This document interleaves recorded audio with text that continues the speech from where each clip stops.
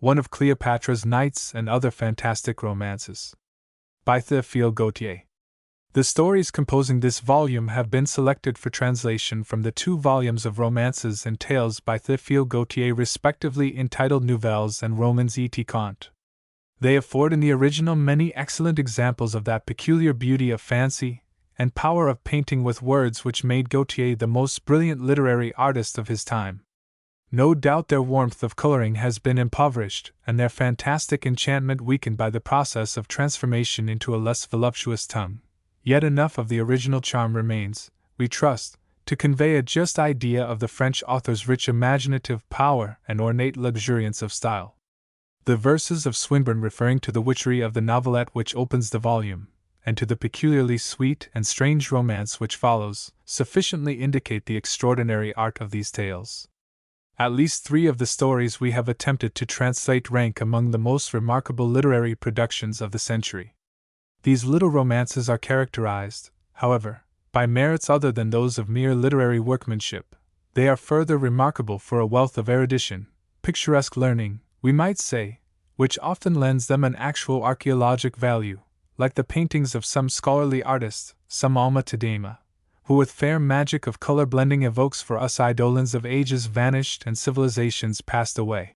Thus one finds in the delightful fantasy of Aria Marcella not only a dream of Pompeian days, pictured with an idealistic brilliancy beyond the art of Cumans, but a rich knowledge, likewise, of all that fascinating lore gleaned by antiquarian research amid the ashes of the sepultured city, a knowledge enriched in no small degree by local study, and presented with a descriptive power finely strengthened by personal observation.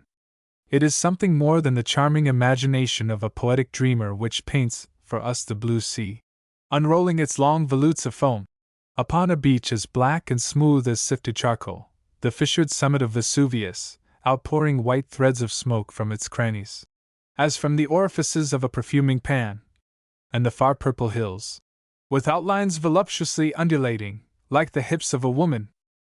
And throughout these romances one finds the same evidences of archaeologic study, of artistic observation, of imagination fostered by picturesque fact. The glory of the Greek kings of Lydia glows goldenly again in the pages of Leroy Kendall. The massive gloom and melancholy weirdness of ancient Egypt is reflected as in a necromancer's mirror throughout a nude to Cleopatra. It is in the Egyptian fantasies, perhaps, that the author's peculiar descriptive skill appears to most advantage. The still fresh hues of the hierophantic paintings, the pictured sarcophagi, and the mummy gildings seem to meet the reader's eye with the gratification of their bright contrasts. A faint perfume of unknown balm seems to hover over the open pages, and mysterious sphinxes appear to look on, with that undefinable rose-granite smile that mocks our modern wisdom. Excepting Omphale and La Mort Amoureuse, the stories selected for translation are mostly antique in composition and coloring, the former being Louis Quin's, the latter medieval rather than aught else. But all alike frame some exquisite delineation of young love fancies, some admirable picture of what Gautier in the Histoire du Romantisme has prettily termed the graceful succubi that haunt the happy slumbers of youth. And what dreamful student of the beautiful has not been once enamored of an Aria Marcella, and worshipped on the altar of his heart those ancient gods, who loved life and youth and beauty and pleasure? How many a lover of medieval legend has in fancy gladly bartered the blood of his veins for some phantom Clarimond? What true artist has not at some time been haunted by the image of Anicia, fairer than all daughters of men, lovelier than all fantasies realized in stone, a Pygmalion-wrought marble transmuted by divine alchemy to a being of opalescent flesh and ichor-throbbing veins? Gautier was an artist in the common acceptation of the term, as well as a poet and a writer of romance, and in those pleasant fragments of autobiography scattered through the Histoire du Romantisme we find his averment that at the commencement of the Romantic movement of 1830 he was yet undecided whether to adopt literature or art as a profession, but finding it easier to paint with words than with colors, he finally decided upon the pen as his weapon in the new warfare against the hydra of classicism with its 100 peruqued heads. As a writer, however, he remained the artist still. His pages were pictures, his sentences touches of color. He learned, indeed, to paint with words, as no other writer of the century has done, and created a powerful impression, not only upon the literature of his day, but even, it may be said, upon the language of his nation. Possessed of an almost matchless imaginative power, and a sense of beauty as refined as that of an antique sculptor, Gautier so perfects his work as to leave nothing for the imagination of his readers to desire. He insists that they should behold the author's fancy precisely as the author himself fancied it, with all its details: the position of objects, the effects of light, the disposition of shadow, the material of garments, the texture of stuffs, the interstices of stonework, the gleam of a lamp upon sharp angles of furniture, the whispering sound of trailing silk, the tone of a voice, the expression of a face. All is visible, audible, tangible. You can find nothing in one of his picturesque scenes which has not been treated with a studied accuracy of minute detail that leaves no vacancy for the eye to light upon, no hiatus for the imagination to supply. This is the art of painting carried to the highest perfection in literature. It is not wonderful that such a man should at times sacrifice style to description, and he has himself acknowledged an occasional abuse of violent coloring. Naturally, a writer of this kind pays small regard to the demands of prudery. His work being that of the artist, he claims the privilege of the sculptor and the painter in delineations of the beautiful. A perfect human body is to him the most beautiful of objects. He does not seek to veil its loveliness with cumbrous drapery. He delights to behold it and depict it in its divine nudity. He views it with the eyes of the Corinthian statuary or the Pompeian fresco painter. He idealizes even the ideal of beauty. Under his treatment, flesh becomes diaphanous, eyes are transformed to orbs of prismatic light, features take tints of celestial loveliness. Like the Hellenic sculptor, he is not satisfied with beauty of form alone, but must add a vital glow of delicate coloring to the white limbs and snowy bosom of marble. It is the artist, therefore, who must judge of Gautier's creations. To the lovers of the loveliness of the antique world, the lovers of physical beauty and artistic truth, of the charm of youthful dreams and young passion in its blossoming, of poetic ambitions and the sweet pantheism that finds all nature vitalized by the spirit of the beautiful, to such the first English version of these graceful fantasies is offered in the hope that it may not be found wholly unworthy of the original. L.H. New Orleans, 1882. One of Cleopatra's Nights. Chapter 1. 1900 years ago from the date of this writing, a magnificently gilded and painted cangia was descending the Nile as rapidly as 50 long, flat oars, which seemed to crawl over the furrowed water like the legs of a gigantic scarabaeus, could impel it. This cangia was narrow, long, elevated at both ends in the form of a new moon, elegantly proportioned, and admirably built for speed. The figure of a ram's head, surmounted by a golden globe, armed the point of the prow, showing that the vessel belonged to some personage of royal blood. In the center of the vessel arose a flat-roofed cabin, a sort of naos, or tent of honor, colored and gilded, ornamented with palm-leaf moldings, and lighted by 4 little square windows. 2 chambers, both decorated with hieroglyphic paintings, occupied the horns of the crescent. One of them, the larger, had a second story of lesser height built upon it, like the chateaux galides of those fantastic galleys of the 16th century drawn by Delabella. The other and smaller chamber, which also served as a pilot-house, was surmounted with a triangular pediment. In lieu of a rudder, 2 immense oars, adjusted upon stakes decorated with stripes of paint, which served in place of our modern rowlocks, extended into the water in rear of the vessel like the webbed feet of a swan. Heads crowned with shents, and bearing the allegorical horn upon their chins, were sculptured upon the handles of these huge oars, which were maneuvered by the pilot as he stood upon the deck of the cabin above. He was a swarthy man, tawny as new bronze, with bluish surface gleams playing over his dark skin, long oblique eyes, hair deeply black and all plaited into little cords, full lips, high cheekbones, ears standing out from the skull, the Egyptian type in all its purity. A narrow strip of cotton about his loins, together with 5 or 6 strings of glass beads and a few amulets, comprised his whole costume. He appeared to be the only one on board the cangia, for the rowers bending over their oars, and concealed from view by the gunwales, made their presence known only through the symmetrical movements of the oars themselves, which spread open alternately on either side of the vessel, like the ribs of a fan, and fell regularly back into the water after a short pause. Not a breath of air was stirring, and the great triangular sail of the Cangia, tied up and bound to the lowered mast with a silken cord, testified that all hope of the wind rising had been abandoned. The noonday sun shot his arrows perpendicularly from above. The ashen-hued slime of the river banks reflected the fiery glow. A raw light, glaring and blinding in its intensity, poured down in torrents of flame. The azure of the sky whitened in the heat as a metal whitens in the furnace. An ardent and lurid fog smoked in the horizon. Not a cloud appeared in the sky, a sky mournful and changeless as eternity. The water of the Nile, sluggish and wan, seemed to slumber in its course, and slowly extend itself in sheets of molten tin. No breath of air wrinkled its surface, or bowed down upon their stalks the cups of the lotus flowers, as rigidly motionless as though sculptured. At long intervals the leap of a bichir or fabaca expanding its belly scarcely caused a silvery gleam upon the current, and the oars of the Cangia seemed with difficulty to tear their way through the fuliginous film of that curdled water. The banks were desolate, a solemn and mighty sadness weighed upon this land, which was never aught else than a vast tomb, and in which the living appeared to be solely occupied in the work of burying the dead.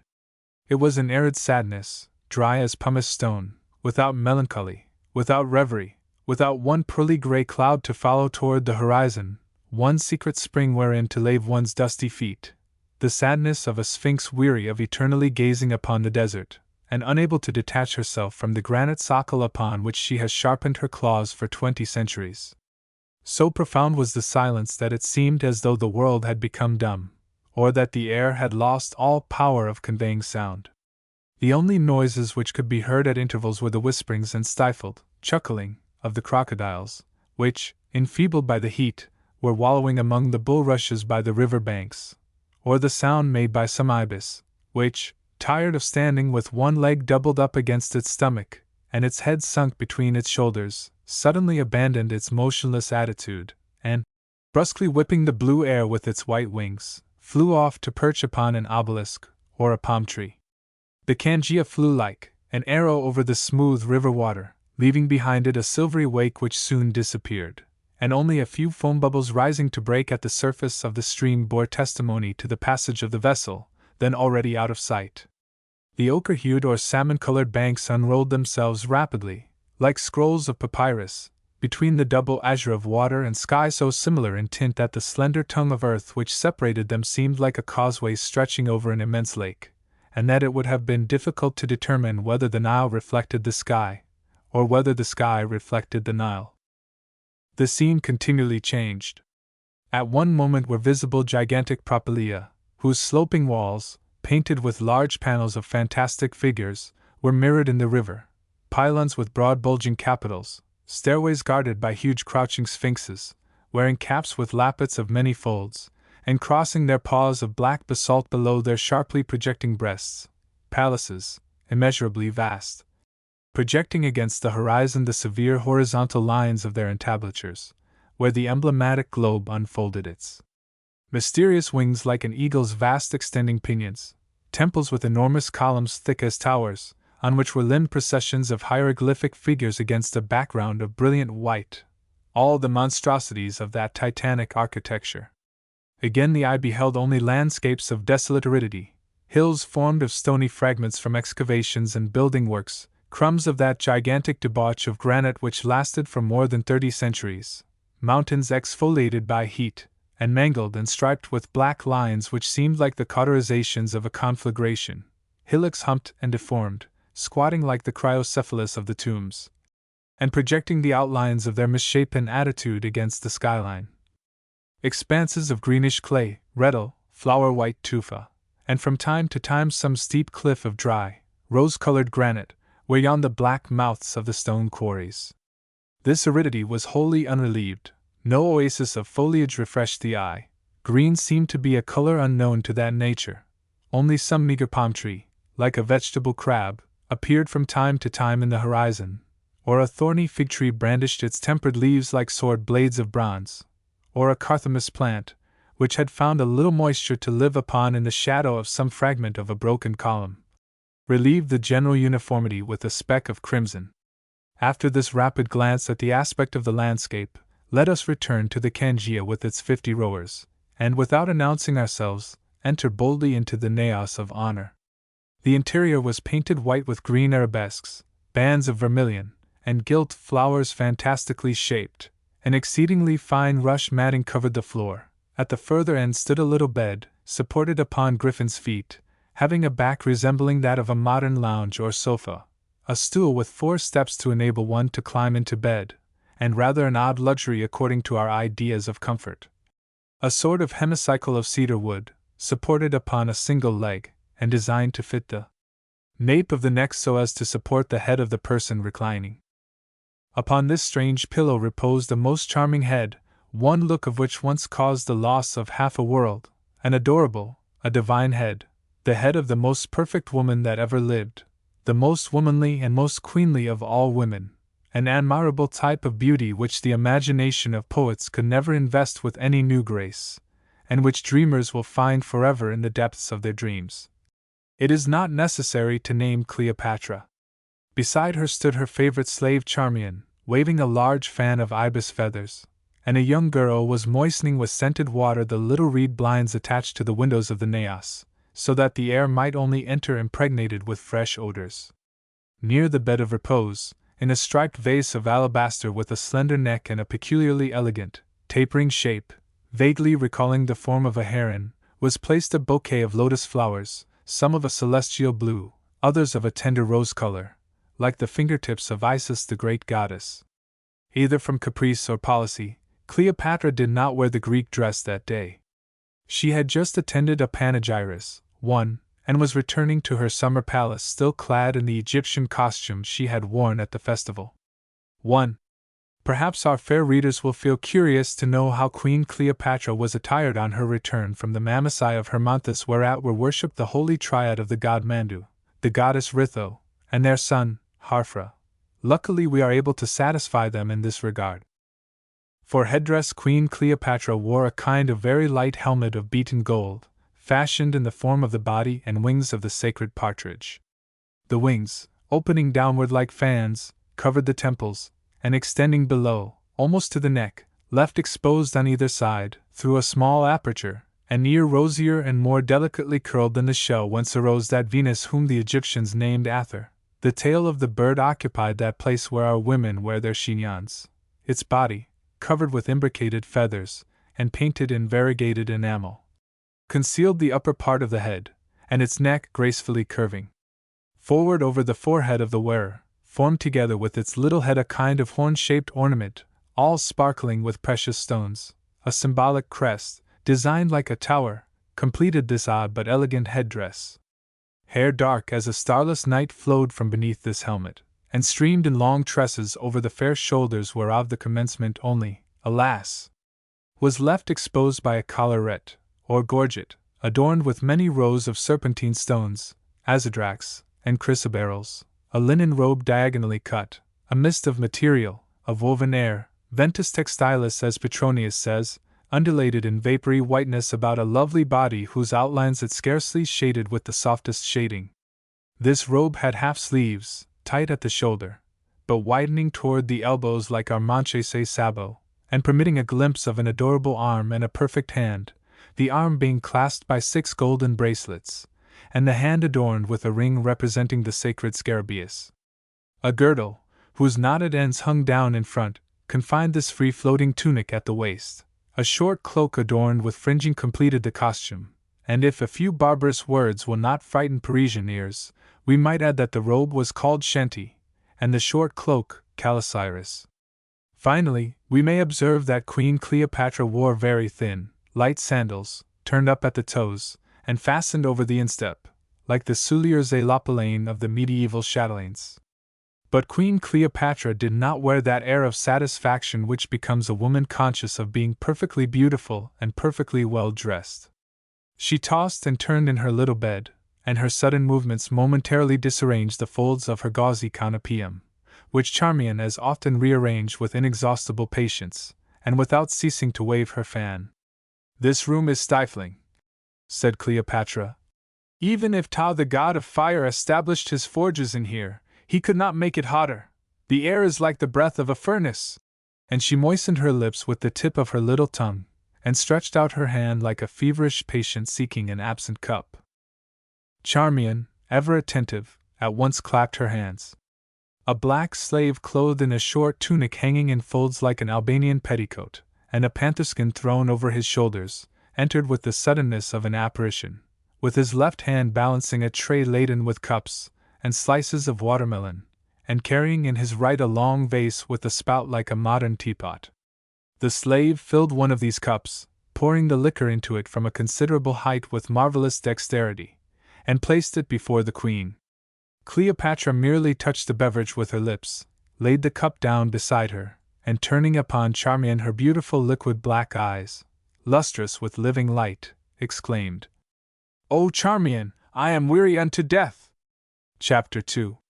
Charmian, at once anticipating a confidence, assumed a look of pained sympathy, and drew nearer to her mistress. "I am horribly weary," continued Cleopatra, letting her arms fall like one utterly discouraged. "This Egypt crushes, annihilates me. This sky with its implacable azure is sadder than the deep night of Erebus. Never a cloud, never a shadow, and always that red, sanguine sun, which glares down upon you like the eye of a cyclops. Ah, Charmian, I would give a pearl for one drop of rain! From the inflamed pupil of that sky of bronze no tear has ever yet fallen upon the desolation of this land. It is only a vast covering for a tomb, the dome of a necropolis, a sky dead and dried up like the mummies it hangs over. It weighs upon my shoulders like an over-heavy mantle. It constrains and terrifies me. It seems to me that I could not stand up erect without striking my forehead against it. And moreover, this land is truly an awful land. All things in it are gloomy, enigmatic, incomprehensible. Imagination has produced in it only monstrous chimeras and monuments immeasurable. This architecture and this art fill me with fear. Those colossi, whose stone-entangled limbs compel them to remain eternally sitting with their hands upon their knees, weary me with their stupid immobility. They trouble my eyes and my horizon. When, indeed, shall the giant come who is to take them by the hand and relieve them from their long watch of 20 centuries? For even granite itself must grow weary at last. Of what master, then, do they await the coming, to leave their mountain seats and rise in token of respect? Of what invisible flock are those huge sphinxes the guardians, crouching like dogs on the watch, that they never close their eyelids, and forever extend their claws in readiness to seize?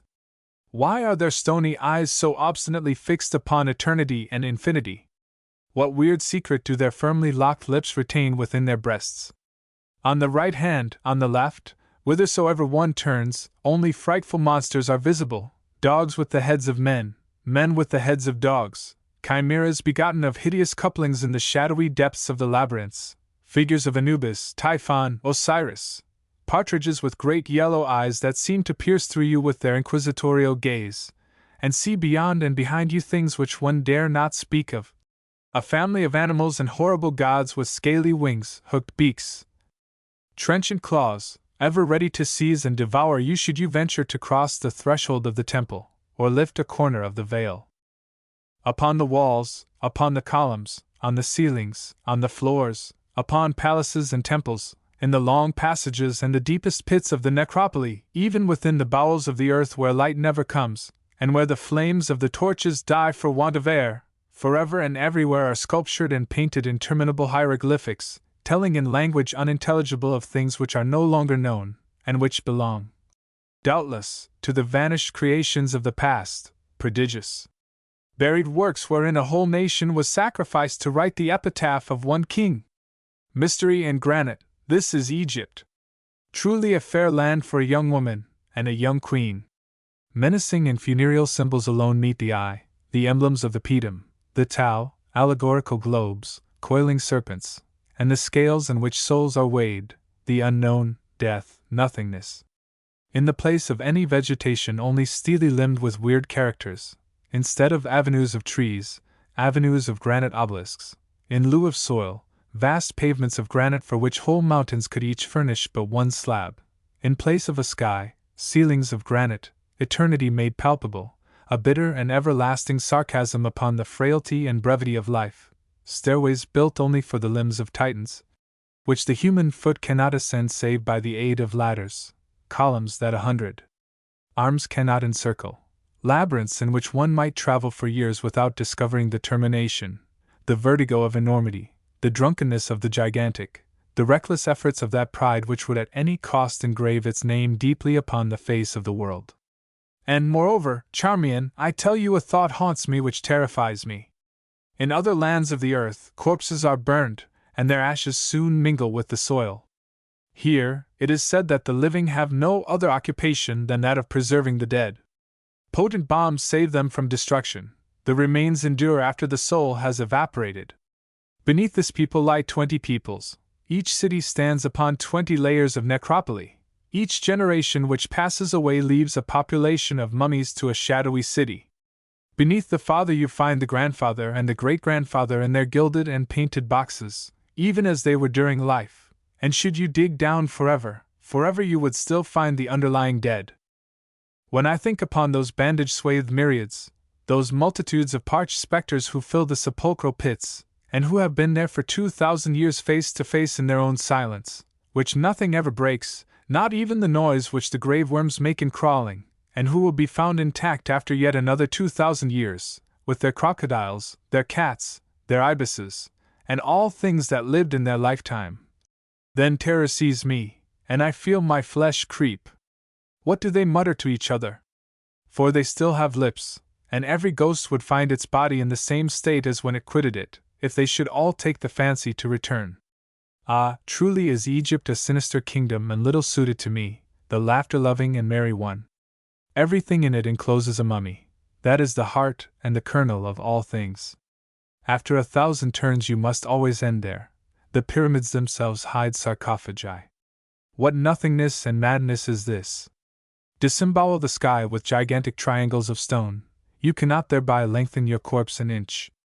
How can one rejoice and live in a land like this, where the only perfume you can respire is the acrid odor of the naphtha and bitumen which boil in the cauldrons of the embalmers, where the very flooring of your chamber sounds hollow because the corridors of the hypogea and the mortuary pits extend even under your alcove? To be the queen of mummies, to have none to converse with but statues in constrained and rigid attitudes, this is, in truth, a cheerful lot. Again, if I only had some heartfelt passion to relieve this melancholy, some interest in life, if I could but love somebody or something, if I were even loved, but I am not. This is why I am weary, Charmian. With love, this grim and arid Egypt would seem to me fairer than even Greece with her ivory gods, her temples of snowy marble, her groves of laurel, and fountains of living water. There I should never dream of the weird face of Anubis and the ghastly terrors of the cities underground. Charmian smiled incredulously. That ought not, surely, to be a source of much grief to you, O Queen, for every glance of your eyes transpierces hearts, like the golden arrows of Eros himself. Can a queen, answered Cleopatra, ever know whether it is her face or her diadem that is loved? The rays of her starry crown dazzled the eyes and the heart. Were I to descend from the height of my throne, would I even have the celebrity or the popularity of Bacchis or Archianassa, of the first courtesan from Athens or Miletus? A queen is something so far removed from men, so elevated, so widely separated from them, so impossible for them to reach. What presumption dare flatter itself in such an enterprise?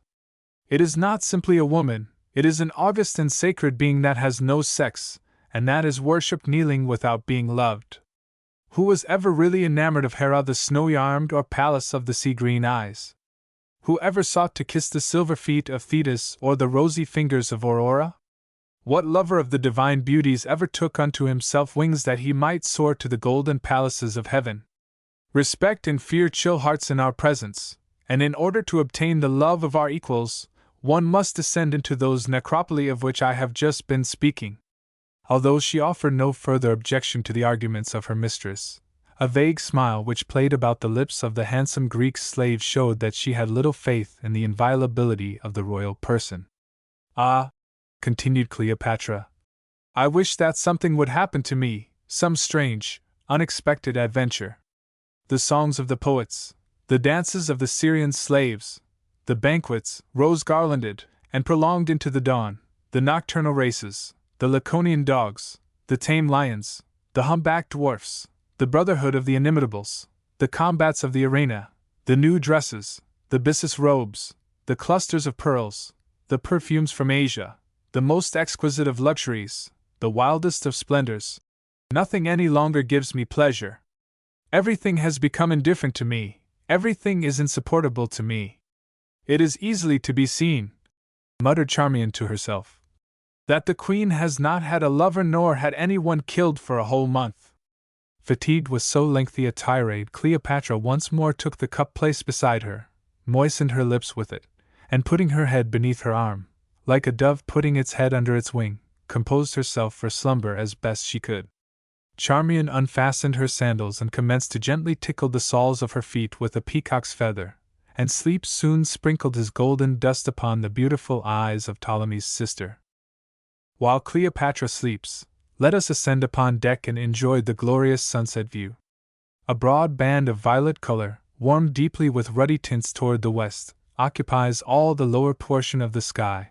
Encountering the zone of azure above, the violet shade melts into a clear lilac, and fades off through half-rosy tints into the blue beyond. Afar, where the sun, red as a buckler fallen from the furnace of Vulcan, casts his burning reflection, the deeper shades turn to pale citron hues, and glow with turquoise tints.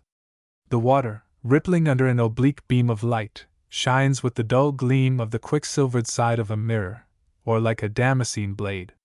The sinuosities of the bank, the reeds, and all objects along the shore are brought out in sharp black relief against the bright glow. By the aid of this crepuscular light you may perceive afar off, like a grain of dust floating upon quicksilver, a little brown speck trembling in the network of luminous ripples.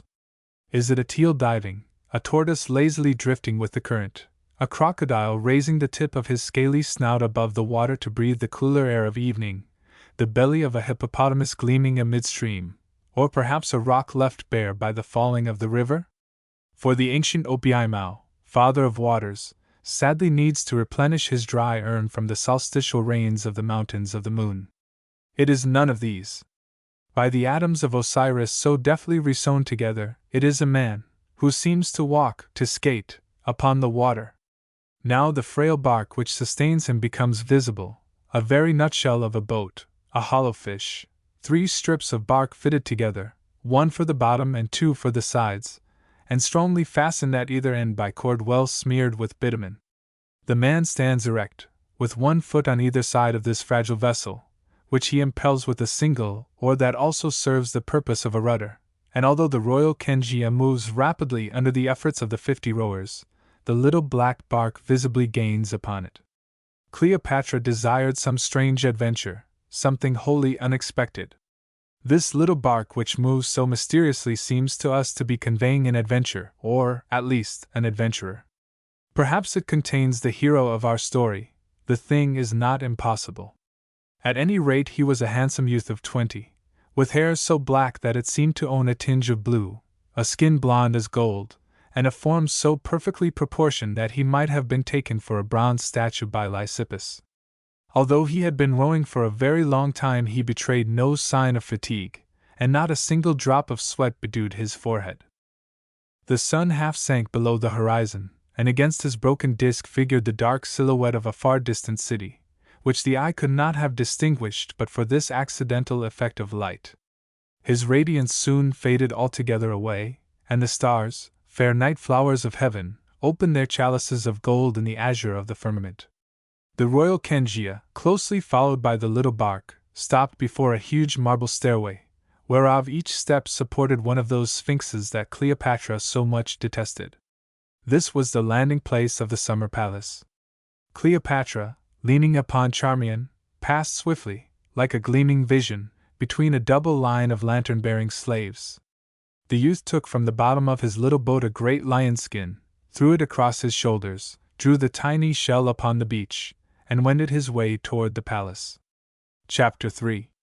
Who is this young man, balancing himself upon a fragment of bark, who dares follow the royal Kengia, and is able to contend in a race of speed against 50 strong rowers from the land of Kush, all naked to the waist, and anointed with palm oil? What secret motive urges him to this swift pursuit? That, indeed, is one of the many things we are obliged to know in our character of the intuition-gifted poet, for whose benefit all men, and even all women, a much more difficult matter, must have in their breasts that little window which Momus of old demanded. It is not a very easy thing to find out precisely what a young man from the land of Chemi, who followed the barge of Cleopatra, queen and goddess Evergetes, on her return from the Mamaci of Hermonthis 2,000 years ago, was then thinking of. But we shall make the effort notwithstanding. Maimoun, son of Manduschapsh, was a youth of strange character. Nothing by which ordinary minds are affected made any impression upon him. He seemed to belong to some loftier race, and might well have been regarded as the offspring of some divine adultery. His glance had the steady brilliancy of a falcon's gaze, and a serene majesty sat on his brow as upon a pedestal of marble. A noble pride curled his upper lip, and expanded his nostrils like those of a fiery horse. Although owning a grace of form almost maidenly in its delicacy, and though the bosom of the fair and effeminate god Dionysus was not more softly rounded or smoother than his, yet beneath this soft exterior were hidden sinews of steel and the strength of Hercules, a strange privilege of certain antique natures to unite in themselves the beauty of woman with the strength of man.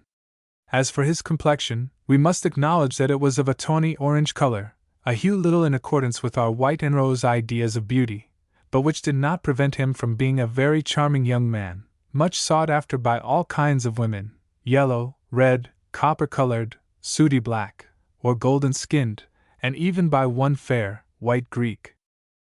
Do not suppose from this that Maimoun's lot was altogether enviable. The ashes of aged Priam, the very snows of Hippolytus, were not more insensible or more frigid. The young white-robed neophyte preparing for the initiation into the mysteries of Isis led no chaster life. The young maiden benumbed by the icy shadow of her mother was not more shyly pure. Nevertheless, for so coy a youth, the pleasures of Maimoun were certainly of a singular nature. He would go forth quietly some morning with his little buckler of hippopotamus hide, his harp or curved sword, a triangular bow, and a snakeskin quiver filled with barbed arrows. Then he would ride at a gallop far into the desert, upon his slender-limbed, small-headed, wild-maned mare, until he could find some lion tracks. He especially delighted in taking the little lion cubs from underneath the belly of their mother. In all things he loved the perilous, or the unachievable. He preferred to walk where it seemed impossible for any human being to obtain a foothold, or to swim in a raging torrent, and he had accordingly chosen the neighborhood of the cataracts for his bathing place in the Nile. The abyss called him. Such was Maimoun, son of Manduschapsh. For some time his humors had been growing more savage than ever. During whole months he buried himself in the ocean of sands, returning only at long intervals. Vainly would his uneasy mother lean from her terrace, and gaze anxiously down the long road with tireless eyes. At last, after weary waiting, a little whirling cloud of dust would become visible in the horizon, and finally the cloud would open to allow a full view of Maimoun, all covered with dust, riding upon a mare gaunt as a wolf, with red and bloodshot eyes, nostrils trembling, and huge scars along her flanks, scars which certainly were not made by spurs. After having hung up in his room some hyena or lion's skin, he would start off again. And yet no one might have been happier than Maimoun. He was beloved by Nephthys, daughter of the priest Aphimothes, and the loveliest woman of the gnome Arsinoides. Only such a being as Maimoun could have failed to see that Nephthys had the most charmingly oblique and indescribably voluptuous eyes, a mouth sweetly illuminated by ruddy smiles, little teeth of wondrous whiteness and transparency, arms exquisitely round, and feet more perfect than the jasper feet of the statue of Isis.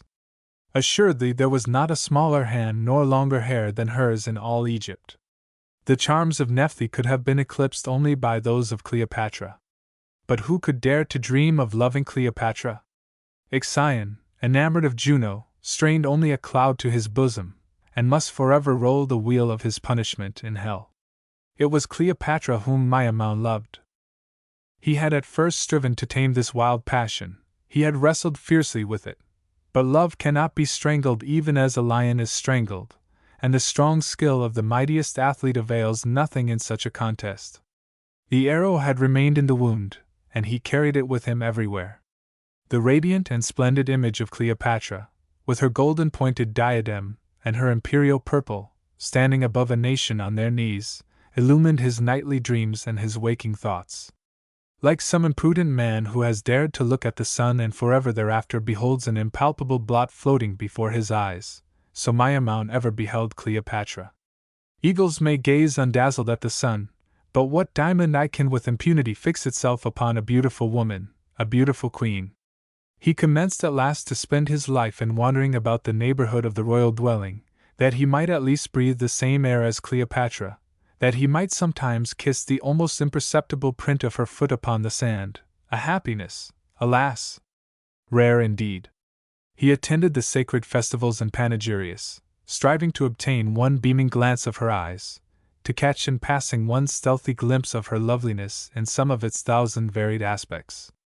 At other moments, filled with sudden shame of this mad life, he gave himself up to the chase with redoubled ardor, and sought by fatigue to tame the ardor of his blood and the impetuosity of his desires.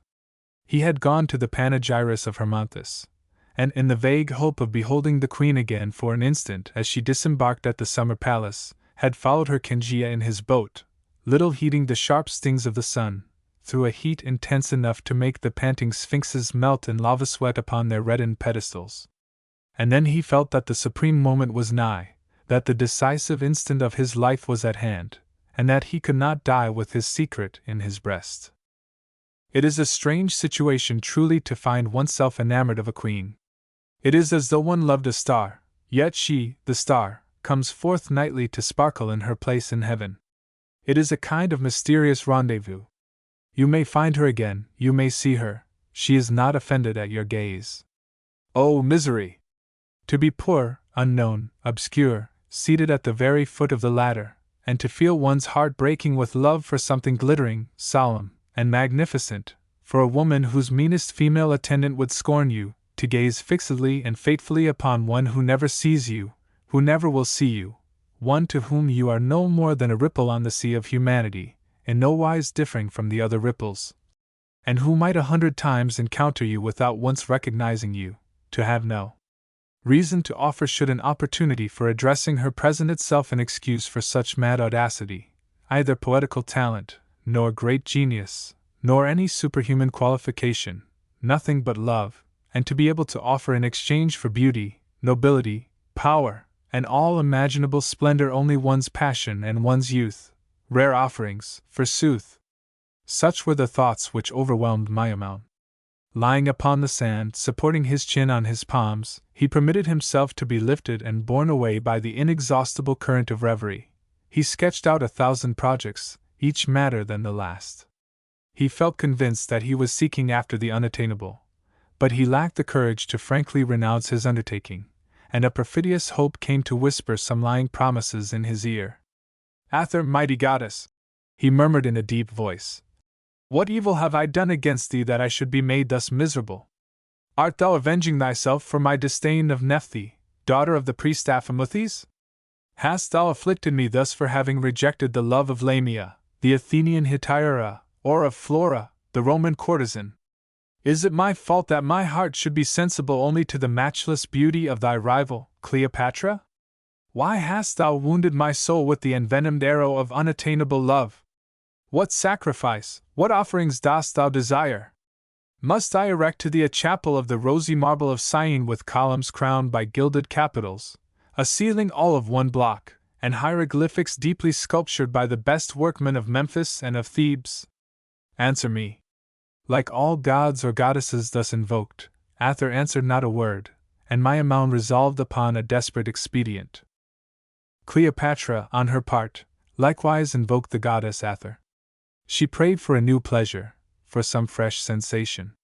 As she languidly reclined upon her couch, she thought to herself that the number of the senses was sadly limited, that the most exquisite refinements of delight soon yielded to satiety, and that it was really no small task for a queen to find means of occupying her time. To test new poisons upon slaves, to make men fight with tigers, or gladiators with each other, to drink pearls dissolved, to swallow the wealth of a whole province, all these things had become commonplace and insipid. Charmian was fairly at her wits' end, and knew not what to do for her mistress. Suddenly a whistling sound was heard, and an arrow buried itself, quivering, in the cedar wainscoting of the wall. Cleopatra well-nigh fainted with terror. Charmian ran to the window, leaned out, and beheld only a flake of foam on the surface of the river. A scroll of papyrus encircled the wood of the arrow.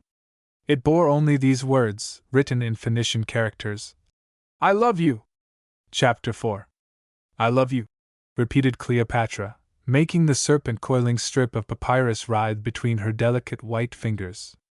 Those are the words I long for.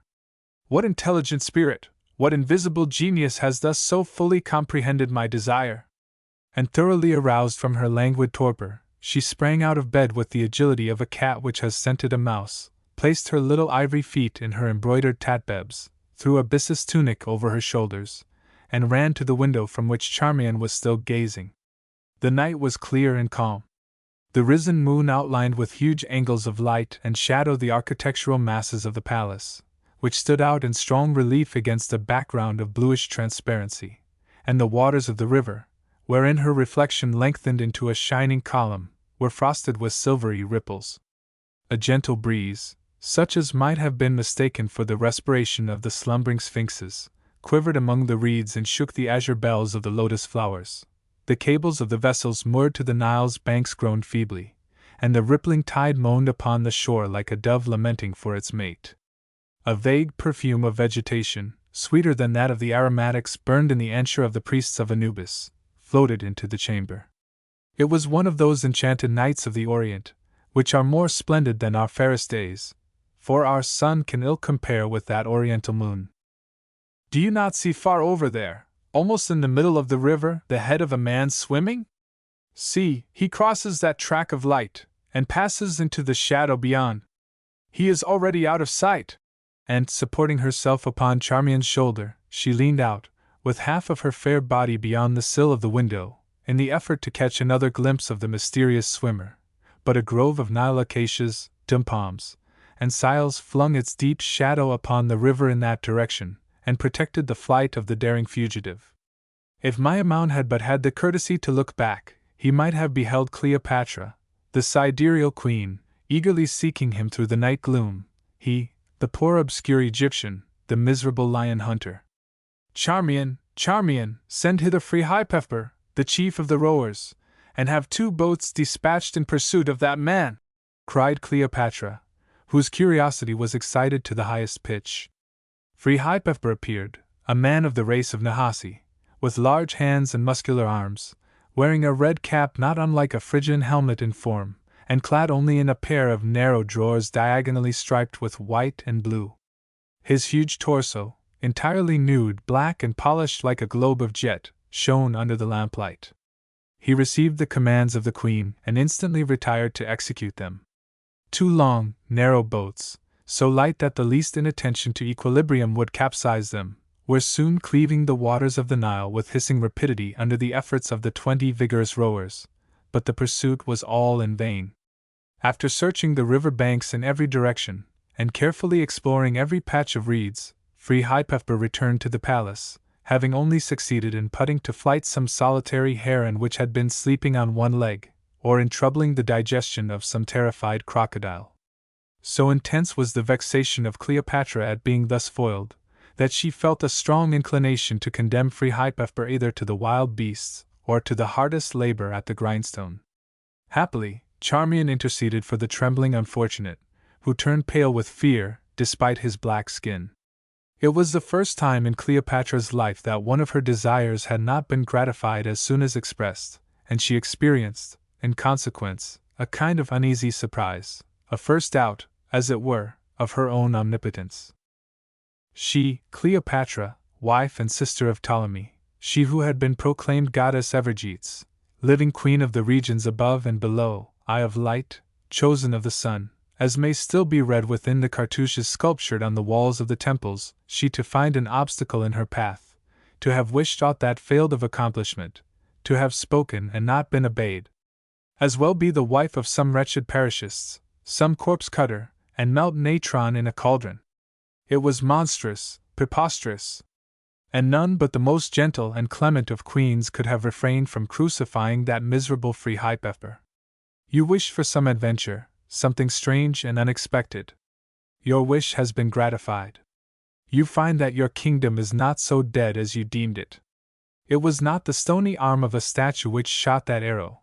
It was not from a mummy's heart that came those 3 words which have moved even you, you who smilingly watched your poisoned slaves dashing their heads and beating their feet upon your beautiful mosaic and porphyry pavements in the convulsions of death agony. You who even applauded the tiger which boldly buried its muzzle in the flank of some vanquished gladiator. You could obtain all else you might wish for: chariots of silver, starred with emeralds, griffin quadrigery, tunics of purple thrice dyed, mirrors of molten steel, so clear that you might find the charms of your loveliness faithfully copied in them, robes from the land of Serica, so fine and subtly light that they could be drawn through the ring worn upon your little finger, orient pearls of wondrous color, cups wrought by Myron or Lysippus, Indian paraquets that speak like poets, all things else you could obtain, even should you ask for the cestus of Venus or the shent of Isis. But most certainly you cannot this night capture the man who shot the arrow which still quivers in the cedar wood of your couch. The task of the slaves who must dress you tomorrow will not be a grateful one. They will hardly escape with blows. The bosom of the unskilful waiting maid will be apt to prove a cushion for the golden pins of the toilette, and the poor hairdresser will run great risk of being suspended by her feet from the ceiling. Who could have had the audacity to send me this avowal upon the shaft of an arrow? Could it have been the Namarchamounere who fancies himself handsomer than the Apollo of the Greeks? What think you, Charmian? Or perhaps Chepsero, commander of Hermothybia, who is so boastful of his conquests in the land of Cush? Or is it not more likely to have been young Sextus, that Roman debauchee who paints his face, lisps in speaking, and wears sleeves in the fashion of the Persians? Queen, it was none of those. Though you are indeed the fairest of women, those men only natter you, they do not love you. The Namarchamounere has chosen himself an idol to which he will be forever faithful, and that is his own person. The warrior Chepsero thinks of nothing save the pleasure of recounting his victories. As for Sextus, he is so seriously occupied with the preparation of a new cosmetic that he cannot dream of anything else. Besides, he had just purchased some Laconian dresses, a number of yellow tunics embroidered with gold, and some Asiatic children which absorb all his time. Not one of those fine lords would risk his head in so daring and dangerous an undertaking. They do not love you well enough for that. Yesterday, in your Kingia, you said that men dared not fix their dazzled eyes upon you, that they knew only how to turn pale in your presence, to fall at your feet and supplicate your mercy, and that your sole remaining resource would be to awake some ancient, bitumen-perfumed pharaoh from his gilded coffin. Now here is an ardent and youthful heart that loves you. What will you do with it? Cleopatra that night sought slumber in vain. She tossed feverishly upon her couch, and long and vainly invoked Morpheus, the brother of death.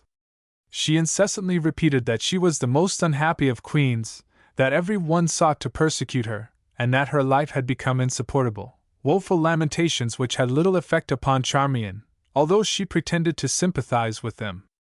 Let us for a while leave Cleopatra to seek fugitive sleep, and direct her suspicions successively upon each noble of the court. Let us return to Meyermount, and as we are much more sagacious than Frihypefber, chief of the rowers, we shall have no difficulty in finding him. Terrified at his own hardihood, Meyermount had thrown himself into the Nile, and had succeeded in swimming the current and gaining the little grove of dum palms before Frihypefber had even launched the 2 boats in pursuit of him. When he had recovered breath, and brushed back his long black locks, all damp with river foam, behind his ears, he began to feel more at ease, more inwardly calm. Cleopatra possessed something which had come from him. Some sort of communication was now established between them. Cleopatra was thinking of him, Meyermount. Perhaps that thought might be one of wrath, but then he had at least been able to awake some feeling within her, whether of fear, anger, or pity. He had forced her to the consciousness of his existence. It was true that he had forgotten to inscribe his name upon the papyrus scroll, but what more of him could the queen have learned from the inscription, Meyermount, son of Manduschapsh? In her eyes the slave and the monarch were equal. A goddess in choosing a peasant for her lover stoops no lower than in choosing a patrician or a king. The immortals from a height so lofty can behold only love in the man of their choice. The thought which had weighed upon his breast like the knee of a colossus of brass had at last departed. It had traversed the air, it had even reached the queen herself, the apex of the triangle, the inaccessible summit. It had aroused curiosity in that impassive heart, a prodigious advance, truly, toward success. Maimoune, indeed, never suspected that he had so thoroughly succeeded in this wise, but he felt more tranquil, for he had sworn unto himself by that mystic Bari who guides the souls of the dead to Amenti, by the sacred birds Bermu and Gengan, by Typhon and by Osiris, and by all things awful in Egyptian mythology, that he should be the accepted lover of Cleopatra, though it were but for a single night, though for only a single hour, though it should cost him his life, and even his very soul. If we must explain how he had fallen so deeply in love with a woman whom he had beheld only from afar off, and to whom he had hardly dared to raise his eyes, even he who was wont to gaze fearlessly into the yellow eyes of the lion, or how the tiny seed of love, chance fallen upon his heart, had grown there so rapidly and extended its roots so deeply, we can answer only that it is a mystery which we are unable to explain. We have already said of Maimoune, the abyss called him. Once assured that free Hypepper had returned with his rowers, he again threw himself into the current, and once more swam toward the palace of Cleopatra, whose lamp still shone through the window curtains like a painted star. Never did Leander swim with more courage and vigor toward the tower of Cestus, yet for Maimoune no hero was waiting, ready to pour vials of perfume upon his head to dissipate the briny odors of the sea and banish the sharp kisses of the storm. A strong blow from some keen lance or harp was certainly the worst he had to fear, and in truth he had but little fear of such things. He swam close under the walls of the palace, which bathed its marble feet in the river's depths, and paused an instant before a submerged archway into which the water rushed downward in eddying whirls. Twice, thrice he plunged into the vortex unsuccessfully. At last, with better luck, he found the opening and disappeared. This archway was the opening to a vaulted canal which conducted the waters of the Nile into the baths of Cleopatra. Chapter 5. Cleopatra found no rest until morning, at the hour when wandering dreams re-enter the ivory gate. Amid the illusions of sleep she beheld all kinds of lovers swimming rivers and scaling walls in order to come to her, and through the vague souvenirs of the night before, her dreams appeared fairly riddled with arrows bearing declarations of love. Starting nervously from time to time in her troubled slumbers, she struck her little feet unconsciously against the bosom of Charmian, who lay across the foot of the bed to serve her as a cushion. When she awoke, a merry sunbeam was playing through the window curtain, whose woof had penetrated with 1,000 tiny points of light, and thence came familiarly to the bed, flitting like a golden butterfly over her lovely shoulders, which it lightly touched in passing by with a luminous kiss. Happy sunbeam, which the gods might well have envied. In a faint voice, like that of a sick child, Cleopatra asked to be lifted out of bed. 2 of her women raised her in their arms and gently laid her on a tiger skin stretched upon the floor, of which the eyes were formed of carbuncles and the claws of gold. Charmian wrapped her in calasiris of linen whiter than milk, confined her hair in a net of woven silver threads, tied to her little feet cork tatbebs upon the soles of which were painted, in token of contempt, 2 grotesque figures, representing 2 men of the races of Nahasi and Namu, bound hand and foot, so that Cleopatra literally deserved the epithet Conculcatrix of Nations, 1, which the royal cartouche inscriptions bestow upon her. 1. It was the hour for the bath. Cleopatra went to bathe, accompanied by her women. The baths of Cleopatra were built in the midst of immense gardens filled with mimosas, aloes, carob trees, citron trees, and Persian apple trees, whose luxuriant freshness afforded a delicious contrast to the arid appearance of the neighboring vegetation. There, too, vast terraces uplifted masses of verdant foliage, and enabled flowers to climb almost to the very sky upon gigantic stairways of rose-colored granite. Vases of Pentelic marble bloomed at the end of each step like huge lily flowers, and the plants they contained seemed only their pistils, chimeras caressed into form by the chisels of the most skillful Greek sculptors, and less stern of aspect than the Egyptian sphinxes, with their grim mien and moody attitudes, softly extended their limbs upon the flower-strewn turf, like shapely white leverets upon a drawing-room carpet. These were charming feminine figures, with finely chiseled nostrils, smooth brows, small mouths, delicately dimpled arms, breasts fair rounded and daintily formed, wearing earrings, necklaces, and all the trinkets suggested by adorable caprice, whose bodies terminated in bifurcated fishes' tails, like the women described by Horace, or extended into birds' wings, or rounded into lions' haunches, or blended into volutes of foliage, according to the fancies of the artist or in conformity to the architectural position chosen. A double row of these delightful monsters lined the alley which led from the palace to the bathing halls. At the end of this alley was a huge fountain basin, approached by 4 porphyry stairways. Through the transparent depths of the diamond-clear water the steps could be seen descending to the bottom of the basin, which was strewn with gold dust in lieu of sand. Here figures of women terminating in pedestals like caryatids, too, spurted from their breasts slender jets of perfumed water, which fell into the basin in silvery dew, pitting the clear watery mirror with wrinkle-creating drops. In addition to this task, these caryatids had likewise that of supporting upon their heads an entablature decorated with nereids and tritons in bas-relief, and furnished with rings of bronze to which the silken cords of a velarium might be attached. From the portico was visible an extending expanse of freshly humid, bluish-green verdure and cool shade, a fragment of the Vale of Tempe transported to Egypt. The famous gardens of Semiramis would not have borne comparison with these. 2. We will not pause to describe the 7 or 8 other halls of various temperature, with their hot and cold vapors, perfume boxes, cosmetics, oils, pumice stone, gloves of woven horsehair, and all the refinements of the antique balneatory art brought to the highest pitch of voluptuous perfection. Hither came Cleopatra, leaning with one hand upon the shoulder of Charmian. She had taken at least 30 steps all by herself. Mighty effort, enormous fatigue! A tender tint of rose commenced to suffuse the transparent skin of her cheeks, refreshing their passionate pallor. A blue network of veins relieved the amber blondness of her temples. Her marble forehead, low like the antique foreheads, but full and perfect in form, united by one faultless line with a straight nose, finely chiseled as a cameo, with rosy nostrils which the least emotion made palpitate like the nostrils of an amorous tigress. The lips of her small, rounded mouth, slightly separated from the nose, wore a disdainful curve, but an unbridled voluptuousness, an indescribable vital warmth, glowed in the brilliant crimson and humid luster of the under lip. Her eyes were shaded by level eyelids, and eyebrows slightly arched and delicately outlined. We cannot attempt by description to convey an idea of their brilliancy. It was a fire, a languor, a sparkling limpidity which might have made even the dog-headed Anubis giddy. Every glance of her eyes was in itself a poem richer than aught of Homer or Mimnermus. An imperial chin, replete with force and power to command, worthily completed this charming profile.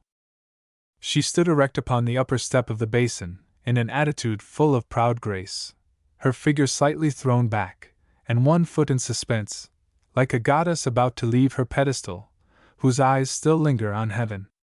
Her robe fell in 2 superb folds from the peaks of her bosom to her feet in unbroken lines. Had Cleomenes been her contemporary and enjoyed the happiness of beholding her thus, he would have broken his Venus in despair. Before entering the water she bade Charmian, for a new caprice, to change her silver hairnet.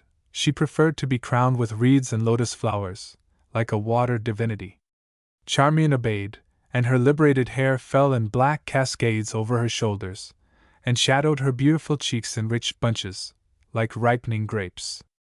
Then the linen tunic, which had been confined only by one golden clasp, glided down over her marble body, and fell in a white cloud at her feet, like the swan at the feet of Leda. And Maimoune, where was he? O cruel lot, that so many insensible objects should enjoy the favors which would ravish a lover with delight. The wind which toys with a wealth of perfumed hair, or kisses beautiful lips with kisses which it is unable to appreciate. The water which envelopes an adorably beautiful body in one universal kiss, and is yet, notwithstanding, indifferent to that exquisite pleasure. The mirror which reflects so many charming images. The buskin or tatbeb which clasps a divine little foot. Oh, what happiness lost! Cleopatra dipped her pink heel in the water and descended a few steps. The quivering flood made a silver belt about her waist, and silver bracelets about her arms, and rolled in pearls like a broken necklace over her bosom and shoulders. Her wealth of hair, lifted by the water, extended behind her like a royal mantle. Even in the bath she was a queen. She swam to and fro, dived, and brought up handfuls of gold dust with which she laughingly pelted some of her women.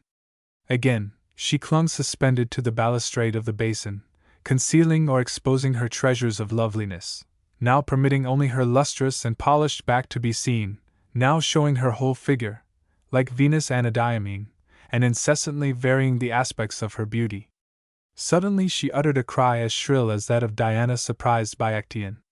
She had seen gleaming through the neighboring foliage a burning eye, yellow and phosphoric as the eye of a crocodile or lion. It was Maimoune, who, crouching behind a tuft of leaves, and trembling like a fawn in a field of wheat, was intoxicating himself with the dangerous pleasure of beholding the queen in her bath. Though brave even to temerity, the cry of Cleopatra passed through his heart, coldly piercing as the blade of a sword. A death-like sweat covered his whole body. His arteries hissed through his temples with a sharp sound. The iron hand of anxious fear had seized him by the throat and was strangling him. The eunuchs rushed forward, lance in hand. Cleopatra pointed out to them the group of trees, where they found Maimoune crouching in concealment. Defense was out of the question. He attempted none, and suffered himself to be captured. They prepared to kill him with that cruel and stupid impassibility characteristic of eunuchs. But Cleopatra, who, in the interim, had covered herself with her calasiris, made signs to them to stop, and bring the prisoner before her. Maimoune could only fall upon his knees and stretch forth suppliant hands to her, as to the altars of the gods. "Are you some assassin bribed by Rome, or for what purpose have you entered these sacred precincts from which all men are excluded?" demanded Cleopatra with an imperious gesture of interrogation. "May my soul be found light in the balance of Amenti, and may Tme, daughter of the sun and goddess of truth, punish me if I have ever entertained a thought of evil against you, O queen," answered Maimoune, still upon his knees. Sincerity and loyalty were written upon his countenance in characters so transparent that Cleopatra immediately banished her suspicions, and looked upon the young Egyptian with a look less stern and wrathful. She saw that he was beautiful. "Then what motive could have prompted you to enter a place where you could only expect to meet death?" "I love you," murmured Maimoune in a low but distinct voice, for his courage had returned, as in every desperate situation when the odds against him could be no worse. "Ah!" cried Cleopatra, bending toward him, and seizing his arm with a sudden brusque movement. "So then, it was you who shot that arrow with the papyrus scroll? By Oms, the dog of hell, you are a very foolhardy wretch. I now recognize you. I long observed you wandering like a complaining shade about the places where I dwell. You were at the procession of Isis, at the panegyris of Hermonthis. You followed the royal Cangia. Ah! You must have a queen? You have no mean ambitions. You expect, without doubt, to be well paid in return. Assuredly I am going to love you. Why not?" "Queen," returned Maimoune with a look of deep melancholy, "do not rail. I am mad, it is true. I have deserved death, that is also true. Be humane, bid them kill me. No, I have taken the whim to be clement today. I will give you your life. What would you that I should do with life? I love you." "Well, then, you shall be satisfied, you shall die," answered Cleopatra. "You have indulged yourself in wild and extravagant dreams. In fancy your desires have crossed an impassable threshold. You imagined yourself to be Caesar or Mark Antony. You loved the queen. In some moment of delirium you have been able to believe that, under some condition of things which takes place but once in 1,000 years, Cleopatra might some day love you. Well, what you thought impossible is actually about to happen. I will transform your dream into a reality. It pleases me, for once, to secure the accomplishment of a mad hope. I am willing to inundate you with glories and splendors and lightnings. I intend that your good fortune shall be dazzling in its brilliancy. You were at the bottom of the ladder. I am about to lift you to the summit, abruptly, suddenly, without a transition. I take you out of nothingness, I make you the equal of a god, and I plunge you back again into nothingness. That is all. But do not presume to call me cruel or to invoke my pity. Do not weaken when the hour comes. I am good to you. I lend myself to your folly. I have the right to order you to be killed at once, but since you tell me that you love me, I will have you killed tomorrow instead. Your life belongs to me for one night. I am generous. I will buy it from you. I could take it from you. But what are you doing on your knees at my feet? Rise and give me your arm, that we may return to the palace. Chapter 6. Our world of today is puny indeed beside the antique world. Our banquets are mean, niggardly, compared with the appalling sumptuousness of the Roman patricians and the princes of ancient Asia. Their ordinary repasts would in these days be regarded as frenzied orgies, and a whole modern city could subsist for 8 days upon the leavings of one supper given by Lucullus to a few intimate friends. With our miserable habits we find it difficult to conceive of those enormous existences, realizing everything vast, strange, and most monstrously impossible that imagination could devise. Our palaces are mere stables, in which Caligula would not quarter his horse. The retinue of our wealthiest constitutional king is as nothing compared with that of a petty satrap or a Roman proconsul. The radiant suns which once shone upon the earth are forever extinguished in the nothingness of uniformity. Above the dark swarm of men no longer tower those titanic colossi who bestrode the world in 3 paces, like the steeds of Homer. No more towers of lilac, no giant Babel scaling the sky with its infinity of spirals, no temples immeasurable, builded with the fragments of quarried mountains, no kingly terraces for which successive ages and generations could each erect but one step, and from whence some dreamfully reclining prince might gaze on the face of the world as upon a map unfolded. No. More of those extravagantly vast cities of cyclopean edifices, inextricably piled upon one another, with their mighty circumvallations, their circuses roaring night and day, their reservoirs filled with ocean brine and peopled with whales and leviathans, their colossal stairways, their superimposition of terraces, their tower summits bathed in clouds, their giant palaces, their aqueducts, their multitude vomiting gates, their shadowy necropoli. Alas! Henceforth only plaster hives upon chessboard pavements. One marvels that men did not revolt against such confiscation of all riches and all living forces for the benefit of a few privileged ones, and that such exorbitant fantasies should not have encountered any opposition on their bloody way.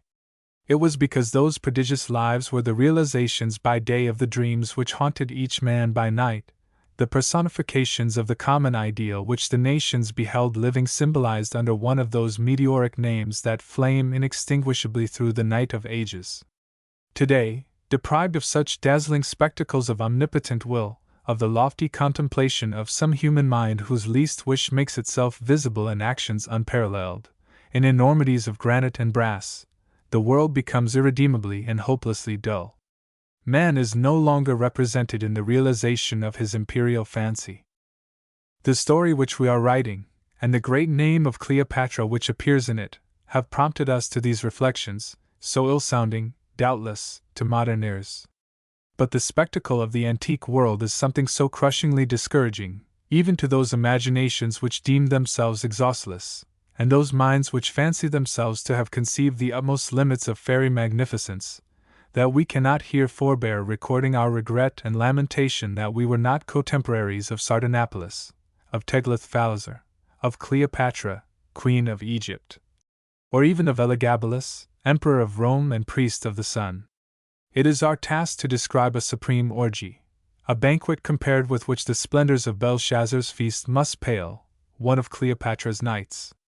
How can we picture forth in this French tongue, so chaste, so icily prudish, that unbounded transport of passions, that huge and mighty debauch which feared not to mingle the double purple of wine and blood, those furious outbursts of insatiate pleasure, madly leaping toward the impossible with all the wild ardor of senses as yet untamed by the long fast of Christianity? The promised night should well have been a splendid one, for all the joys and pleasures possible in a human lifetime were to be concentrated into the space of a few hours. It was necessary that the life of Maimoune should be converted into a powerful elixir which he could imbibe at a single draught. Cleopatra desired to dazzle her voluntary victim, and plunge him into a whirlpool of dizzy pleasures, to intoxicate and madden him with the wine of orgy, so that death, though freely accepted, might come invisibly and unawares. Let us transport our readers to the banquet hall. Our existing architecture offers few points for comparison with those vast edifices whose very ruins resemble the crumblings of mountains rather than the remains of buildings. It needed all the exaggeration of the antique life to animate and fill those prodigious palaces, whose halls were too lofty and vast to allow of any ceiling save the sky itself, a magnificent ceiling, and well worthy of such mighty architecture. The banquet hall was of enormous and Babylonian dimensions. The eye could not penetrate its immeasurable depth. Monstrous columns, short, thick, and solid enough to sustain the pole itself, heavily expanded their broad swelling shafts upon socles variegated with hieroglyphics, and sustained upon their bulging capitals gigantic arcades of granite rising by successive tiers, like vast stairways reversed. Between each two pillars a colossal sphinx of basalt, crowned with the shent, bent forward her oblique-eyed face and horned chin, and gazed into the hall with a fixed and mysterious look. The columns of the second tier, receding from the first, were more elegantly formed, and crowned in lieu of capitals with 4 female heads addersed, wearing caps of many folds and all the intricacies of the Egyptian headdress. Instead of sphinxes, bull-headed idols, impassive spectators of nocturnal frenzy and the furies of orgy, were seated upon thrones of stone, like patient hosts awaiting the opening of the banquet. A third story, constructed in a yet different style of architecture, with elephants of bronze spouting perfume from their trunks, crowned the edifice. Above, the sky yawned like a blue gulf, and the curious stars leaned over the frieze. 1. Prodigious stairways of porphyry, so highly polished that they reflected the human body like a mirror, ascended and descended on every hand, and bound together these huge masses of architecture. We can only make a very rapid sketch here, in order to convey some idea of this awful structure, proportioned out of all human measurements.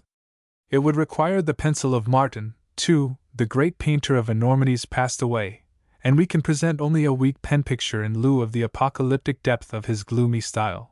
But imagination may supply our deficiencies.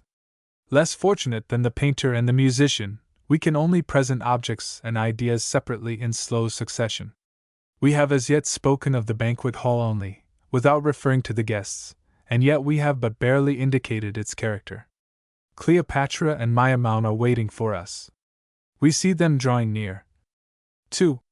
Maimoune was clad in a linen tunic constellated with stars, and a purple mantle, and wore a fillet about his locks, like an oriental king.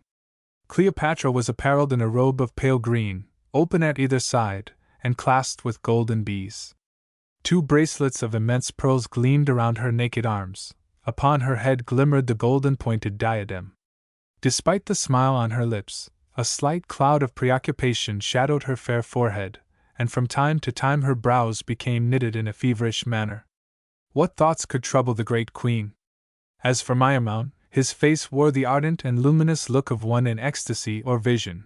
Light beamed and radiated from his brow and temples, surrounding his head with a golden nimbus, like one of the 12 great gods of Olympus. A deep, heartfelt joy illumined his every feature. He had embraced his restless winged chimera, and it had not flown from him. He had reached the goal of his life. Though he were to live to the age of Nestor or Priam, though he should behold his vain temples hoary with locks whiter than those of the high priest of Ammon, he could never know another new experience, never feel another new pleasure. His maddest hopes had been so much more than realized that there was nothing in the world left for him to desire. Cleopatra seated him beside her upon a throne with golden griffins on either side, and clapped her little hands together. Instantly lines of fire, bands of sparkling light, outlined all the projections of the architecture. The eyes of the sphinxes flamed with phosphoric lightnings, the bull-headed idols breathed flame, the elephants, in lieu of perfumed water, spouted aloft bright columns of crimson fire. Arms of bronze, each bearing a torch, started from the walls, and blazing aigrettes bloomed in the sculptured hearts of the lotus flowers. Huge blue flames palpitated in tripods of brass. Giant candelabers shook their disheveled light in the midst of ardent vapors. Everything sparkled, glittered, beamed. Prismatic irises crossed and shattered each other in the air. The facets of the cups, the angles of the marbles and jaspers, the chiseling of the vases, all caught a sparkle, a gleam, or a flash as of lightning. Radiance streamed in torrents, and leaped from step to step like a cascade, over the porphyry stairways. It seemed the reflection of a conflagration on some broad river. Had the Queen of Sheba ascended thither, she would have caught up the folds of her robe, and believed herself walking in water, as when she stepped upon the crystal pavements of Solomon. Viewed through that burning haze, the monstrous figures of the colossi, the animals, the hieroglyphics, seemed to become animated and to live with a factitious life. The black marble rams bleated ironically, and clashed their gilded horns. The idols breathed harshly through their panting nostrils. The orgy was at its height. The dishes of phenicopters' tongues, and the livers of scarce fish, the eels fattened upon human flesh, and cooked in brine, the dishes of peacocks' brains, the boars stuffed with living birds, and all the marvels of the antique banquets were heaped upon the 3 table surfaces of the gigantic triclinium. The wines of Crete, of Massacus, and of Falernus foamed up in crater wreathed with roses, and filled by Asiatic pages whose beautiful flowing hair served the guests to wipe their hands upon.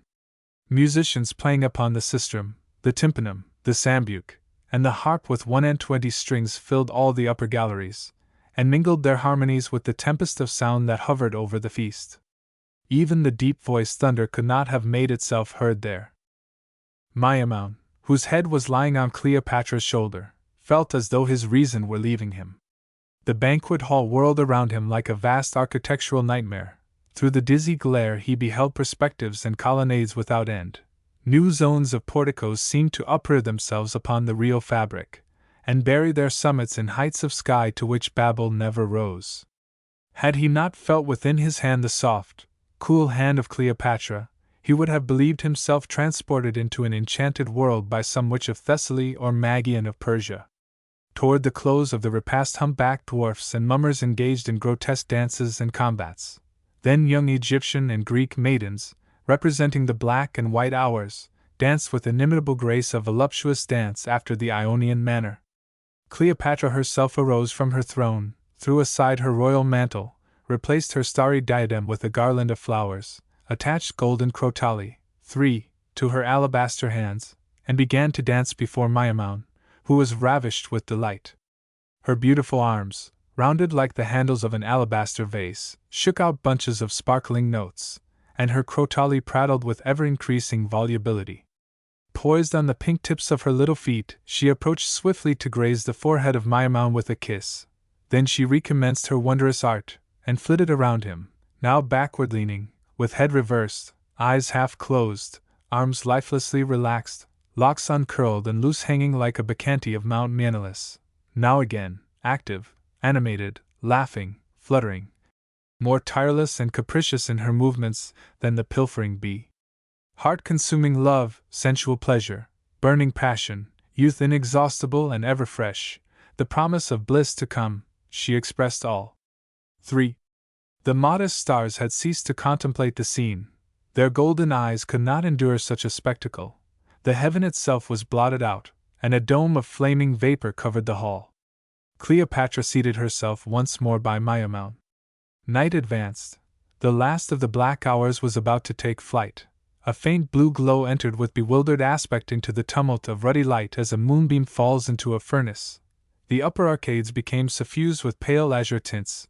Day was breaking. Maimoun took the horn vase which an Ethiopian slave of sinister countenance presented to him, and which contained a poison so violent that it would have caused any other vase to burst asunder.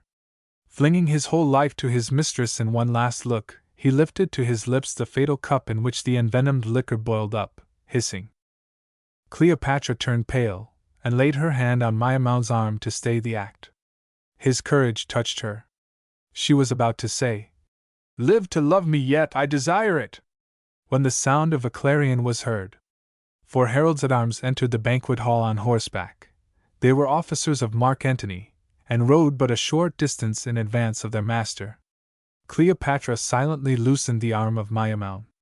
A long ray of sunlight suddenly played upon her forehead, as though trying to replace her absent diadem. You see, the moment has come. It is daybreak. It is the hour when happy dreams take flight, said Maimoune. Then he emptied the fatal vessel at a draught, and fell as though struck by lightning. Cleopatra bent her head, and one burning tear, the only one she had ever shed, fell into her cup to mingle with the molten pearl. By Hercules, my fair queen! I made all speed in vain. I see I have come too late, cried Mark Antony, entering the banquet hall. The supper is over. But what signifies this corpse upon the pavement? Oh, nothing, returned Cleopatra, with a smile. Only a poison I was testing with the idea of using it upon myself should Augustus take me prisoner. My dear lord, will you not please to take a seat beside me, and watch those Greek buffoons dance? Clarimonde 1. Brother, you ask me if I have ever loved.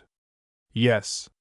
My story is a strange and terrible one, and though I am 66 years of age, I scarcely dare even now to disturb the ashes of that memory. To you I can refuse nothing, but I should not relate such a tale to any less experienced mind. So strange were the circumstances of my story, that I can scarcely believe myself to have ever actually been a party to them. For more than 3 years I remained the victim of a most singular and diabolical illusion. Poor country priest though I was, I led every night in a dream. Would to God it had been all a dream, a most worldly life, a damning life, a life of Sardanapalus. One single look too freely cast upon a woman well nigh caused me to lose my soul, but finally by the grace of God and the assistance of my patron saint, I succeeded in casting out the evil spirit that possessed me. My daily life was long interwoven with a nocturnal life of a totally different character. By day I was a priest of the Lord, occupied with prayer and sacred things.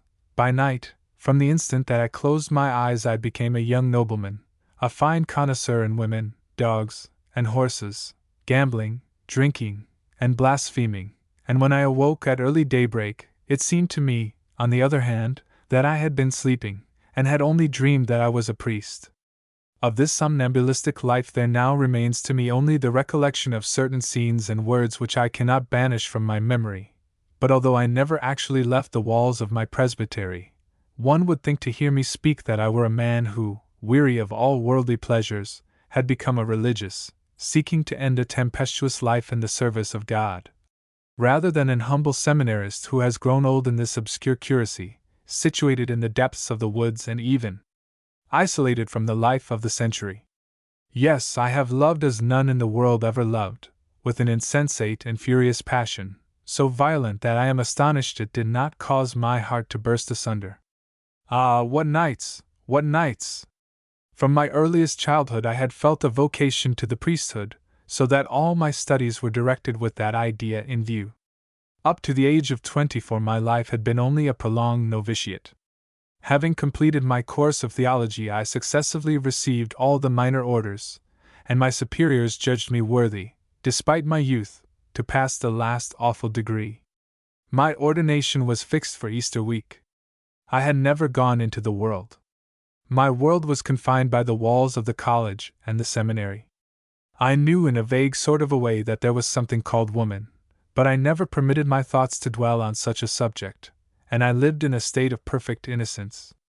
Twice a year only I saw my infirm and aged mother, and in those visits were comprised my sole relations with the outer world.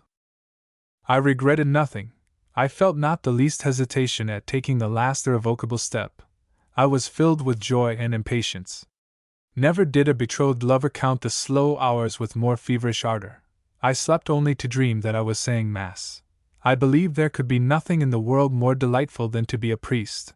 I would have refused to be a king or a poet in preference. My ambition could conceive of no loftier aim. I tell you this in order to show you that what happened to me could not have happened in the natural order of things, and to enable you to understand that I was the victim of an inexplicable fascination. At last the great day came. I walked to the church with a step so light that I fancied myself sustained in air, or that I had wings upon my shoulders.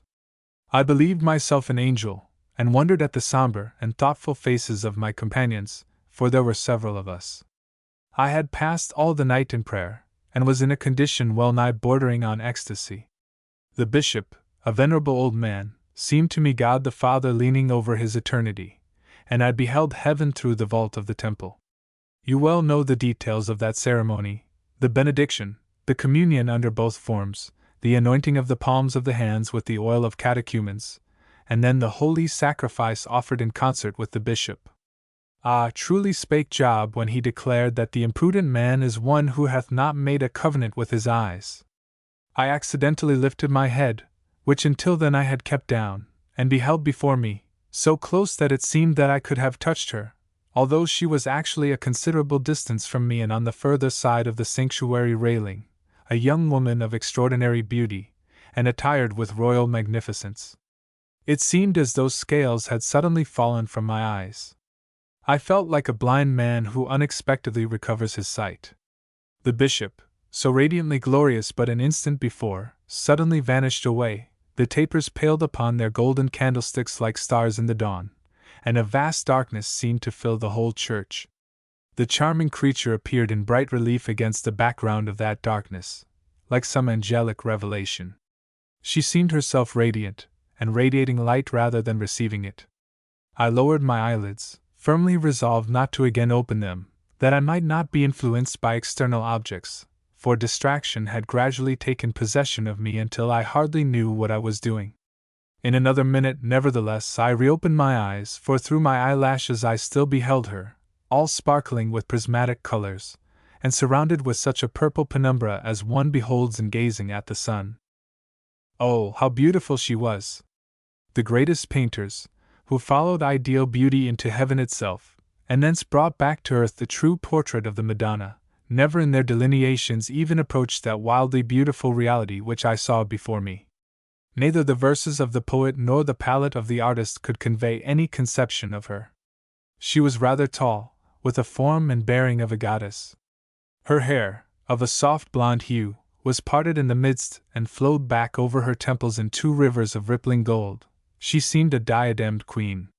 Her forehead, bluish-white in its transparency, extended its calm breadth above the arches of her eyebrows, which by a strange singularity were almost black, and admirably relieved the effect of sea-green eyes of unsustainable vivacity and brilliancy.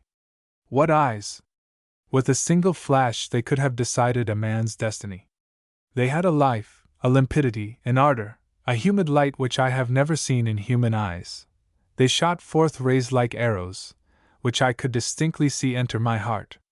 I know not if the fire which illumined them came from heaven or from hell, but assuredly it came from one or the other. That woman was either an angel or a demon, perhaps both. Assuredly she never sprang from the flank of Eve, our common mother. Teeth of the most lustrous pearl gleamed in her ruddy smile, and at every inflection of her lips little dimples appeared in the satiny rose of her adorable cheeks. There was a delicacy and pride in the regal outline of her nostrils bespeaking noble blood. Agate gleams played over the smooth, lustrous skin of her half-bare shoulders, and strings of great blonde pearls, almost equal to her neck in beauty of color, descended upon her bosom. From time to time she elevated her head with the undulating grace of a startled serpent or peacock, thereby imparting a quivering motion to the high lace ruff which surrounded it like a silver trellis work. She wore a robe of orange-red velvet, and from her wide ermine-lined sleeves there peeped forth patrician hands of infinite delicacy, and so ideally transparent that, like the fingers of Aurora, they permitted the light to shine through them. All these details I can recollect at this moment as plainly as though they were of yesterday, for notwithstanding I was greatly troubled at the time, nothing escaped me: the faintest touch of shading, the little dark speck at the point of the chin, the imperceptible down at the corners of the lips, the velvety floss upon the brow, the quivering shadows of the eyelashes upon the cheeks. I could notice everything with astonishing lucidity of perception. And gazing I felt opening within me gates that had until then remained closed, thence long obstructed became all clear, permitting glimpses of unfamiliar perspectives within. Life suddenly made itself visible to me under a totally novel aspect. I felt as though I had just been born into a new world and a new order of things. A frightful anguish commenced to torture my heart as with red-hot pincers. Every successive minute seemed to me at once but a second and yet a century. Meanwhile the ceremony was proceeding, and I shortly found myself transported far from that world of which my newly born desires were furiously besieging the entrance. Nevertheless I answered yes, when I wished to say no, though all within me protested against the violence done to my soul by my tongue. Some occult power seemed to force the words from my throat against my will. Thus it is, perhaps, that so many young girls walk to the altar firmly resolved to refuse in a startling manner the husband imposed upon them, and that yet not one ever fulfills her intention. Thus it is, doubtless, that so many poor novices take the veil, though they have resolved to tear it into shreds at the moment when called upon to utter the vows. One dares not thus cause so great a scandal to all present, nor deceive the expectation of so many people. All those eyes, all those wills seem to weigh down upon you like a cope of lead, and moreover, measures have been so well taken, everything has been so thoroughly arranged beforehand and after a fashion so evidently irrevocable, that the will yields to the weight of circumstances and utterly breaks down. As the ceremony proceeded, the features of the fair unknown changed their expression. Her look had at first been one of caressing tenderness. It changed to an air of disdain and of mortification, as though at not having been able to make itself understood. With an effort of will sufficient to have uprooted a mountain, I strove to cry out that I would not be a priest, but I could not speak. My tongue seemed nailed to my palate, and I found it impossible to express my will by the least syllable of negation. Though fully awake, I felt like one under the influence of a nightmare, who vainly strives to shriek out the one word upon which life depends. She seemed conscious of the martyrdom I was undergoing, and, as though to encourage me, she gave me a look replete with divinest promise. Her eyes were a poem, their every glance was a song. She said to me, "If thou wilt be mine, I shall make thee happier than God himself in his paradise. The angels themselves will be jealous of thee. Tear off that funeral shroud in which thou art about to wrap thyself. I am beauty, I am youth, I am life. Come to me. Together we shall be love. Can Jehovah offer thee aught in exchange? Our lives will flow on like a dream, in one eternal kiss. Fling forth the wine of that chalice, and thou art free. I will conduct thee to the unknown isles. Thou shalt sleep in my bosom upon a bed of massy gold under a silver pavilion, for I love thee and would take thee away from thy God, before whom so many noble hearts pour forth floods of love which never reach even the steps of his throne." These words seemed to float to my ears in a rhythm of infinite sweetness, for her look was actually sonorous, and the utterances of her eyes were re-echoed in the depths of my heart, as though living lips had breathed them into my life. I felt myself willing to renounce God, and yet my tongue mechanically fulfilled all the formalities of the ceremony. The fair one gave me another look, so beseeching, so despairing that keen blades seemed to pierce my heart, and I felt my bosom transfixed by more swords than those of Our Lady of Sorrows. All was consummated. I had become a priest. Never was deeper anguish painted on human face than upon hers. The maiden who beholds her affianced lover suddenly fall dead at her side, the mother bending over the empty cradle of her child, Eve seated at the threshold of the gate of paradise, the miser who finds a stone substituted for his stolen treasure, the poet who accidentally permits the only manuscript of his finest work to fall into the fire, could not wear a look so despairing, so inconsolable. All the blood had abandoned her charming face, leaving it whiter than marble. Her beautiful arms hung lifelessly on either side of her body as though their muscles had suddenly relaxed, and she sought the support of a pillar, for her yielding limbs almost betrayed her. As for myself, I staggered toward the door of the church, livid as death, my forehead bathed with a sweat bloodier than that of Calvary. I felt as though I were being strangled. The vault seemed to have flattened down upon my shoulders, and it seemed to me that my head alone sustained the whole weight of the dome. As I was about to cross the threshold, a hand suddenly caught mine, a woman's hand. I had never till then touched the hand of any woman. It was cold as a serpent's skin, and yet its impress remained upon my wrist, burnt there as though branded by a glowing iron. It was she. "Unhappy man! Unhappy man! What hast thou done?" she exclaimed in a low voice, and immediately disappeared in the crowd. The aged bishop passed by. He cast a severe and scrutinizing look upon me. My face presented the wildest aspect imaginable. I blushed and turned pale alternately. Dazzling lights flashed before my eyes. A companion took pity on me. He seized my arm and led me out. I could not possibly have found my way back to the seminary unassisted. At the corner of a street, while the young priest's attention was momentarily turned in another direction, a Negro page, fantastically garbed, approached me, and without pausing on his way slipped into my hand a little pocket book with gold-embroidered corners, at the same time giving me a sign to hide it. I concealed it in my sleeve, and there kept it until I found myself alone in my cell. Then I opened the clasp. There were only 2 leaves within, bearing the words, Clarimonde. At the Concini Palace. So little acquainted was I at that time with the things of this world that I had never heard of Clarimonde, celebrated as she was, and I had no idea as to where the Concini Palace was situated. I hazarded 1,000 conjectures, each more extravagant than the last. But, in truth, I cared little whether she were a great lady or a courtesan, so that I could but see her once more. My love, although the growth of a single hour, had taken imperishable root. I did not even dream of attempting to tear it up, so fully was I convinced such a thing would be impossible. That woman had completely taken possession of me. One look from her had sufficed to change my very nature. She had breathed her will into my life, and I no longer lived in myself, but in her and for her. I gave myself up to 1,000 extravagancies. I kissed the place upon my hand which she had touched, and I repeated her name over and over again for hours in succession. I only needed to close my eyes in order to see her distinctly as though she were actually present, and I reiterated to myself the words she had uttered in my ear at the church porch. Unhappy man! Unhappy man! What hast thou done?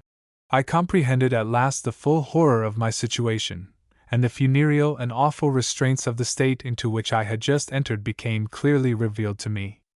To be a priest, that is, to be chaste, to never love, to observe no distinction of sex or age, to turn from the sight of all beauty, to put out one's own eyes, to hide forever crouching in the chill shadows of some church or cloister, to visit none but the dying, to watch by unknown corpses, and ever bear about with one the black soutane as a garb of mourning for oneself, so that your very dress might serve as a pall for your coffin. And I felt life rising within me like a subterranean lake, expanding and overflowing. My blood leaped fiercely through my arteries. My long-restrained youth suddenly burst into active being, like the aloe which blooms but once in 100 years, and then bursts into blossom with a clap of thunder. What could I do in order to see Clarimonde once more? I had no pretext to offer for desiring to leave the seminary, not knowing any person in the city. I would not even be able to remain there but a short time, and was only waiting my assignment to the curacy which I must thereafter occupy. I tried to remove the bars of the window, but it was at a fearful height from the ground, and I found that as I had no ladder it would be useless to think of escaping thus. And furthermore, I could descend thence only by night in any event, and afterward how should I be able to find my way through the inextricable labyrinth of streets? All these difficulties, which to many would have appeared altogether insignificant, were gigantic to me, a poor seminarist who had fallen in love only the day before for the first time, without experience, without money, without attire. Ah! Cried I to myself in my blindness. Were I not a priest I could have seen her every day, I might have been her lover, her spouse. Instead of being wrapped in this dismal shroud of mine I would have had garments of silk and velvet, golden chains, a sword, and fair plumes like other handsome young cavaliers. My hair, instead of being dishonored by the tonsure, would flow down upon my neck in waving curls. I would have a fine waxed mustache. I would be a gallant. But 1 hour passed before an altar, a few hastily articulated words, had forever cut me off from the number of the living, and I had myself sealed down the stone of my own tomb. I had with my own hand bolted the gate of my prison. I went to the window. The sky was beautifully blue, the trees had donned their spring robes, nature seemed to be making parade of an ironical joy. The place was filled with people, some going, others coming. Young beaux and young beauties were sauntering in couples toward the groves and gardens.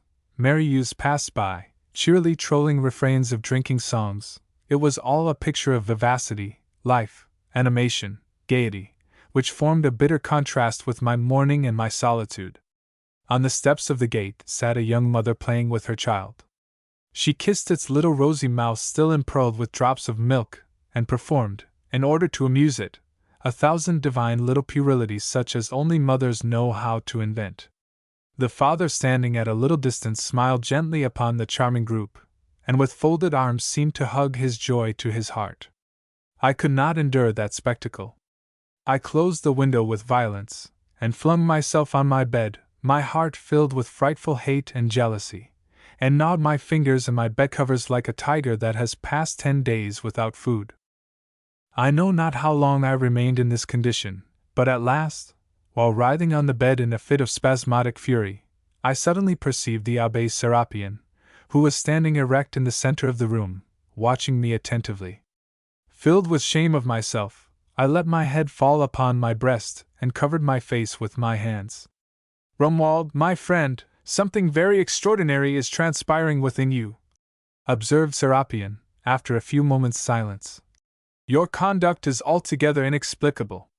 You, always so quiet, so pious, so gentle, you to rage in your cell like a wild beast. Take heed, brother, do not listen to the suggestions of the devil. The evil spirit, furious that you have consecrated yourself forever to the Lord, is prowling around you like a ravening wolf and making a last effort to obtain possession of you. Instead of allowing yourself to be conquered, my dear Romuald, make to yourself a cuirass of prayers, a buckler of mortifications, and combat the enemy like a valiant man. You will then assuredly overcome him.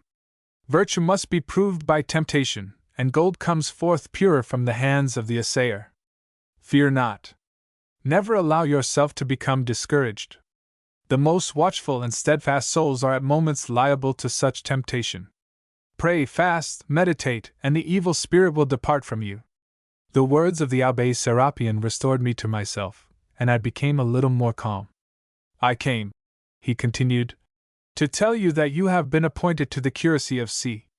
The priest who had charge of it has just died, and Monsignor the Bishop has ordered me to have you installed there at once. Be ready, therefore, to start tomorrow."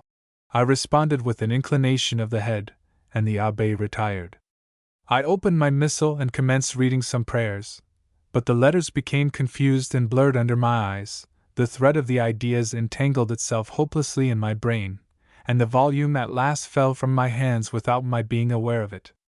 To leave tomorrow without having been able to see her again, to add yet another barrier to the many already interposed between us, to lose forever all hope of being able to meet her, except, indeed, through a miracle. Even to write her, alas! would be impossible, for by whom could I dispatch my letter? With my sacred character of priest, to whom could I dare unbosom myself, in whom could I confide? I became a prey to the bitterest anxiety.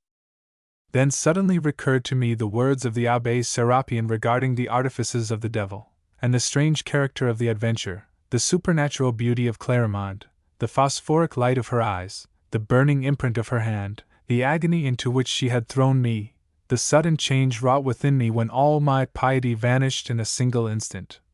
These and other things clearly testified to the work of the evil one, and perhaps that satiny hand was but the glove which concealed his claws.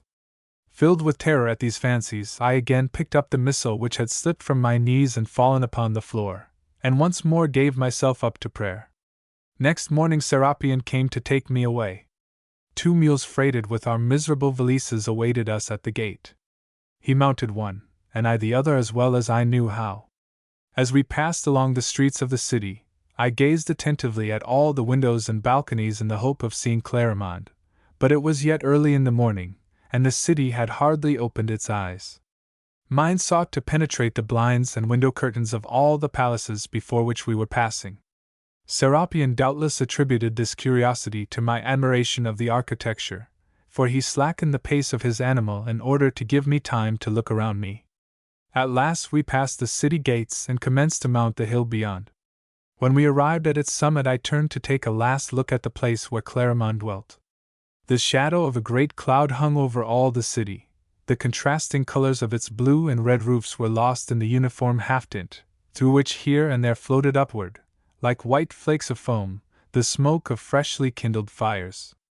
By a singular optical effect, one edifice, which surpassed in height all the neighboring buildings that were still dimly veiled by the vapors, towered up, fair and lustrous with the gilding of a solitary beam of sunlight.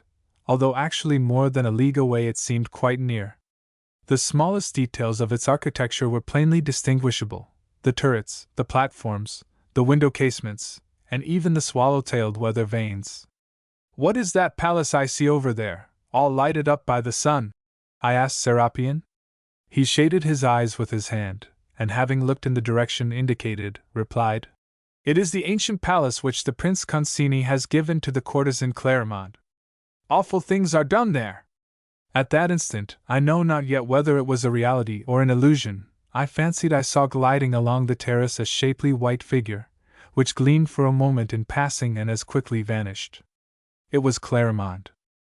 Oh, did she know that at that very hour, all feverish and restless, from the height of the rugged road which separated me from her and which, alas, I could never more descend, I was directing my eyes upon the palace where she dwelt, and which a mocking beam of sunlight seemed to bring nigh to me, as though inviting me to enter therein as its lord? Undoubtedly she must have known it, for her soul was too sympathetically united with mine not to have felt its least emotional thrill, and that subtle sympathy it must have been which prompted her to climb, although clad only in her night-dress, to the summit of the terrace, amid the icy dews of the morning. The shadow gained the palace, and the scene became to the eye only a motionless ocean of roofs and gables, amid which one mountainous undulation was distinctly visible. Serapion urged his mule forward, my own at once followed at the same gait, and a sharp angle in the road at last hid the city of S forever from my eyes, as I was destined never to return thither. At the close of a weary 3 days' journey through dismal country fields, we caught sight of the cock upon the steeple of the church which I was to take charge of, peeping above the trees, and after having followed some winding roads fringed with thatched cottages and little gardens, we found ourselves in front of the façade, which certainly possessed few features of magnificence. A porch ornamented with some mouldings, and 2 or 3 pillars rudely hewn from sandstone, a tiled roof with counterforts of the same sandstone as the pillars, that was all. To the left lay the cemetery, overgrown with high weeds, and having a great iron cross rising up in its center. To the right stood the presbytery, under the shadow of the church. It was a house of the most extreme simplicity and frigid cleanliness. We entered the enclosure. A few chickens were picking up some oats scattered upon the ground. Accustomed, seemingly, to the black habit of ecclesiastics, they showed no fear of our presence, and scarcely troubled themselves to get out of our way. A hoarse, wheezy barking fell upon our ears, and we saw an aged dog running toward us. It was my predecessor's dog. He had dull bleared eyes, grizzled hair, and every mark of the greatest age to which a dog can possibly attain. I patted him gently, and he proceeded at once to march along beside me with an air of satisfaction unspeakable. A very old woman, who had been the housekeeper of the former cure, also came to meet us, and after having invited me into a little back parlor, asked whether I intended to retain her. I replied that I would take care of her, and the dog, and the chickens, and all the furniture her master had bequeathed her at his death. At this she became fairly transported with joy, and the Abbé Serapion at once paid her the price which she asked for her little property. As soon as my installation was over, the Abbé Serapion returned to the seminary. I was, therefore, left alone, with no one but myself to look to for aid or counsel. The thought of Claremont again began to haunt me, and in spite of all my endeavors to banish it, I always found it present in my meditations. One evening, while promenading in my little garden along the walks bordered with box plants, I fancied that I saw through the elm trees the figure of a woman, who followed my every movement, and that I beheld 2 sea-green eyes gleaming through the foliage. But it was only an illusion, and on going round to the other side of the garden, I could find nothing except a footprint on the sanded walk. A footprint so small that it seemed to have been made by the foot of a child. The garden was enclosed by very high walls. I searched every nook and corner of it, but could discover no one there. I have never succeeded in fully accounting for this circumstance, which, after all, was nothing compared with the strange things which happened to me afterward. For a whole year I lived thus, filling all the duties of my calling with the most scrupulous exactitude, praying and fasting, exhorting and lending ghostly aid to the sick, and bestowing alms even to the extent of frequently depriving myself of the very necessaries of life. But I felt a great aridness within me, and the sources of grace seemed closed against me. I never found that happiness which should spring from the fulfillment of a holy mission. My thoughts were far away, and the words of Clarimonde were ever upon my lips like an involuntary refrain. Oh, brother, meditate well on this. Through having but once lifted my eyes to look upon a woman, through one fault apparently so venial, I have for years remained a victim to the most miserable agonies, and the happiness of my life has been destroyed forever. I will not longer dwell upon those defeats, or on those inward victories invariably followed by yet more terrible falls, but will at once proceed to the facts of my story. One night my doorbell was long and violently rung. The aged housekeeper arose and opened to the stranger, and the figure of a man, whose complexion was deeply bronzed, and who was richly clad in a foreign costume, with a poniard at his girdle, appeared under the rays of Barbara's lantern. Her first impulse was one of terror, but the stranger reassured her, and stated that he desired to see me at once on matters relating to my holy calling. Barbara invited him upstairs, where I was on the point of retiring. The stranger told me that his mistress, a very noble lady, was lying at the point of death, and desired to see a priest. I replied that I was prepared to follow him, took with me the sacred articles necessary for extreme unction, and descended in all haste. 2 horses black as the night itself stood without the gate, pawing the ground with impatience, and veiling their chests with long streams of smoky vapor exhaled from their nostrils. He held the stirrup and aided me to mount upon one. Then, merely laying his hand upon the pommel of the saddle, he vaulted on the other, pressed the animal's sides with his knees, and loosened rein. The horse bounded forward with the velocity of an arrow. Mine, of which the stranger held the bridle, also started off at a swift gallop, keeping up with his companion. We devoured the road. The ground flowed backward beneath us in a long streaked line of pale gray, and the black silhouettes of the trees seemed fleeing by us on either side like an army in rout. We passed through a forest so profoundly gloomy that I felt my flesh creep in the chill darkness with superstitious fear. The showers of bright sparks which flew from the stony road under the iron-shod feet of our horses remained glowing in our wake like a fiery trail, and had anyone at that hour of the night beheld us both, my guide and myself, he must have taken us for 2 spectres riding upon nightmares. Witch fires ever and anon flitted across the road before us, and the night bird shrieked fearsomely in the depth of the woods beyond, where we beheld at intervals glow the phosphorescent eyes of wildcats. The manes of the horses became more and more disheveled, the sweat streamed over their flanks, and their breath came through their nostrils hard and fast. But when he found them slacking pace, the guide reanimated them by uttering a strange, guttural, unearthly cry, and the gallop recommenced with fury. At last the whirlwind race ceased.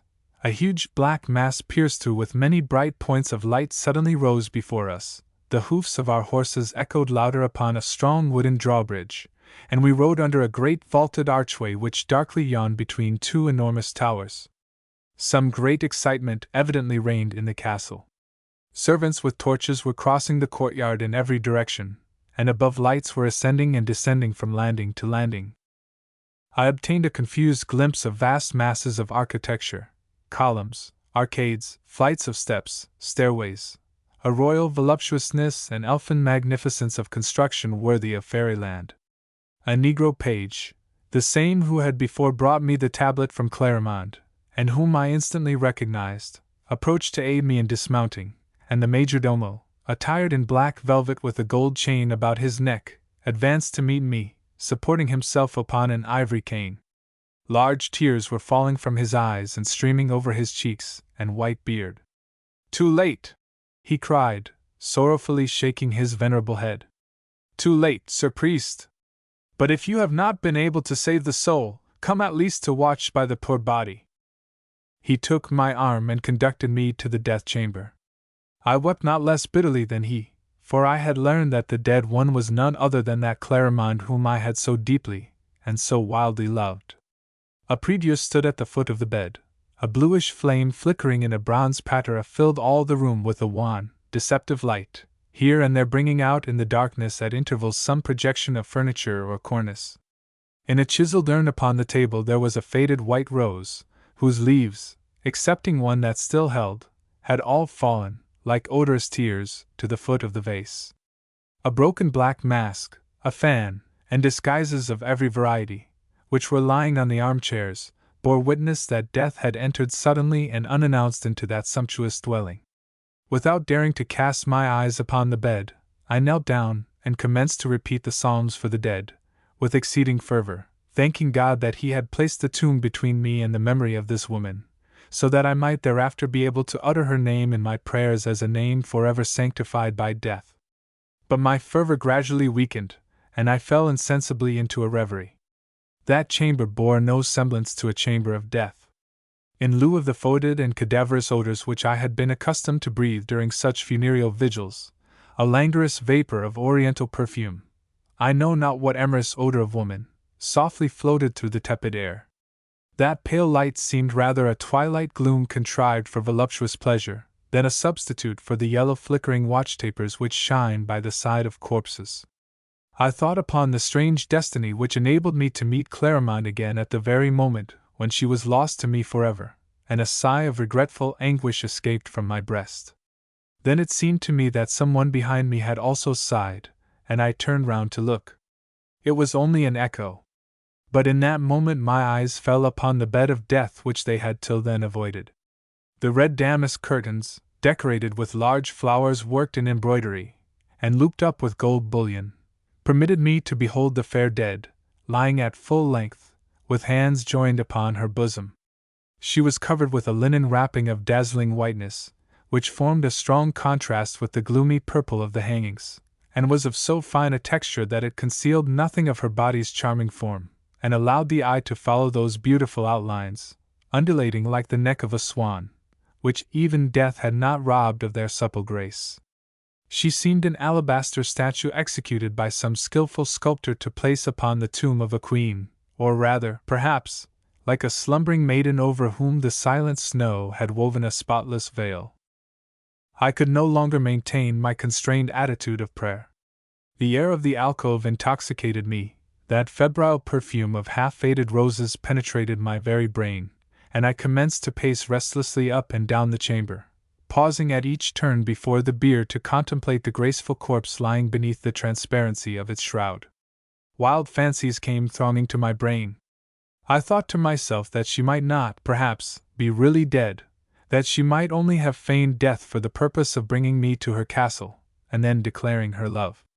At one time I even thought I saw her foot move under the whiteness of the coverings, and slightly disarrange the long, straight folds of the winding sheet.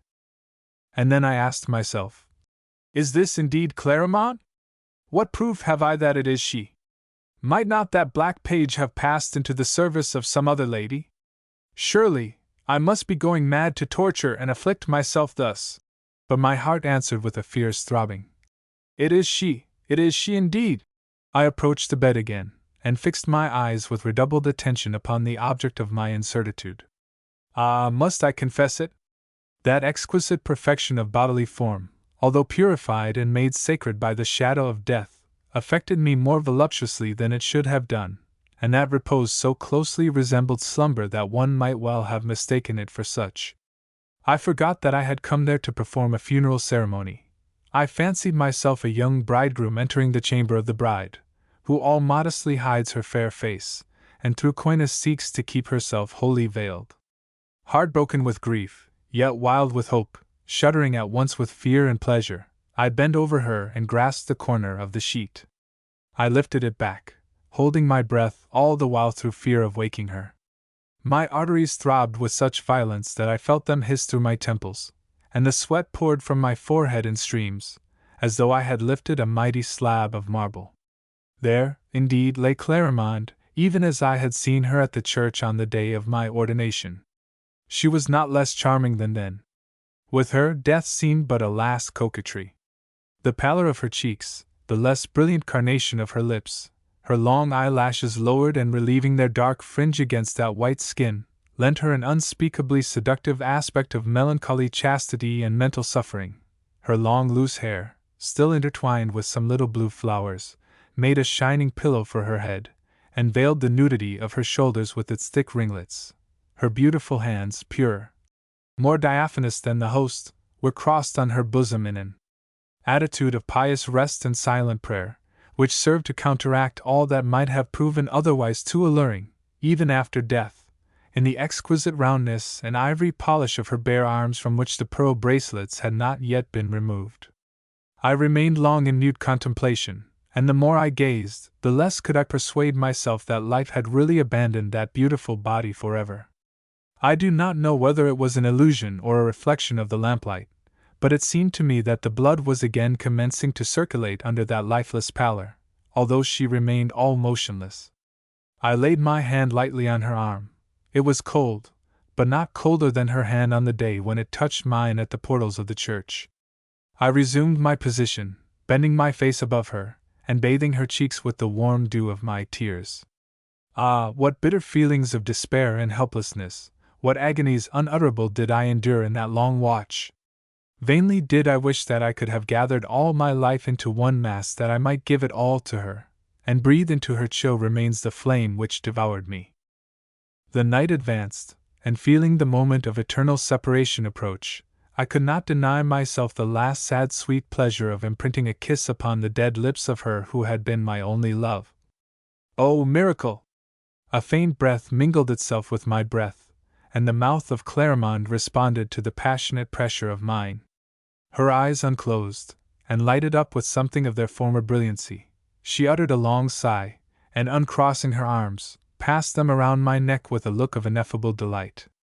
Ah, it is thou, Romuald! She murmured in a voice languishingly sweet as the last vibrations of a harp. What ailed thee, dearest? I waited so long for thee that I am dead, but we are now betrothed. I can see thee and visit thee. Adieu, Romuald, adieu! I love thee. That is all I wish to tell thee, and I give thee back the life which thy kiss for a moment recalled. We shall soon meet again. Her head fell back, but her arms yet encircled me, as though to retain me still. A furious whirlwind suddenly burst in the window, and entered the chamber. The last remaining leaf of the white rose for a moment palpitated at the extremity of the stalk like a butterfly's wing, then it detached itself and flew forth through the open casement, bearing with it the soul of Clarimonde. The lamp was extinguished, and I fell insensible upon the bosom of the beautiful dead. When I came to myself again, I was lying on the bed in my little room at the presbytery, and the old dog of the former cure was licking my hand which had been hanging down outside of the covers. Barbara, all trembling with age and anxiety, was busying herself about the room, opening and shutting drawers, and emptying powders into glasses. On seeing me open my eyes, the old woman uttered a cry of joy, the dog yelped and wagged his tail, but I was still so weak that I could not speak a single word or make the slightest motion. Afterward I learned that I had lain thus for 3 days, giving no evidence of life beyond the faintest respiration. Those 3 days do not reckon in my life, nor could I ever imagine whither my spirit had departed during those 3 days. I have no recollection of aught relating to them. Barbara told me that the same coppery-complexioned man who came to seek me on the night of my departure from the presbytery had brought me back the next morning in a close litter, and departed immediately afterward. When I became able to collect my scattered thoughts, I reviewed within my mind all the circumstances of that fateful night. At first I thought I had been the victim of some magical illusion, but ere long the recollection of other circumstances, real and palpable in themselves, came to forbid that supposition. I could not believe that I had been dreaming, since Barbara as well as myself had seen the strange man with his 2 black horses, and described with exactness every detail of his figure and apparel. Nevertheless, it appeared that none knew of any castle in the neighborhood answering to the description of that in which I had again found Clarimonde. One morning I found the Abbé Serapion in my room. Barbara had advised him that I was ill, and he had come with all speed to see me. Although this haste on his part testified to an affectionate interest in me, yet his visit did not cause me the pleasure which it should have done. The Abbé Serapion had something penetrating and inquisitorial in his gaze which made me feel very ill at ease, His presence filled me with embarrassment and a sense of guilt. At the first glance he divined my interior trouble, and I hated him for his clairvoyance. While he inquired after my health in hypocritically honeyed accents, he constantly kept his two great yellow lion eyes fixed upon me, and plunged his look into my soul like a sounding lead. Then he asked me how I directed my parish, if I was happy in it, how I passed the leisure hours allowed me in the intervals of pastoral duty, whether I had become acquainted with many of the inhabitants of the place, what was my favorite reading, and 1,000 other such questions. I answered these inquiries as briefly as possible, and he, without ever waiting for my answers, passed rapidly from one subject of query to another. That conversation had evidently no connection with what he actually wished to say. At last, without any premonition, but as though repeating a piece of news which he had recalled on the instant, and feared might otherwise be forgotten subsequently, he suddenly said, in a clear, vibrant voice, which rang in my ears like the trumpets of the Last Judgment, "The great courtesan Clarimonde died a few days ago, at the close of an orgy which lasted 8 days and 8 nights. It was something infernally splendid. The abominations of the banquets of Belshazzar and Cleopatra were reenacted there. Good God, what age are we living in? The guests were served by swarthy slaves who spoke an unknown tongue, and who seemed to me to be veritable demons. The livery of the very least among them would have served for the gala dress of an emperor. There have always been very strange stories told of this Clarimonde, and all her lovers came to a violent or miserable end. They used to say that she was a ghoul, a female vampire, but I believe she was none other than Beelzebub himself." He ceased to speak and commenced to regard me more attentively than ever, as though to observe the effect of his words on me. I could not refrain from starting when I heard him utter the name of Clarimonde, and this news of her death, in addition to the pain it caused me by reason of its coincidence with the nocturnal scenes I had witnessed, filled me with an agony and terror which my face betrayed, despite my utmost endeavors to appear composed.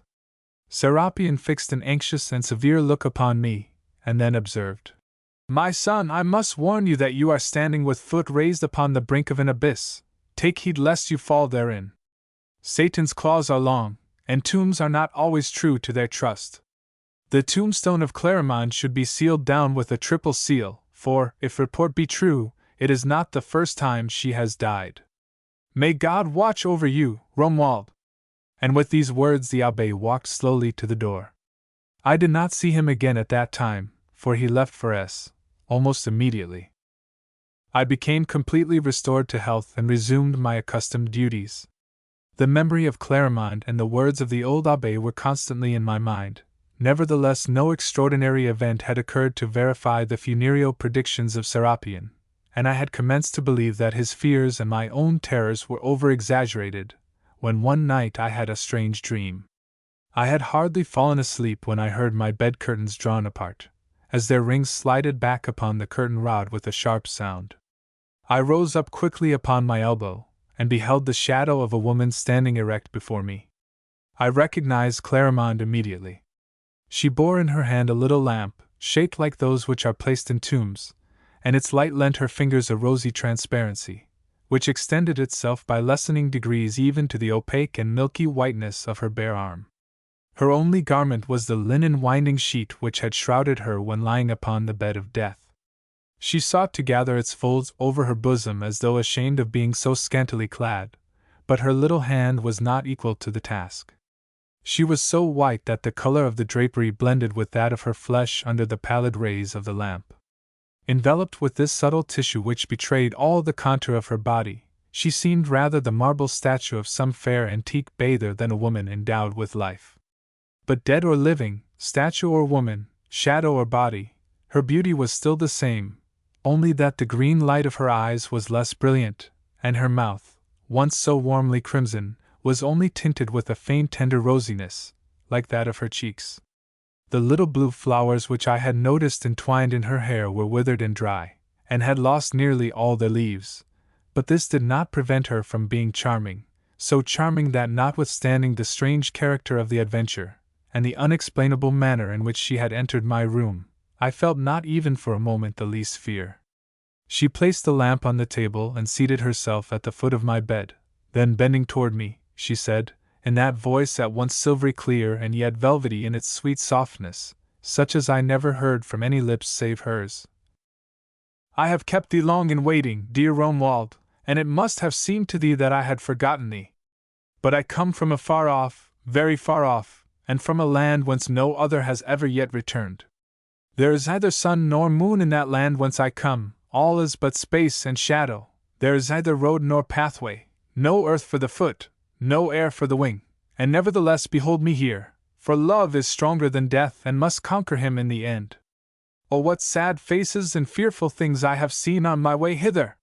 What difficulty my soul, returned to earth through the power of will alone, has had in finding its body and reinstating itself therein! What terrible efforts I had to make ere I could lift the ponderous slab with which they had covered me! See, the palms of my poor hands are all bruised. Kiss them, sweet love, that they may be healed. She laid the cold palms of her hands upon my mouth, one after the other. I kissed them, indeed, many times, and she the while watched me with a smile of ineffable affection. I confessed to my shame that I had entirely forgotten the advice of the Abbé Serapion and the sacred office wherewith I had been invested. I had fallen without resistance, and at the first assault. I had not even made the least effort to repel the tempter. The fresh coolness of Clarimonde's skin penetrated my own, and I felt voluptuous tremors pass over my whole body. Poor child! In spite of all I saw afterward, I can hardly yet believe she was a demon. At least she had no appearance of being such, and never did Satan so skillfully conceal his claws and horns. She had drawn her feet up beneath her, and squatted down on the edge of the couch in an attitude full of negligent coquetry. From time to time she passed her little hand through my hair and twisted it into curls, as though trying how a new style of wearing it would become my face. I abandoned myself to her hands with the most guilty pleasure, while she accompanied her gentle play with the prettiest prattle. The most remarkable fact was that I felt no astonishment whatever at so extraordinary an adventure, and as in dreams one finds no difficulty in accepting the most fantastic events as simple facts, so all these circumstances seemed to me perfectly natural in themselves. I loved thee long ere I saw thee, dear Romuald, and sought thee everywhere. Thou wast my dream, and I first saw thee in the church at the fatal moment.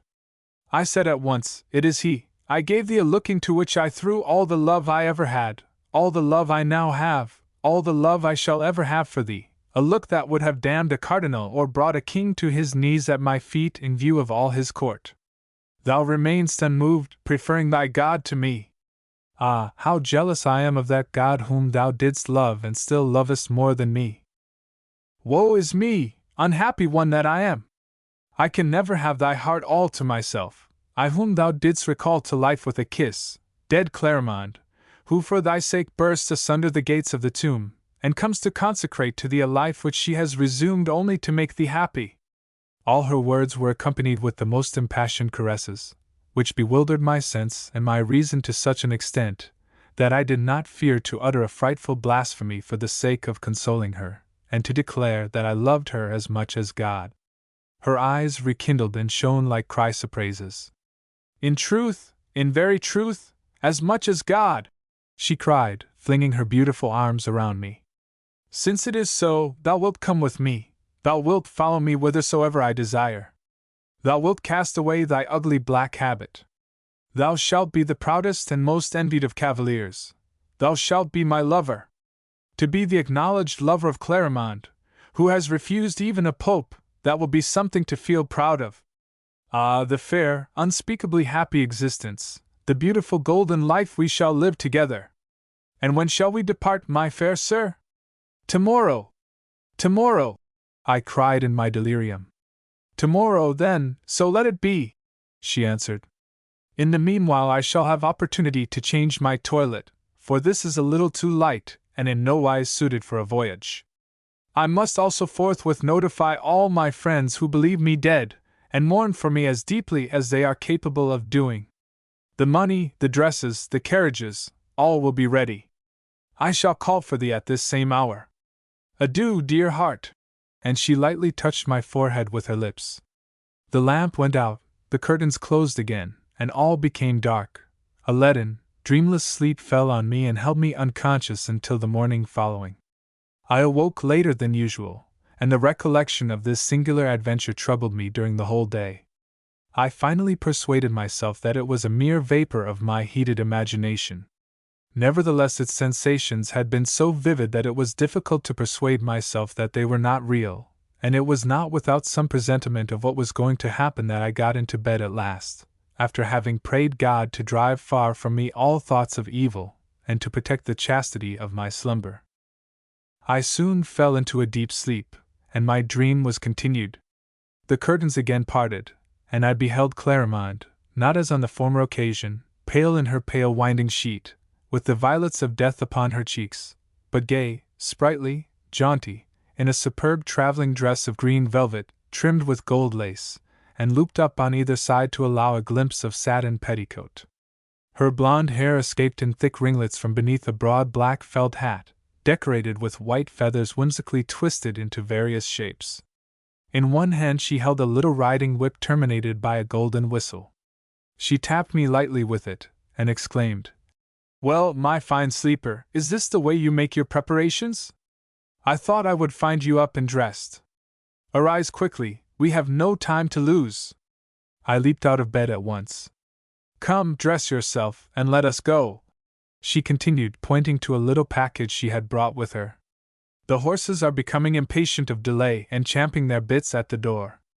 We ought to have been by this time at least 10 leagues distant from here." I dressed myself hurriedly, and she handed me the articles of apparel herself one by one, bursting into laughter from time to time at my awkwardness, as she explained to me the use of a garment when I had made a mistake. She hurriedly arranged my hair, and this done, held up before me a little pocket mirror of Venetian crystal, rimmed with silver filigree work, and playfully asked, "How dost find thyself now? Wilt engage me for thy valet de chamber?" I was no longer the same person, and I could not even recognize myself. I resembled my former self no more than a finished statue resembles a block of stone. My old face seemed but a coarse daub of the one reflected in the mirror. I was handsome, and my vanity was sensibly tickled by the metamorphosis. That elegant apparel, that richly embroidered vest had made of me a totally different personage, and I marveled at the power of transformation owned by a few yards of cloth cut after a certain pattern. The spirit of my costume penetrated my very skin, and within 10 minutes more I had become something of a coxcomb. In order to feel more at ease in my new attire, I took several turns up and down the room. Clarimonde watched me with an air of maternal pleasure, and appeared well satisfied with her work. "Come, enough of this child's play. Let us start, Romuald dear. We have far to go, and we may not get there in time." She took my hand and led me forth. All the doors opened before her at a touch, and we passed by the dog without awaking him. At the gate we found Margaritone waiting, the same swarthy groom who had once before been my escort. He held the bridles of 3 horses, all black like those which bore us to the castle, one for me, one for him, one for Clarimonde.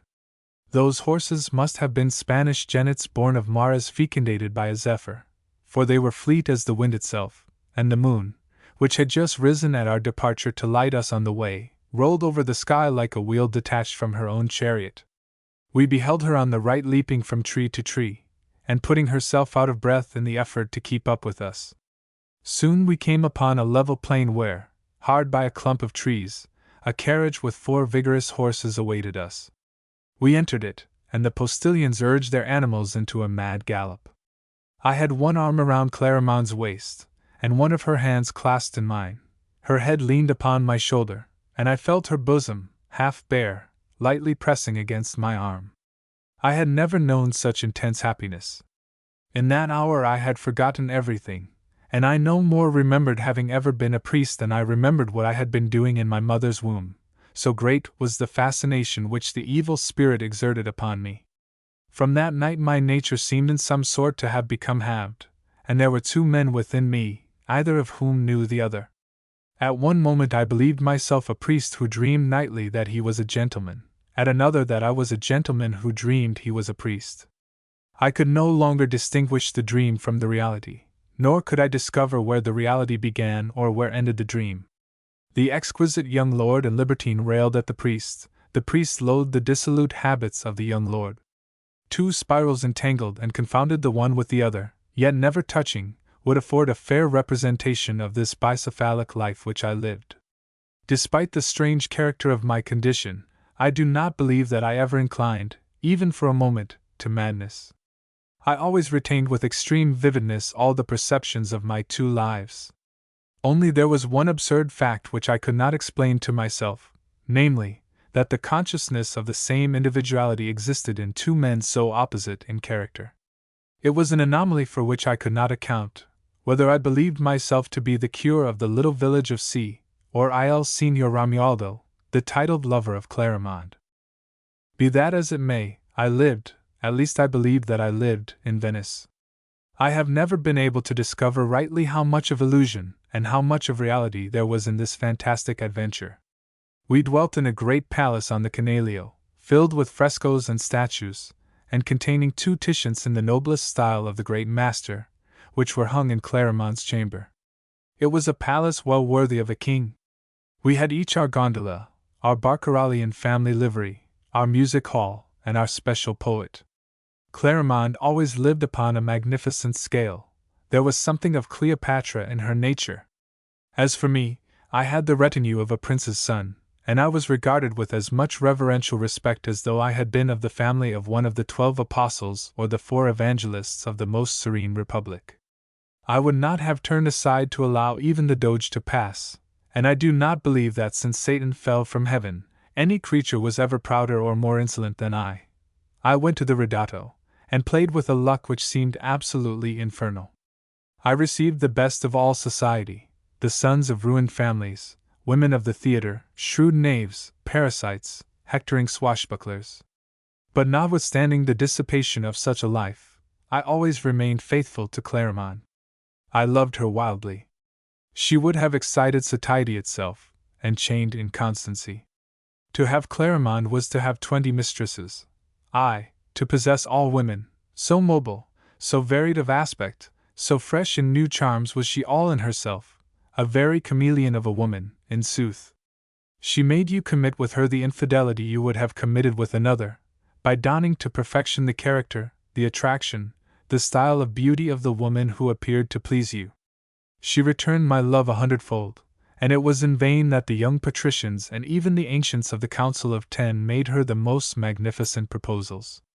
A Foscari even went so far as to offer to espouse her. She rejected all his overtures. Of gold she had enough.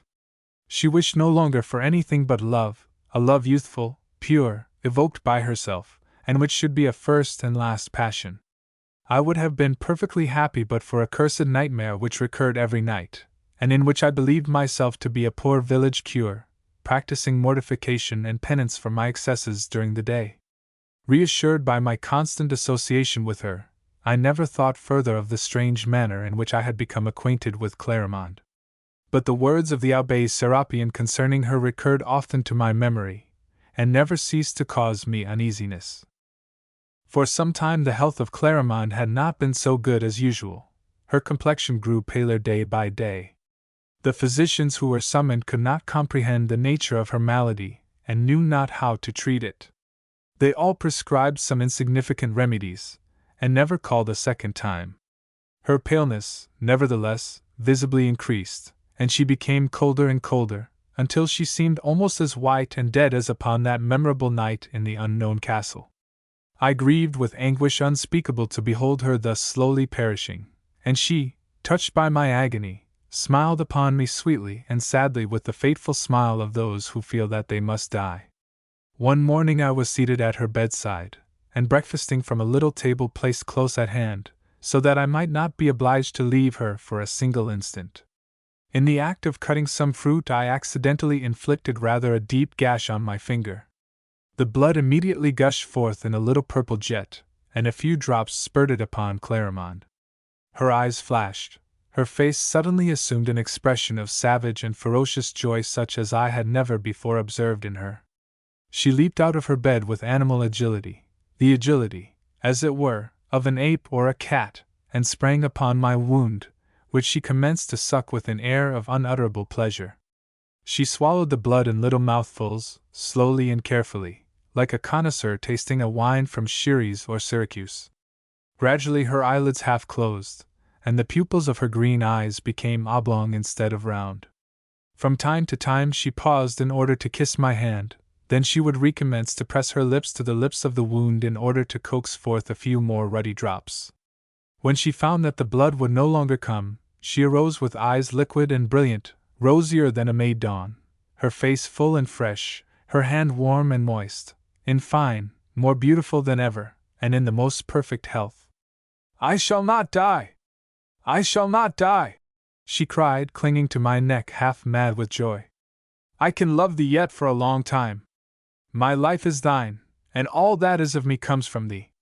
A few drops of thy rich and noble blood, more precious and more potent than all the elixirs of the earth, have given me back life." This scene long haunted my memory, and inspired me with strange doubts in regard to Clarimonde, and the same evening, when slumber had transported me to my presbytery, I beheld the Abbé Serapion, graver and more anxious of aspect than ever. He gazed attentively at me, and sorrowfully exclaimed, "Not content with losing your soul, you now desire also to lose your body. Wretched young man, into how terrible a plight have you fallen!" The tone in which he uttered these words powerfully affected me, but in spite of its vividness even that impression was soon dissipated, and 1,000 other cares erased it from my mind. At last one evening, while looking into a mirror whose traitorous position she had not taken into account, I saw Clarimonde in the act of emptying a powder into the cup of spiced wine which she had long been in the habit of preparing after our repasts. I took the cup, feigned to carry it to my lips, and then placed it on the nearest article of furniture, as though intending to finish it at my leisure.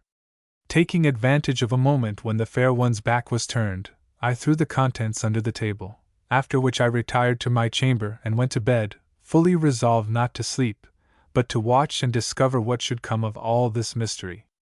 I did not have to wait long. Clarimonde entered in her nightdress, and having removed her apparel, crept into bed and lay down beside me. When she felt assured that I was asleep, she bared my arm, and drawing a gold pin from her hair, commenced to murmur in a low voice, "1 drop, only 1 drop! 1 ruby at the end of my needle. Since thou lovest me yet, I must not die. Ah, poor love! His beautiful blood, so brightly purple, I must drink it. Sleep, my only treasure! Sleep, my God, my child! I will do thee no harm. I will only take of thy life what I must to keep my own from being forever extinguished. But that I love thee so much, I could well resolve to have other lovers whose veins I could drain. But since I have known thee, all other men have become hateful to me. Ah, the beautiful arm! How round it is! How white it is! How shall I ever dare to prick this pretty blue vein?" And while thus murmuring to herself she wept, and I felt her tears raining on my arm as she clasped it with her hands. At last she took the resolve, slightly punctured me with her pin, and commenced to suck up the blood which oozed from the place. Although she swallowed only a few drops, the fear of weakening me soon seized her, and she carefully tied a little band around my arm, afterward rubbing the wound with an unguent which immediately cicatrized it. Further doubts were impossible. The Abbé Serapion was right. Notwithstanding this positive knowledge, however, I could not cease to love Clarimonde, and I would gladly of my own accord have given her all the blood she required to sustain her factitious life. Moreover, I felt but little fear of her. The woman seemed to plead with me for the vampire, and what I had already heard and seen sufficed to reassure me completely. In those days I had plenteous veins, which would not have been so easily exhausted as at present, and I would not have thought of bargaining for my blood, drop by drop. I would rather have opened myself the veins of my arm and said to her, "Drink, and may my love infiltrate itself throughout thy body together with my blood." I carefully avoided ever making the least reference to the narcotic drink she had prepared for me, or to the incident of the pin, and we lived in the most perfect harmony. Yet my priestly scruples commenced to torment me more than ever, and I was at a loss to imagine what new penance I could invent in order to mortify and subdue my flesh. Although these visions were involuntary, and though I did not actually participate in anything relating to them, I could not dare to touch the body of Christ with hands so impure and a mind defiled by such debauches, whether real or imaginary. In the effort to avoid falling under the influence of these wearisome hallucinations, I strove to prevent myself from being overcome by sleep. I held my eyelids open with my fingers, and stood for hours together leaning upright against the wall, fighting sleep with all my might.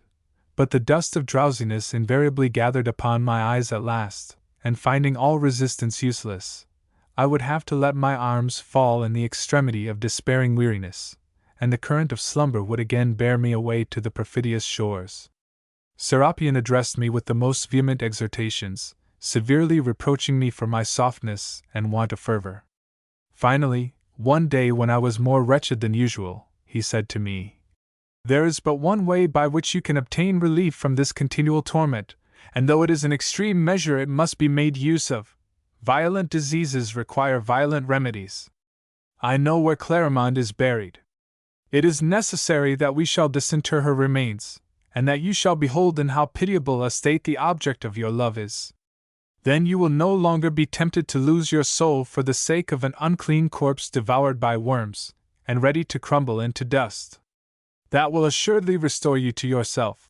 For my part, I was so tired of this double life that I at once consented, desiring to ascertain beyond a doubt whether a priest or a gentleman had been the victim of delusion.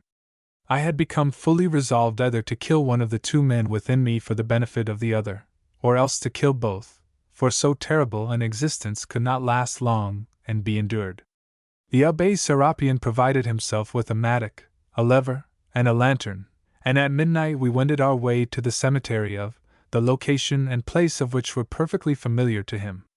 After having directed the rays of the dark lantern upon the inscriptions of several tombs, we came at last upon a great slab, half concealed by huge weeds and devoured by mosses and parasitic plants, whereupon we deciphered the opening lines of the epitaph. "Here lies Clarimonde, who was famed in her lifetime as the fairest of women." 2. Here lies Clarimonde, who was famed in her lifetime as the fairest of women. 2. It is here without a doubt, muttered Serapion, and placing his lantern on the ground, he forced the point of the lever under the edge of the stone, and commenced to raise it. The stone yielded, and he proceeded to work with the mattock. Darker and more silent than the night itself, I stood by and watched him do it, while he, bending over his dismal toil, streamed with sweat, panted, and his hard-coming breath seemed to have the harsh tone of a death rattle. It was a weird scene, and had any persons from without beheld us, they would assuredly have taken us rather for profane wretches and shroud-stealers than for priests of God. There was something grim and fierce in Serapion's zeal which lent him the air of a demon rather than of an apostle or an angel, and his great aquiline face, with all its stern features brought out in strong relief by the lantern light, had something fearsome in it which enhanced the unpleasant fancy. I felt an icy sweat come out upon my forehead in huge beads, and my hair stood up with a hideous fear.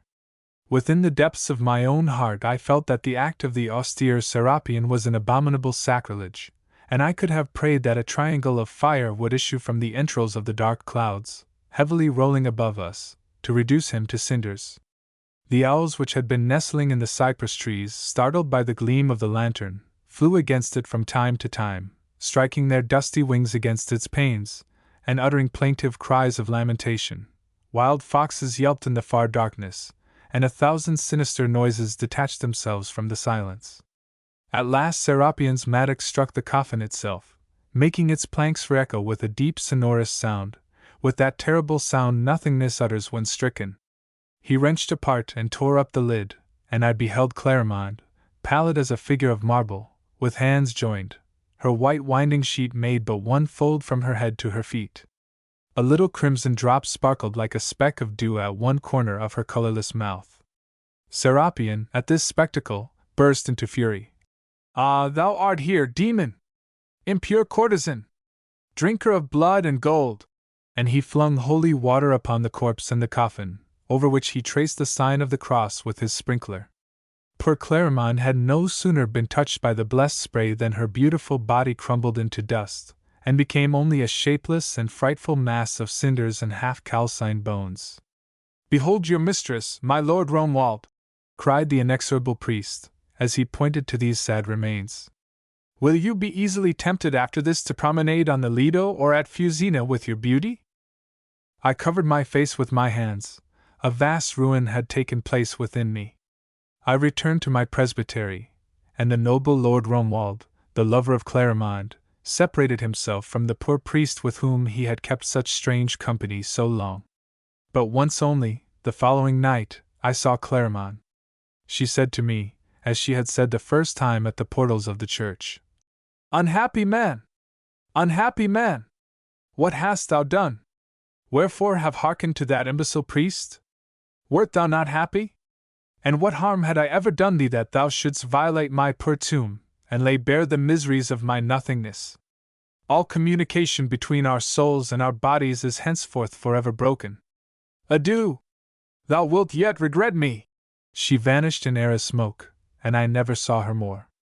Alas! She spoke truly indeed. I have regretted her more than once, and I regret her still. My soul's peace has been very dearly bought. The love of God was not too much to replace such a love as hers.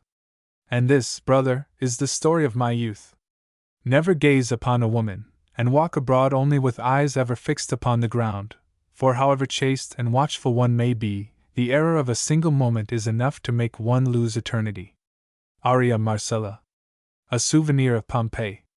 3 young friends, who had undertaken an Italian tour together last year, visited the Studi Museum at Naples, where the various antique objects exhumed from the ashes of Pompeii and Herculaneum have been collected. They scattered through the halls, inspecting the mosaics, the bronzes, the frescoes detached from the walls of the dead city, each following the promptings of his own particular taste in such matters, and whenever one of the party encountered something especially curious, he summoned his comrades with cries of delight, much to the scandal of the taciturn English visitors, and the staid bourgeois who studiously thumbed their catalogues. But the youngest of the 3, who had paused before a glass case, appeared wholly deaf to the exclamations of his comrades, so deeply had he become absorbed in contemplation. The object that he seemed to be examining with so much interest was a black mass of coagulated cinders, bearing a hollow imprint. One might easily have mistaken it for the fragment of some statue mold, broken in the casting. The trained eye of an artist would have readily therein recognized the impression of a perfect bosom and a flank as faultless in its outlines as a Greek statue. It is well known, indeed the commonest traveler's guide will tell you, that this lava, in cooling about the body of a woman, preserved its charming contours.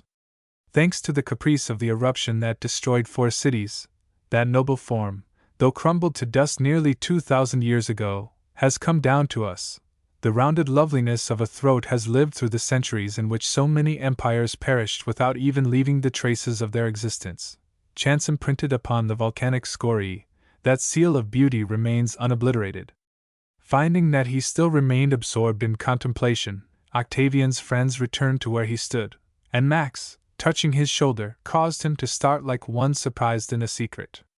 Evidently Octavian had not been aware of the approach of Max or Fabio. "Come, Octavian!" exclaimed Max. "Do not stay lingering whole hours before every cabinet, else we shall get late for the train and miss seeing Pompeii today." "What is our comrade looking at?" asked Fabio, drawing near. "Ah, the imprint found in the house of Arius Diomedes!" And he turned a peculiar, quick glance upon Octavian. Octavian slightly blushed, took Max's arm, and the visit terminated without further incident. On leaving the Studi Museum, the 3 friends entered a carricolo, and were driven to the railway station.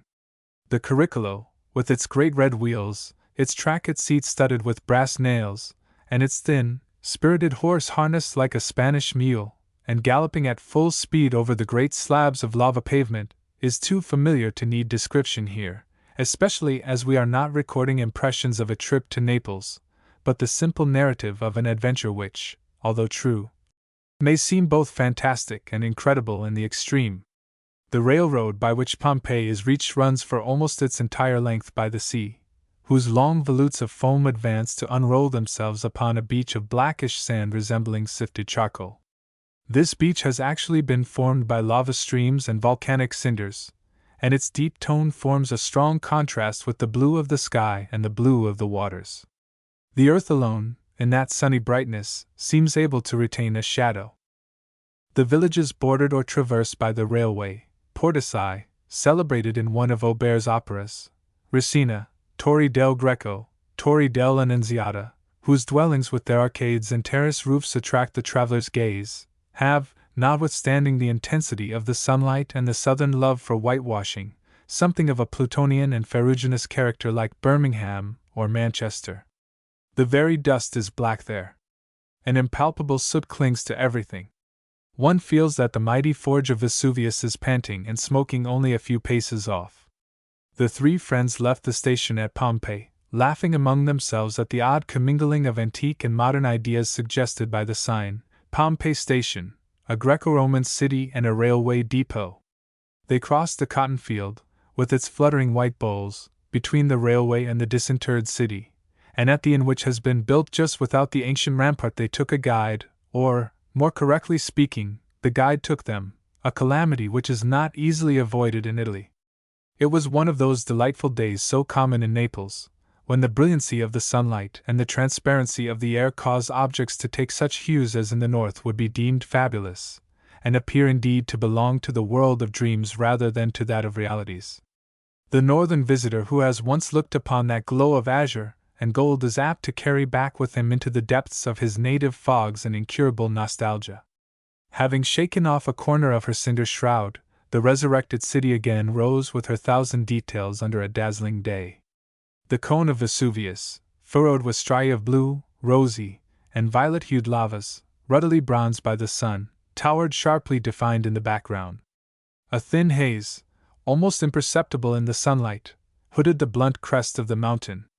At first sight it might have been taken for one of those clouds which shadow the brows of lofty peaks on the fairest days.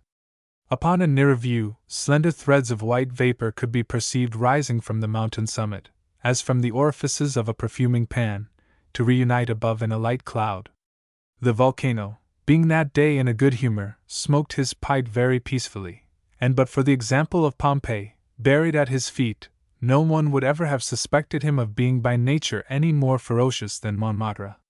On the other side fair hills, with outlines voluptuously undulating like the hips of a woman, barred the horizon, and further yet the sea, that in other days bore biremes and triremes under the ramparts of the city, extended its azure boundary.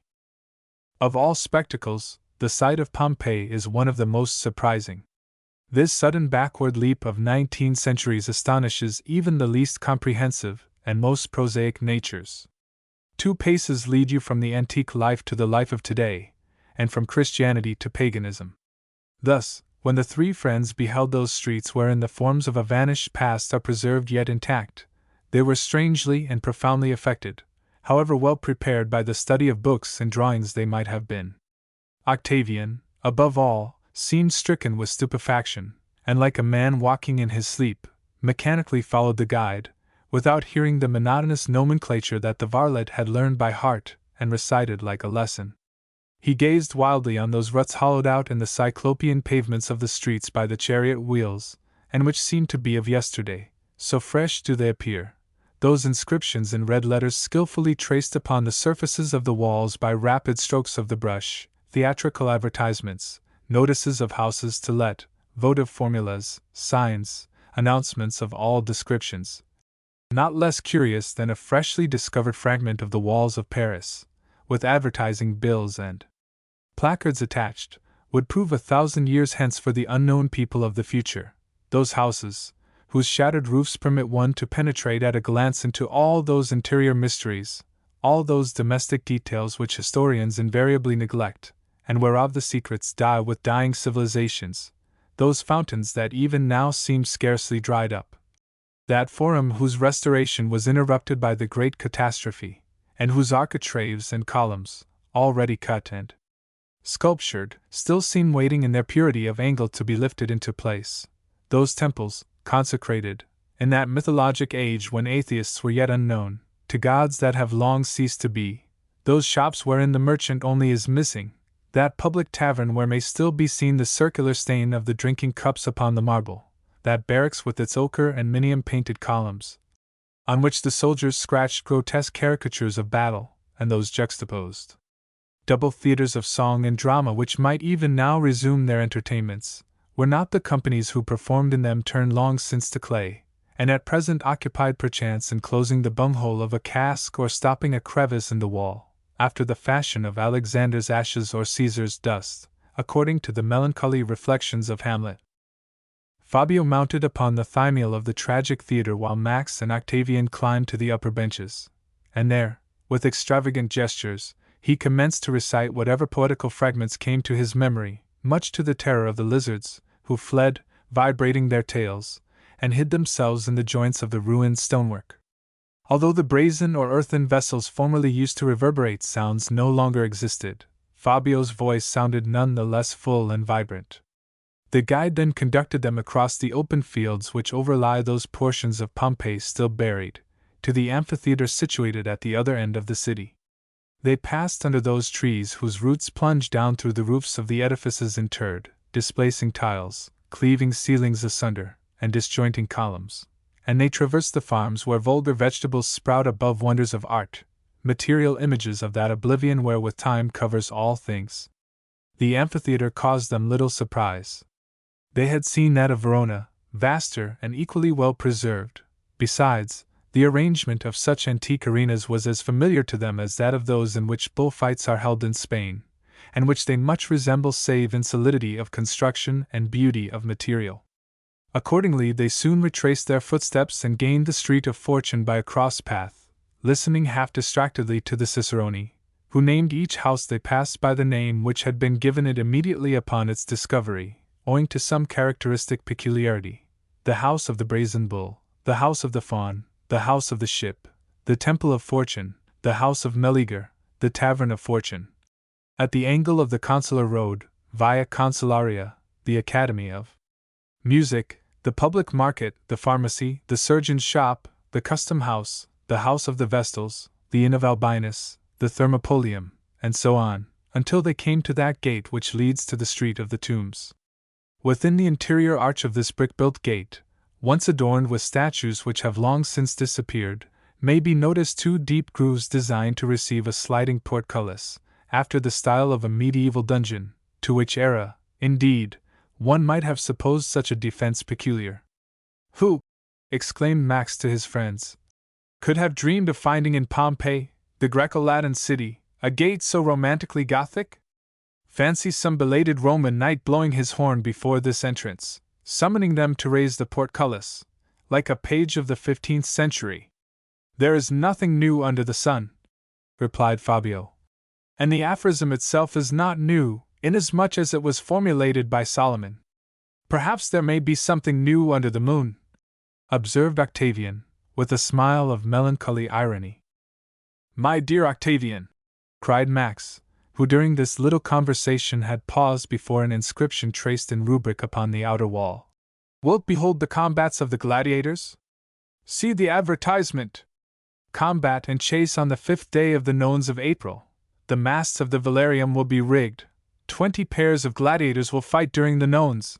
If you fear for the delicacy of your complexion, be assured that the awnings will be spread, and as you might in any case prefer to visit the amphitheatre early, these men will cut each other's throats in the morning, matutini erunt.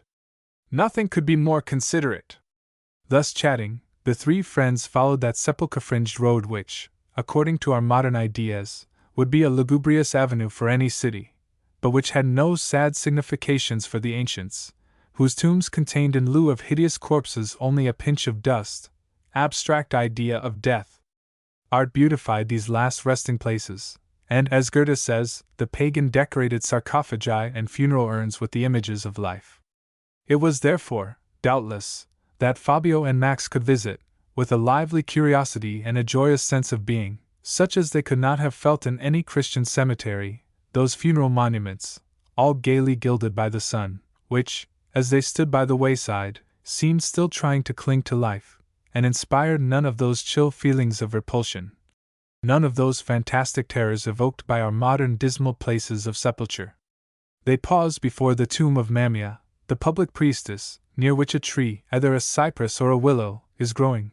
They seated themselves in the hemicycle of the triclinium, where the funeral feasts were held, laughing like fortunate heirs, they read with mock solemnity the epitaphs of Navalia, Labian, and the Arria family, silently followed by Octavian, who seemed more deeply touched than his careless companions by the fate of those dead of 2,000 years ago.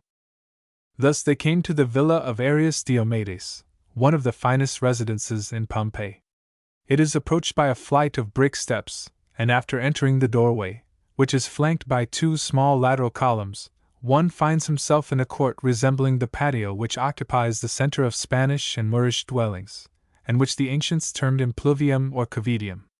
14 columns of brick, overlaid with stucco, once supported on 4 sides a portico or covered peristyle, not unlike a convent cloister, and beneath which one could walk secure from the rain. This courtyard is paved in mosaic with brick and white marble, which presents a subdued and pleasing effect of color. In its center a quadrilateral marble basin, which still exists, formerly caught the rainwater that dripped from the roof of the portico. It was a strange experience, entering thus into the life of the antique world, and treading with well-blacked boots upon the marbles worn smooth by the sandals and buskins of the contemporaries of Augustus and Tiberius. The cicerone led them through the exedra or summer parlor, which opened to the sea, to receive its cooling breezes. It was there that the family received company, and took their siesta during those burning hours when prevailed the mighty zephyr of Africa, laden with languors and storms. He brought them into the basilica, a long open gallery which lighted the various apartments, and in which clients and visitors erst awaited the call of the nomenclator. Then he conducted them to the white marble terrace, whence extended a broad view of verdant gardens and blue sea. Then he showed them the nymphaeum, or hall of baths, with its yellow-painted walls, its stucco columns, its mosaic pavement, and its marble bathing basin which had contained so many of the lovely bodies that have long since passed away like shadows, the cubiculum, where flitted so many dreams from the ivory gate, and whose alcoves contrived in the wall were once closed by a canopium or curtain, of which the bronze rings still lie upon the floor, the tetrastyle, or hall of recreation, the chapel of the Lares, the cabinet of archives, the library, the museum of paintings, the gymnasium or women's apartment, comprising a suite of small chambers, now half fallen into ruin, but whose walls yet bear traces of paintings and arabesques, like fair cheeks from which the rouge has been but half wiped off. Having fully inspected all these, they descended to the lower floor, for the ground is much lower on the garden side than it is on the side of the street of the tombs. They traversed 8 halls painted in antique red, whereof one has its walls hollowed with architectural niches, after that style of which we have today a good example in the vestibule of the Hall of the Ambassadors at the Alhambra, and finally they came to a sort of cave or cellar, whose purpose was clearly indicated by 8 earthen amphorae propped up against the wall, and once perfumed, doubtless, like the odes of Horace with the wines of Crete, Falernia, or Massica. One solitary bright ray of sunshine streamed through a narrow aperture above, half choked by nettles, whose light traversed leaves it transformed into emeralds and topazes, and this gay natural detail seemed to smile opportunely through the sadness of the place. "It was here," observed the cicerone, in his customary indifferent tone, "that among 17 others was found the skeleton of the lady whose mold is exhibited at the Naples Museum. She wore gold rings, and the shreds of her fine tunic still clung to the mass of cinders which have preserved her shape." The guide's commonplace phrases deeply affected Octavian. He made the man point out to him the exact spot where the precious remains had been discovered, and had it not been for the restraining presence of his friends, he would have abandoned himself to some extravagant lyrism. His chest heaved, his eyes glistened with a furtive moisture. Though blotted out by 20 centuries of oblivion, that catastrophe touched him like a recent misfortune. Not even the death of a mistress or a friend could have affected him more profoundly, and while Max and Fabio had their backs turned, a tear, 2,000 years late, fell upon the spot where that woman, with whom he felt he had fallen retrospectively in love, had perished, suffocated by the hot cinders of the volcano. "Enough of this archaeology," cried Fabio. "We do not propose to write dissertations upon an ancient jug or a tile of the age of Julius Caesar in order to obtain memberships in some provincial academy. These classic souvenirs give me the stomachache. Let us go to dinner, if such a thing be possible, in that picturesque hostelry, where I fear we shall be served with fossil beefsteaks and fresh eggs laid prior to the death of Pliny. I will not exclaim with Boileau, Unsat, quoque ouvre un avis important. Unsat, quoque ouvre un avis important, exclaimed Max, with a laugh. That would be ill-mannered, but your idea is a good one. Still, I think it would have been pleasant to banquet here, on some triclinium, reclining after the antique fashion, and waited upon by slaves according to the style of Lucullus or Trimalchio. It is true that I see no oysters from Lake Lucrinus, the turbots and mullets from the Adriatic are wanting, the Apulian boar cannot be had in market, and the loaves and honey cakes on exhibition in the Naples Museum lie, hard as stones, beside their green-gray molds. Even raw macaroni sprinkled with caciocavallo, detestable as it may be, is certainly better than nothing. What does friend Octavian think about it? Octavian, who was deeply regretting that he had not happened to be in Pompeii on the day of the eruption, so that he might have saved the lady of the gold rings, and thereby merited her love, had not heard a syllable of this gastronomic conversation. Only the last two words uttered by Max had fallen upon his ears, and feeling no desire to broach a discussion, he gave a random nod of assent, upon which the amicable party retraced the road along the ramparts to the inn. The table was placed under a sort of open porch which served as a vestibule to the hostelry, whose rough cast walls were decorated with various daubs that the host entitled Solvato Rosa, Espagnolet, Cavalier Massimo, and other celebrated names of the Neapolitan school, which he deemed himself bound to extol. Venerable host, cried Fabio, do not waste your eloquence to no purpose. We are not Englishmen, and we prefer young women to old canvases. Better send us your wine list by that handsome brunette with the velvety eyes whom I just now perceived on the stairway. Finding that his guests did not belong to the mystifiable class of Philistines and bourgeois, the Palforio ceased to vaunt his gallery in order to glorify his cellar. To begin with, he had all the best vintages: Chateau Margaux, Grand Lafitte, which had been twice to the Indies, Sillery de Motte, Hock Meyer, scarlet wine, port and porter, ale and ginger beer, white and red Lacryma Christi, Caprian, and Falernian. What, you have Falernian wine, animal! And put it at the end of your list! And you dare to subject us to an unendurable enological litany! Cried Max, leaping at the innkeeper's throat with burlesque fury. Why, you have no sentiment of local color. You are unworthy to live in this antique neighborhood. Is it even good, this Falernian wine of yours? Was it put in amphory under the Consul Plancus, Consul Planco? I know nothing about the Consul Plancus, and my wine is not put in amphory, but it is good, and worth 10 carlins a bottle, answered the innkeeper. Day had faded away and the night came, a serene, transparent night, clearer, assuredly, than full midday in London. The earth had tints of azure, and the sky silvery reflections of inconceivable sweetness. The air was so still that the flames of the candles on the table did not oscillate. A young boy, playing a flute, approached the table, and standing there, with his eyes fixed upon the three guests, performed upon his sweet and melodious instrument one of those popular airs in a minor key which have a penetrating charm. Perhaps that lad was a direct descendant of the flute player who marched before Dirlius. Our repast is assuming quite an antique aspect. We only need some Gaditanian dancing women and ivy garlands, exclaimed Max, as he helped himself to a great bumper of Falernian wine. I feel myself in the humor for making Latin quotations like a feuilleton in the debats. Stanzas of odes come back to my memory, added Max.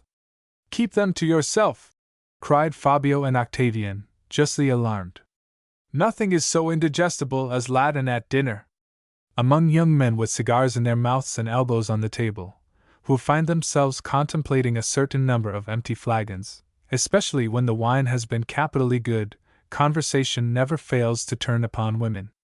Each explained his own system, whereof the following is a fair summary. Fabio cared only for youth and beauty.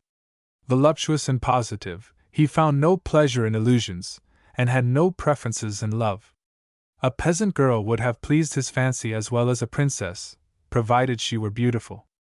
The body rather than its apparel attracted him. He laughed much at certain of his friends who were enamored of so many yards of lace and silk, and he declared it were more rational to fall in love with the stock of a fashionable marchand de nouveautés. These opinions, which were rational enough in the main, and which he made no attempt to conceal, caused him to pass for an eccentric.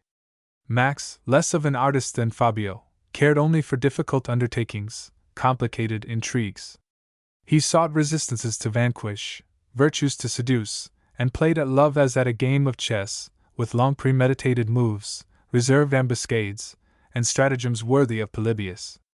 In a drawing-room he would always choose the woman who seemed least in sympathy with him for the object of attack. To make her pass by skillful transition from aversion to love afforded him delicious pleasure.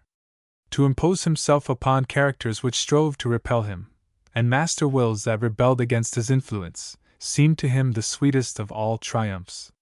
Like those hunters who, through rain, sunshine, or snow, through fields and woods, and over plains, pursue with excessive fatigue and unconquerable ardor some miserable quarry which in 3 cases out of 4 they would not deign to eat, so Max, having once captured his prey, troubled himself no further about it, and at once started off on another chase. As for Octavian, he confessed that reality itself had little charm for him, not because he indulged in student dreams, all molded of lilies and roses like one of de Maustier's madrigals, but because there were too many prosaic and repulsive details surrounding all beauty, too many doting and decorated fathers, coquettish mothers who wore natural flowers and false hair, ruddy-faced cousins meditating proposals, ridiculous aunts in love with little dogs. An aquatinta engraving after Horace Vernet or de la Roche, hung up in a woman's room, would have been sufficient to check a growing passion within him. More poetical even than amorous, he wanted a terrace on Isola Bella, in Lake Maggiore, under the light of a full moon to frame a rendezvous. He would have wished to elevate his love above the midst of common life, and transport its scenes to the stars. Thus he had by turns fallen fruitlessly and madly in love with all the grand feminine types preserved by history or art. Like Faust, he had loved Helen, and would have wished that the undulations of the ages might bear to him one of those sublime personifications of human desires and dreams, whose forms, to mortal eyes invisible, live immortally beyond space and time. He had created for himself an ideal seraglio, with Semiramis, Aspasia, Cleopatra, Diana of Poitiers, Jane of Aragon. At times also he had fallen in love with statues, and one day, passing before the Venus of Milo in the museum, he cried out passionately, "Oh, who will restore thy arms that thou mayst crush me upon thy marble bosom?" At Rome, the sight of a matted mass of long thick human hair, exhumed from an antique tomb, had thrown him into a fantastic delirium. He had attempted, through the medium of a few of those hairs, obtained by a golden bribe from the custodian, and placed in the hands of a clairvoyant of great power, to evoke the shade and form of the dead, but the conducting fluid, the subtle audile, had evaporated during the lapse of so many years, and the apparition could no more come forth out of the eternal night. As Fabio had divined before the glass cabinet in the Studii Museum, the imprint discovered in the cellar at the villa of Arius Diomedes had excited in Octavian wild impulses toward a retrospective ideal. He longed to soar beyond life and time and transport himself in spirit to the age of Titus. Max and Fabio retired to their room, and being somewhat heavy-headed from the classic fumes of the Falernian, were soon sound asleep. Octavian, who had more than once suffered the full glass to remain before him untasted, not wishing to disturb by a grosser intoxication the poetic drunkenness which boiled in his brain, felt from the agitation of his nerves that sleep would not come to him, and left the hostelry on tiptoe that he might cool his brow and calm his thoughts in the night air. His feet bore him unawares to the entrance which leads into the dead city. He removed the wooden bar that closed it, and wandered into the ruins beyond. The moon illuminated the pale houses with her white beams, dividing the streets into double-edged lines of silvery white and bluish shadow. This nocturnal day, with its subdued tints, disguised the degradation of the buildings. The mutilated columns, the facades streaked with fugitive lizards, the roofs crumbled in by the eruption, were less noticeable than when beheld under the clear, raw light of the sun. The lost parts were completed by the half-tint of shadow, and here and there one brusque beam of light, like a touch of sentiment in a picture sketch, marked where a whole edifice had crumbled away. The silent genii of the night seemed to have repaired the fossil city for some representation of fantastic life. At times Octavian fancied that he saw vague human forms in the shadow, but they vanished the moment they approached the edge of the lighted portion of the street. A low whispering, an indefinite hum, floated through the silence. Our promenader at first attributed them to a fluttering in his eyes, to a buzzing in his ears. It might even, he thought, be merely an optical delusion, coupled with the sighing of the sea breezes, or the flight of some snake or lizard through the nettles, for in nature all things live, even death, all things make themselves heard, even silence. Nevertheless, he felt a kind of involuntary terror, a slight trembling, that might have been caused by the cold night air, but which made his flesh creep. Could it be that his comrades, actuated by the same impulses as himself, were seeking him among the ruins? Those dimly seen forms and those indistinct sounds of footsteps. Might it not have been only Max and Fabio walking and chatting together, who had just disappeared round the corner of a crossroad? But Octavian felt to his dismay that this very natural explanation could not be true, and the arguments which he made to himself in favor of it were the reverse of convincing. The solitude and the shadow were peopled with invisible beings whom he was disturbing. He had fallen into the midst of a mystery, and it seemed that they were awaiting his departure in order to commence again. Such were the extravagant ideas that floated through his brain, and obtained no little verisimilitude from the hour, the place, and the thousand alarming details which those can well understand who have ever found themselves alone by night in the midst of some vast ruin. Passing before a house which he had attentively observed during the day, and which the moon shone fully upon, he beheld in perfect integrity a certain portico whereof he had vainly attempted to restore the design in fancy. 4 Ionic columns, fluted for half their height and their shafts purple-robed with minium tints, sustained a cymatium adorned with polychromatic ornaments that the artist seemed only to have completed the day before. Upon one side wall of the entrance a Laconian molossus, painted in encaustic, and accompanied by the warning inscription, Cave Canem, barked at the moon and the visitor with pictured fury. On the mosaic threshold the word have, in Oscan and Latin characters, saluted the guest with its friendly syllables. The outer surfaces of the walls, tinted with ochre and rubric, were unmarred by a single crack. The house had grown a story higher, and the tiled roof, now surmounted by a bronze acroterium, projected an intact outline against the light blue of the sky, where a few stars were growing pale. This strange restoration effected between afternoon and evening by some unknown architect greatly puzzled Octavian, who felt certain of having the same day seen that very house in a lamentable state of ruin. The mysterious reconstructor had labored with great dispatch, for all the neighboring dwellings had the same fresh, new look, all the pillars were coiffed with their capitals, not a single stone, a brick, a pellicle of stucco or a scale of paint was wanting upon the shining surfaces of the facades, and through the intervals of the peristyles surrounding the marble basin of the cavitium one could catch glimpses of white laurels and bay roses, myrtles and pomegranates. Surely all the historians were mistaken. The eruption had never taken place, or else the needle of time had moved backward 20 secular hours upon the dial of eternity. In the climax of his astonishment, Octavian commenced to wonder whether he might not actually be sleeping upon his feet, and walking in a dream. He even seriously asked himself whether madness might not be parading its hallucinations before his eyes, but he soon felt himself compelled to admit that he was neither asleep nor mad. A singular change had taken place in the atmosphere. Vague rose tints were blending through brightening shades of violet with the faintly azure tints of moonlight. The sky commenced to glow brightly along its borders. Daylight seemed about to dawn. Octavian took out his watch. It marked the hour of midnight.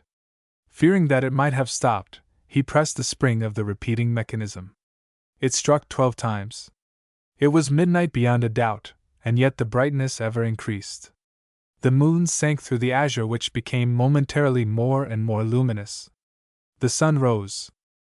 Then Octavian, to whom all ideas of time had become hopelessly confused, was able to convince himself that he was walking, not through a dead Pompeii, the chill corpse of a city half-shrouded, but through a living, youthful, intact Pompeii over which the torrents of burning mud from Vesuvius had never flowed. An inconceivable prodigy had transported him, a Frenchman of the 19th century, back to the age of Titus, not in spirit only, but in reality, or else had called up before him from the depths of the past a desolated city with its vanished inhabitants, for a man clothed in the antique fashion had just passed out of a neighboring house. This man wore his hair short, and his face was closely shaven. He was dressed in a brown tunic and a grayish mantle, the ends of which were well tucked up so as not to impede his movements. He walked at a rapid gait, bordering upon a run, and passed by Octavian without perceiving him. He carried on his arm a basket made of Spanish broom, and proceeded toward the Forum Nundinarium. He was evidently a slave, some Davis, going to market beyond a doubt. The noise of wheels became audible, and an antique wagon, drawn by white oxen and loaded with vegetables, came along the street.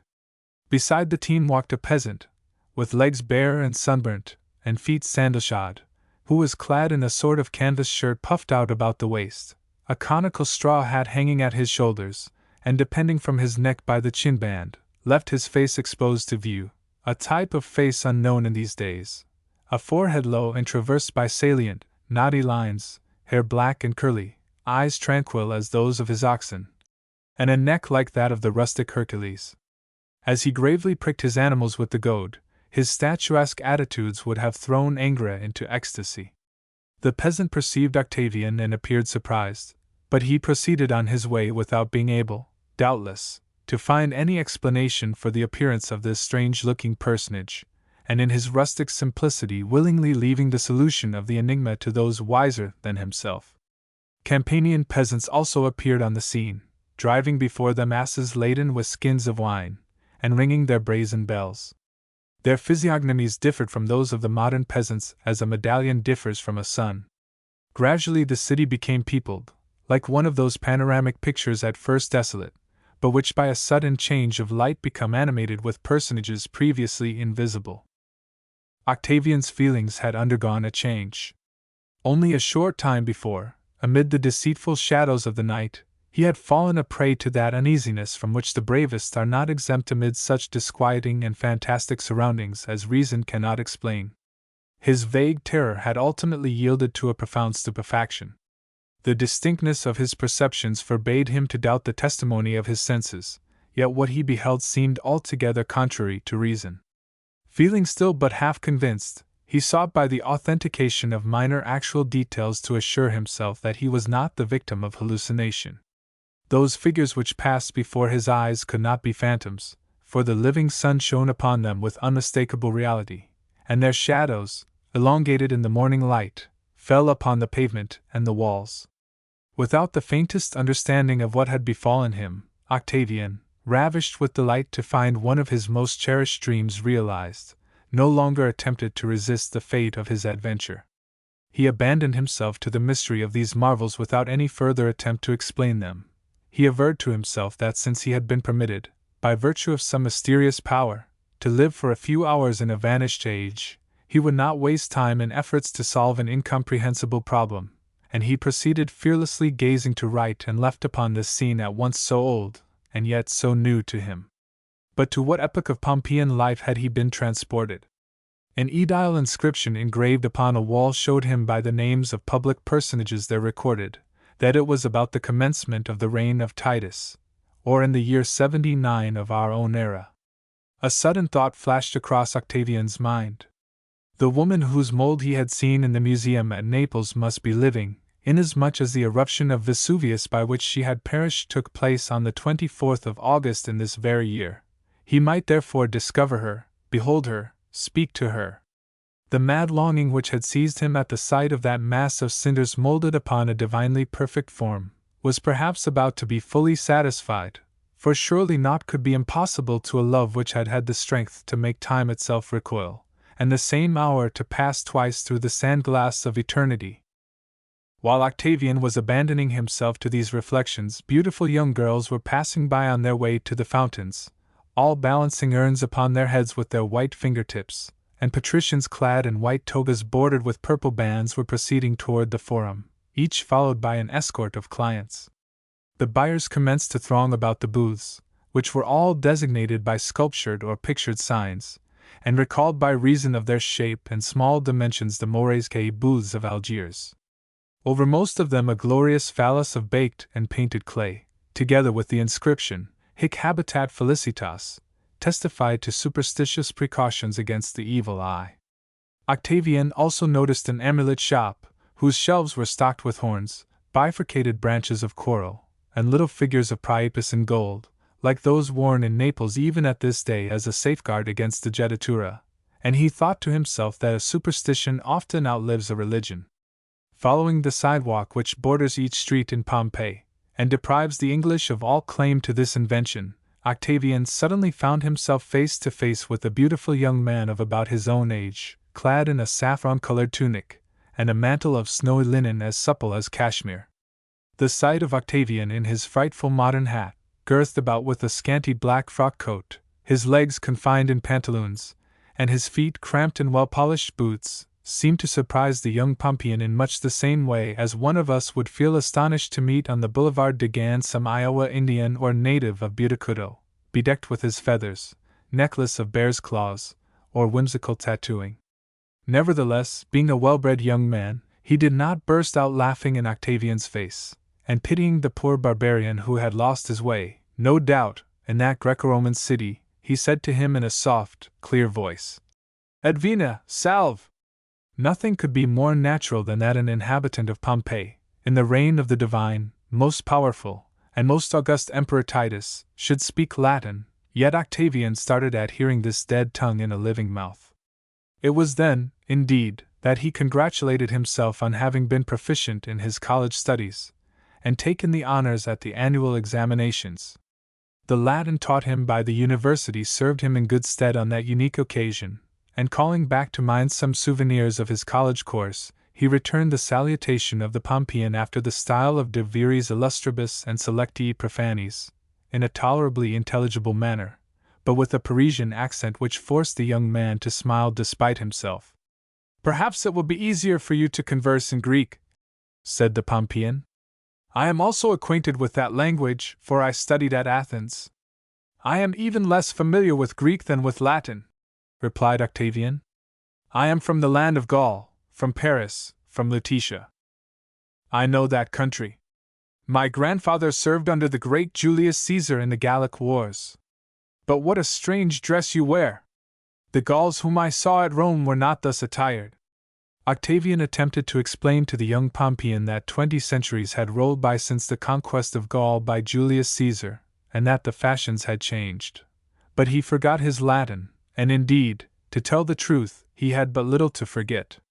My name is Rufus Halconius, and my house is at your service, said the young man. Unless, indeed, you prefer the freedom of the tavern. It is hard by the public house of Albinus, near the gate of the suburb of Augustus Felix and the inn of Serenus, son of Publius, just at the second turn. But if you wish, I will be your guide through this city, in which you do not seem to be acquainted. Young barbarian, I like you, although you endeavor to impose upon my credulity by pretending that the Emperor Titus, who now reigns, died 2,000 years ago, and that the Nazarian, whose infamous followers were plastered with pitch and burned to illuminate Nero's gardens, rules sole master of the deserted heavens whence the great gods have fallen. By Pollux, he continued as his eyes fell upon a rubric inscription at a street corner. You have just come in good time. The Casina of Plautus, which has quite recently been put upon the stage, will be played today. It is a curious and laughable comedy which will amuse you, even if you only comprehend the pantomime of it. Come with me. It is nearly time for the play already. I will find you a place in the seats set apart for guests and strangers. And Rufus Halconius led the way toward the little comic theater which the three friends had visited during the day. The Frenchman and the citizen of Pompeii proceeded along the street of the Fountains of Abundance and the street of the theaters, passing by the college, the temple of Isis, and the studio of the sculptor, and entered the Odeon or comic theater by a lateral vomitory. Through the recommendations of Halconius, Octavian obtained a seat near the proscenium in a part of the theater corresponding to our private boxes which front upon the stage. All eyes were immediately turned upon him with good-natured curiosity, and a low whispering arose all through the amphitheater. The play had not yet commenced, and Octavian profited by the interval to examine the building. The semicircular seats, terminated at either end by a magnificent lion's paw sculptured in Vesuvian lava, receded, broadening as they rose, from an empty space corresponding to our parterre, but much narrower and paved in mosaic with Greek marble. The rows of seats widened above one another in regular gradation according to distance, and four stairways, corresponding with the vomitories, and sloping from the base to the summit of the amphitheater, divided it into 5 cunei or wedge-shaped compartments, with the broad end uppermost. The spectators, all furnished with tickets consisting of little slips of ivory, upon which were indicated in numerical order the row, division, and seat, together with the name of the play and its author, took their places without confusion. The magistrates, nobility, married men, young folks, and the soldiers, who attracted attention by the gleaming of their bronze helmets, all occupied different rows of seats. It was an admirable spectacle. Those beautiful togas and great white mantles displayed in the first row of seats, contrasting with the vari-colored garments of the women seated in the circle above, and the grey capes of the populace who were assigned to the upper benches near the columns which supported the roof, and between which were visible glimpses of a sky intensely blue as the azure background of the Panathenea. A fine spray aromatized with saffron fell from the friezes above in imperceptible mist, at once cooling and purifying the air.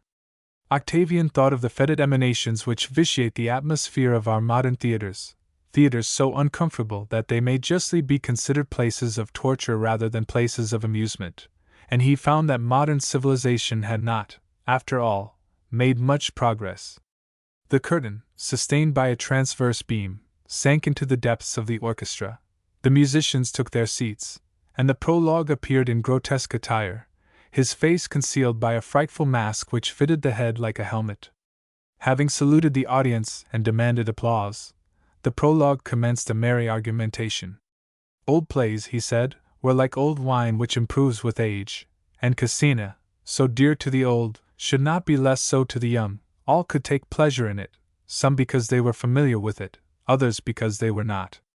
Moreover, the play had been carefully remounted, and should be heard with a cheerful mind, without thinking about one's debts or one's creditors, for people were not liable to be arrested at the theater.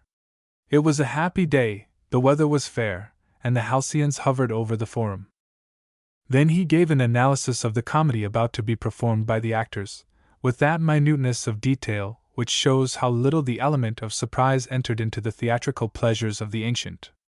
He told how the aged Stilino, being enamored of his beautiful slave Cassina, desired to marry her to his farmer Olympio, a complaisant spouse whose place he himself would fill on the nuptial night, and how Lycostrata, wife of Stilino, in order to thwart the luxury of her vicious husband, sought to unite Cassina in marriage to the groom Chalinus with the further idea of favoring the amours of her son.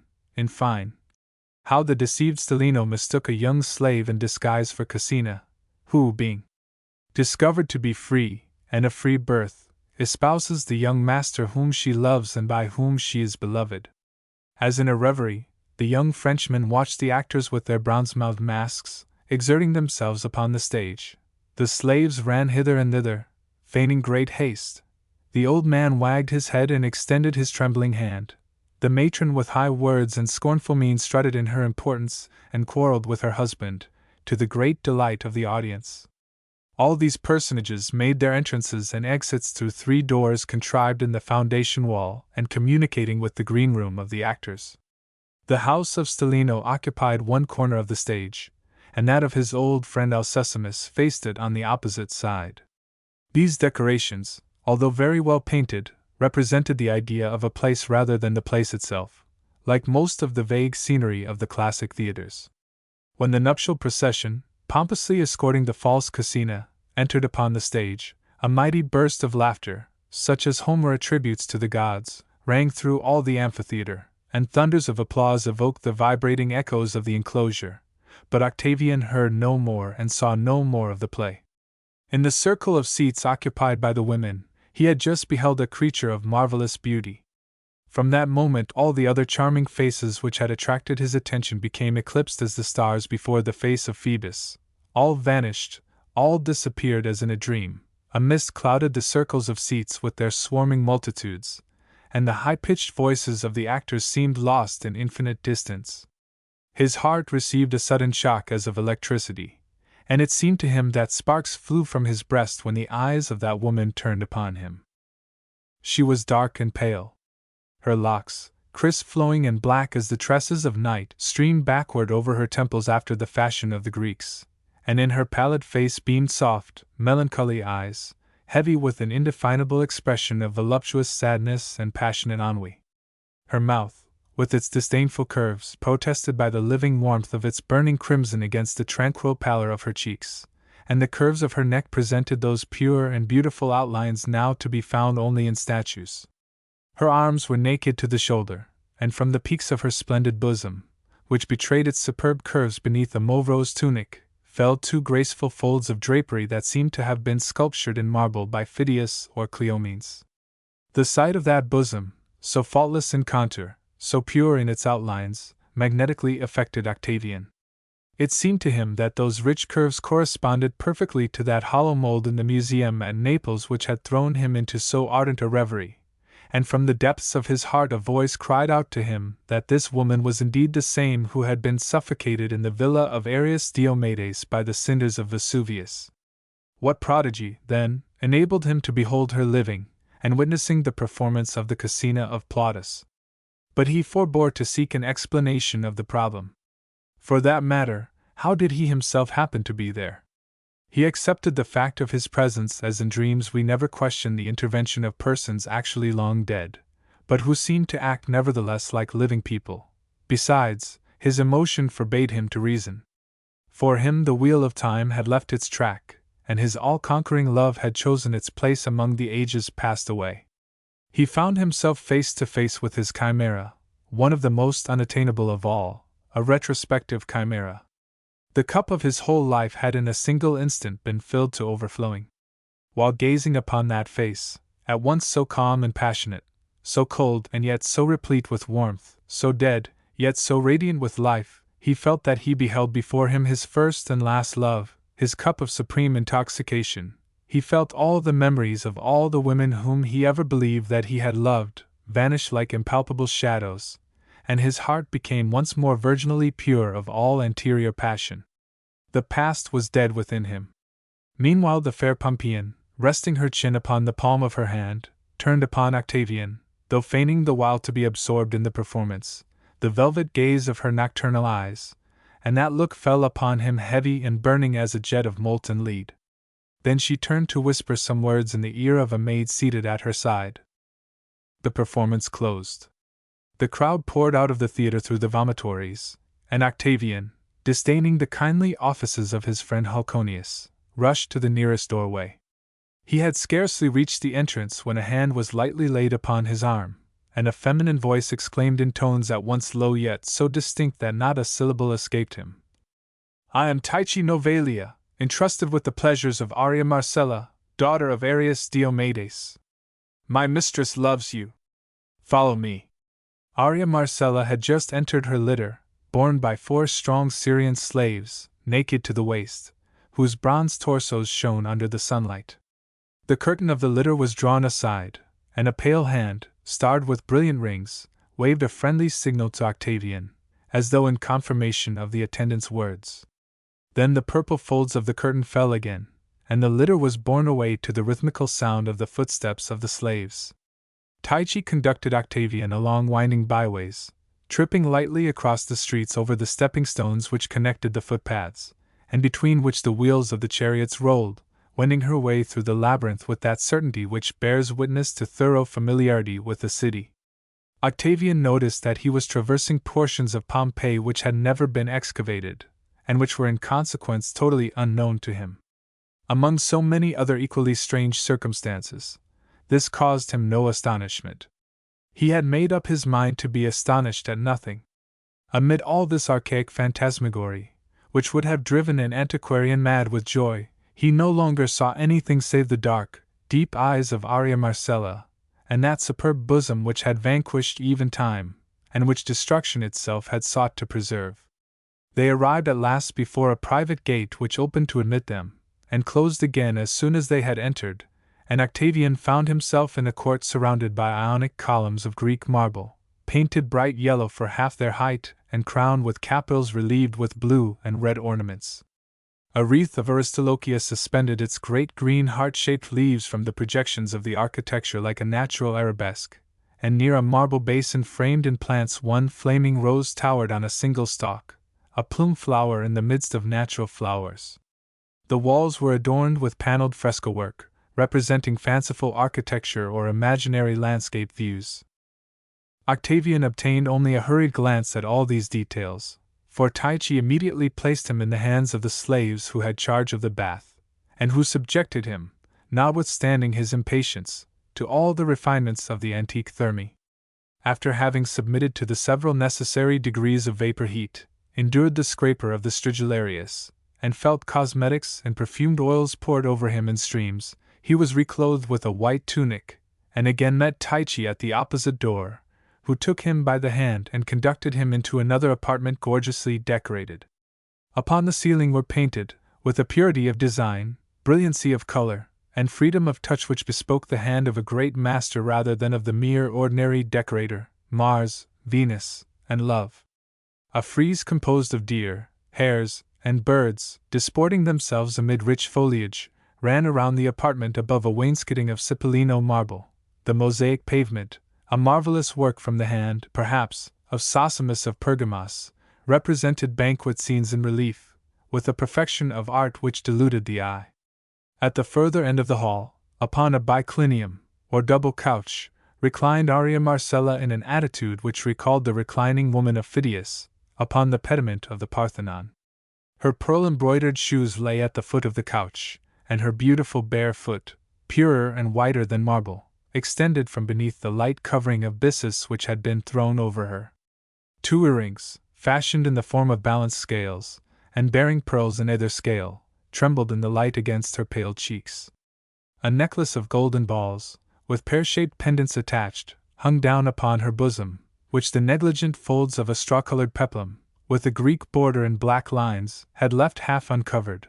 A gold and black fillet passed and glittered here and there through her ebon tresses, for she had changed her dress upon returning from the theater, and around her arm, like the asp about the arm of Cleopatra, a golden serpent with jeweled eyes entwined itself in many folds and sought to bite its own tail. Close by the double couch had been placed a little table, supported upon griffin's paws, inlaid with mother of pearl, and freighted with different viands served upon dishes of silver and gold, or of earthenware enameled with costly paintings. A Phasian bird, cooked in its plumage, was visible, and also various fruits which are seldom seen together in any one season. Everything seemed to indicate that a guest was expected. The floor had been strewn with fresh flowers, and the amphorae of wine were plunged into urns filled with snow. Arria Marcella made a sign to Octavian to lie down upon the biclinium beside her and share her repast. Half maddened with astonishment and love, the young man took at random a few mouthfuls from the plates extended to him by little curly-haired Asiatic slaves, who wore short tunics. Arria did not eat, but she frequently raised to her lips an opal-tinted myrrhine vase filled with a wine darkly purple like thickened blood. As she drank, an imperceptible rosy vapor mounted to her cheeks from her heart, the heart that had never throbbed for so many centuries. Nevertheless, her bare arm, which Octavian lightly touched in the act of raising his cup, was cold as the skin of a serpent, or the marble of a tomb. Ah, when you paused in the Studii Museum to contemplate the mass of hardened clay which still preserves my form, exclaimed Arria Marcella, turning her long, liquid eyes upon Octavian, and your thoughts were ardently directed to me, my spirit felt it in that world where I float, invisible to vulgar eyes. Faith makes God, and love makes woman. One is truly dead only when one is no longer loved. Your desire has restored life to me. The mighty invocation of your heart overcame the dim distances that separated us. The idea of amorous invocation which the young woman spoke of entered into the philosophic beliefs of Octavian, beliefs which we ourselves are not far from sharing. In effect, nothing dies, all things are eternal. No power can annihilate that which once had being. Every action, every word, every thought which has fallen into the universal ocean of being, therein creates circles which travel, and increase in traveling, even to the confines of eternity. To vulgar eyes only do natural forms disappear, and the spectres which have thence detached themselves people infinity. Paris, in some unknown region of space, continues to carry off Helen. The galley of Cleopatra still floats down with swelling sails of silk upon the azure current of an ideal Cydnus. A few passionate and powerful minds have been able to recall before them ages apparently long passed away, and to restore to life personages dead to all the world beside. Faust has had for his mistress the daughter of Tyndarus, and conducted her to his Gothic castle in the depths of the mysterious abysses of Hades. Octavian had been able to live a day under the reign of Titus, and to make himself beloved of Arria Marcella, daughter of Arrius Diomedes, she who was at that moment lying upon an antique couch beside him in a city destroyed for all the rest of the world. From my disgust with other women, replied Octavian, from the unconquerable reverie which attracted me toward its radiant shapes as to stars that lure on, I knew that I could never love save beyond the confines of time and space. It was you that I awaited, and that frail vestige of your being, preserved by the curiosity of men, has by its secret magnetism placed me in communication with your spirit. I know not if you be a dream or a reality, a phantom or a woman, if, like Ixion, I press but a cloud to my cheated breast, if I am only the victim of some vile spell of sorcery, but what I do truly know is that you will be my first and my last love. May Eros, son of Aphrodite, hear your promise, returned Arria Marcella, dropping her head upon the shoulder of her lover, who lifted her in a passionate embrace. Oh, press me to your young breast! Envelop me with your warm breath! I am cold through having remained so long without love. And against his heart Octavian felt that beautiful bosom rise and fall, whose mold he had that very morning admired through the glass of a cabinet in the museum. The coolness of that beautiful flesh penetrated him through his tunic, and made him burn. The gold and black fillet had become detached from Arria's head, passionately thrown back, and her hair streamed like a black river over the purple pillow. The slaves had removed the table. A confused sound of sighs and kisses was alone audible. The pet quails, indifferent to this amorous scene, plundered the crumbs of the banquet upon the mosaic pavement, uttering sharp little cries. Suddenly the brazen rings of the curtain which closed the entrance to the apartment slided back upon the curtain rod, and an aged man of stern demeanor, and wrapped in a great brown mantle, appeared upon the threshold. His grey beard was divided into 2 points after the manner of the Nazareans. His face seemed furrowed by the suffering of ascetic mortifications, and a little cross of black wood was suspended from his neck, leaving no doubt as to his faith. He belonged to the sect then new of the disciples of Christ. On perceiving him, Arria Marcella, overwhelmed with confusion, hid her face in the folds of her mantle, like a bird which puts its head under its wing at the approach of an enemy from whom it cannot escape, to save itself at least from the horror of seeing him, while Octavian, rising on his elbow, stared fixedly at the provoking being who had thus abruptly interrupted his happiness. "Arria, Arria!" exclaimed the austere personage in a voice of reproach. "Did not your lifetime suffice for your misconduct, and must your infamous amours encroach upon centuries to which they do not belong? Can you not leave the living in their sphere? Have not your ashes cooled since the day when you perished unrepentant beneath the rain of volcanic fire? So, then, even 2,000 years have not sufficed to calm your passion, and your voracious arms still draw to your heartless breast of marble the poor madmen whom your philters have intoxicated. Arrius, Father, mercy! Do not crush me in the name of that morose religion which was never mine. I believed in our ancient gods, who loved life and youth and beauty and pleasure. Do not hurl me back into pale nothingness. Let me enjoy this life that love has given back to me. Silence, impious woman! Speak not to me of your gods, which are demons. Let this man, whom you have fettered with your impure seductions, depart hence. Draw him no more beyond the circle of that life which God measured out for him. Return to the limbo of paganism with your Asiatic, Roman, or Greek lovers. Young Christian, forsake that larva, who would seem to you more hideous than Impausa or Phorcys, could you but see her as she is." Pale and frozen with horror, Octavian tried to speak, but his voice clung to his throat, according to the expression of Virgil. "Will you obey me, Arria?" imperiously cried the tall old man. "No, never!" responded Arria, with flashing eyes, dilated nostrils, and passion-trembling lips, as she suddenly encircled the body of Octavian with her beautiful statuesque arms, cold, hard, and rigid as marble. Her furious beauty, enhanced by the struggle, shone forth at that supreme moment with supernatural brightness, as though to leave its imperishable souvenir with her young lover. "Then, unhappy woman," exclaimed the old man, "I must needs employ extreme measures, and render your nothingness palpable and visible to this fascinated child." And in a voice of command he pronounced a formula of exorcism that banished from Arya's cheeks the purple tints with which the black wine from the Myrrhine vase had suffused them. At the same moment the distant bell of one of those hamlets which border the sea-coast, or lie hidden in the mountain hollows, rang out the first peal of the Angelus. A sob of agony burst from the broken heart of the young woman at that sound. Octavian felt her encircling arms untwine, the draperies which covered her sank fold on fold, as though the contours which sustained them had suddenly given way, and the wretched night walker beheld on the banquet couch beside him only a handful of cinders mingled with a few fragments of calcined bones, among which gold bracelets and jewelry glittered, together with such other shapeless remains as were found in excavating the villa of Arrius Diomedes. He uttered one fearful cry and became insensible. The old man had disappeared, the sun rose, and the hall, so brilliantly decorated but a short time before, became only a dismantled ruin. After a heavy slumber, inspired by the libations of the previous evening, Max and Fabio started from their sleep, and at once called their comrade, whose room adjoined their own, with one of those burlesque rallying cries which are so commonly made use of by travelers. Octavian, for the best of reasons, returned no answer.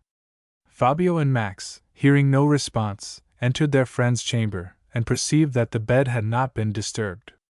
"He must have fallen asleep in some chair," said Fabio, "without being able to get to bed, for our good Octavian cannot bear much liquor, and most likely he is taking an early walk to dissipate the fumes of the wine in the fresh morning air." "But he did not drink much," returned Max, in a thoughtful manner. "All this seems very strange to me. Let us go and find him." Accompanied by the cicerone, the two friends searched all the streets, squares, crossroads, and alleys of Pompeii, entering every curious building where they thought Octavian might be occupied in copying a painting or taking down an inscription, and finally discovered him lying insensible upon the disjointed mosaic pavement of a small ruined chamber. They had much difficulty in restoring him to consciousness, and on reviving, his only explanation of the circumstance was that he had taken a fancy to see Pompeii by moonlight, and had been seized with a sudden faintness, which would doubtless result in nothing serious.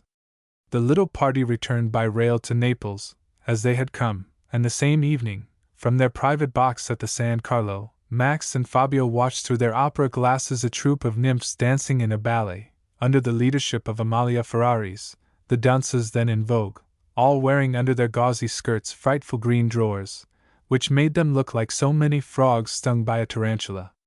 Pale, with watchful eyes, and the general air of one crushed by suffering, Octavian seemed to doubt the reality of what transpired upon the stage, so difficult did he find it to resume the sentiments of real life after the marvelous adventures of the night. From the time of that visit to Pompeii, Octavian fell into a dismal melancholy, which the good-humored pleasantry of his companions rather aggravated than soothed. The image of Arria Marcella haunted him incessantly, and the sad termination of his fantastic good fortune had never destroyed its charm. Unable to contain his misery, he returned secretly to Pompeii, and once again wandered among the ruins by moonlight as before, his heart palpitating with maddening hope. But the hallucination never returned. He saw only the lizards fleeing over the stones, he heard only the screams of the startled night-birds. He met his friend Rufus Hulconius no more. Tyche came not to lay her supple hand upon his arm. Arria Marcella obstinately slumbered in her dust. Abandoning all hope, Octavian finally married a charming young English girl, who is madly in love with him. He is perfectly well behaved to his wife, yet Ellen, with that subtle instinct of the heart which nothing can deceive, feels that her husband is enamored of another. But of whom? That is a mystery which the most unflagging watchfulness cannot enable her to unravel. Octavian never entertains actresses. In society he addresses to women only the most commonplace gallantries. He even returned with the greatest coldness the marked advances of a certain Russian princess celebrated for her beauty and her coquetry. A secret drawer, opened during her husband's absence, afforded no confirmation of infidelity to Ellen's suspicions. But how could she permit herself to be jealous of Arria Marcella, daughter of Arrius Diomedes, the freedman of Tiberius? The Mummy's Foot. I had entered, in an idle mood, the shop of one of those curiosity vendors who are called marchands de bric-a-brac in that Parisian argot which is so perfectly unintelligible elsewhere in France. You have doubtless glanced occasionally through the windows of some of these shops, which have become so numerous now that it is fashionable to buy antiquated furniture, and that every petty stockbroker thinks he must have his chamber au Moyen Age. There is one thing there which clings alike to the shop of the dealer in old iron, the wareroom of the tapestry maker, the laboratory of the chemist, and the studio of the painter. In all those gloomy dens where a furtive daylight filters in through the window shutters, the most manifestly ancient thing is dust. The cobwebs are more authentic than the gimp laces, and the old pear-tree furniture on exhibition is actually younger than the mahogany which arrived but yesterday from America. The warehouse of my bric-a-brac dealer was a veritable Capharnaum. All ages and all nations seemed to have made their rendezvous there. An Etruscan lamp of red clay stood upon a buhl cabinet, with ebony panels, brightly striped by lines of inlaid brass. A duchess of the court of Louis XV. nonchalantly extended her fawn-like feet under a massive table of the time of Louis XIII, with heavy spiral supports of oak, and carven designs of chimeras and foliage intermingled. Upon the denticulate shelves of several sideboards glittered immense Japanese dishes with red and blue designs relieved by gilded hatching, side by side with enameled works by Bernard Palissy, representing serpents, frogs, and lizards in relief. From disemboweled cabinets escaped cascades of silver lustrous Chinese silks and waves of tinsel, which an oblique sunbeam shot through with luminous beads, while portraits of every era, in frames more or less tarnished, smiled through their yellow varnish. The striped breastplate of a Damascene suit of Milanese armor glittered in one corner. Loves and nymphs of porcelain, Chinese grotesques, vases of celadone and crackleware, Saxon and old Sèvres cups encumbered the shelves and nooks of the apartment. The dealer followed me closely through the tortuous way contrived between the piles of furniture, warding off with his hand the hazardous sweep of my coat skirts, watching my elbows with the uneasy attention of an antiquarian and a usurer. It was a singular face, that of the merchant, an immense skull, polished like a knee, and surrounded by a thin aureole of white hair, which brought out the clear salmon tint of his complexion all the more strikingly, lent him a false aspect of patriarchal bonhomie, counteracted, however, by the scintillation of two little yellow eyes which trembled in their orbits like two Louis d'Or upon quicksilver. The curve of his nose presented an aquiline silhouette, which suggested the Oriental or Jewish type.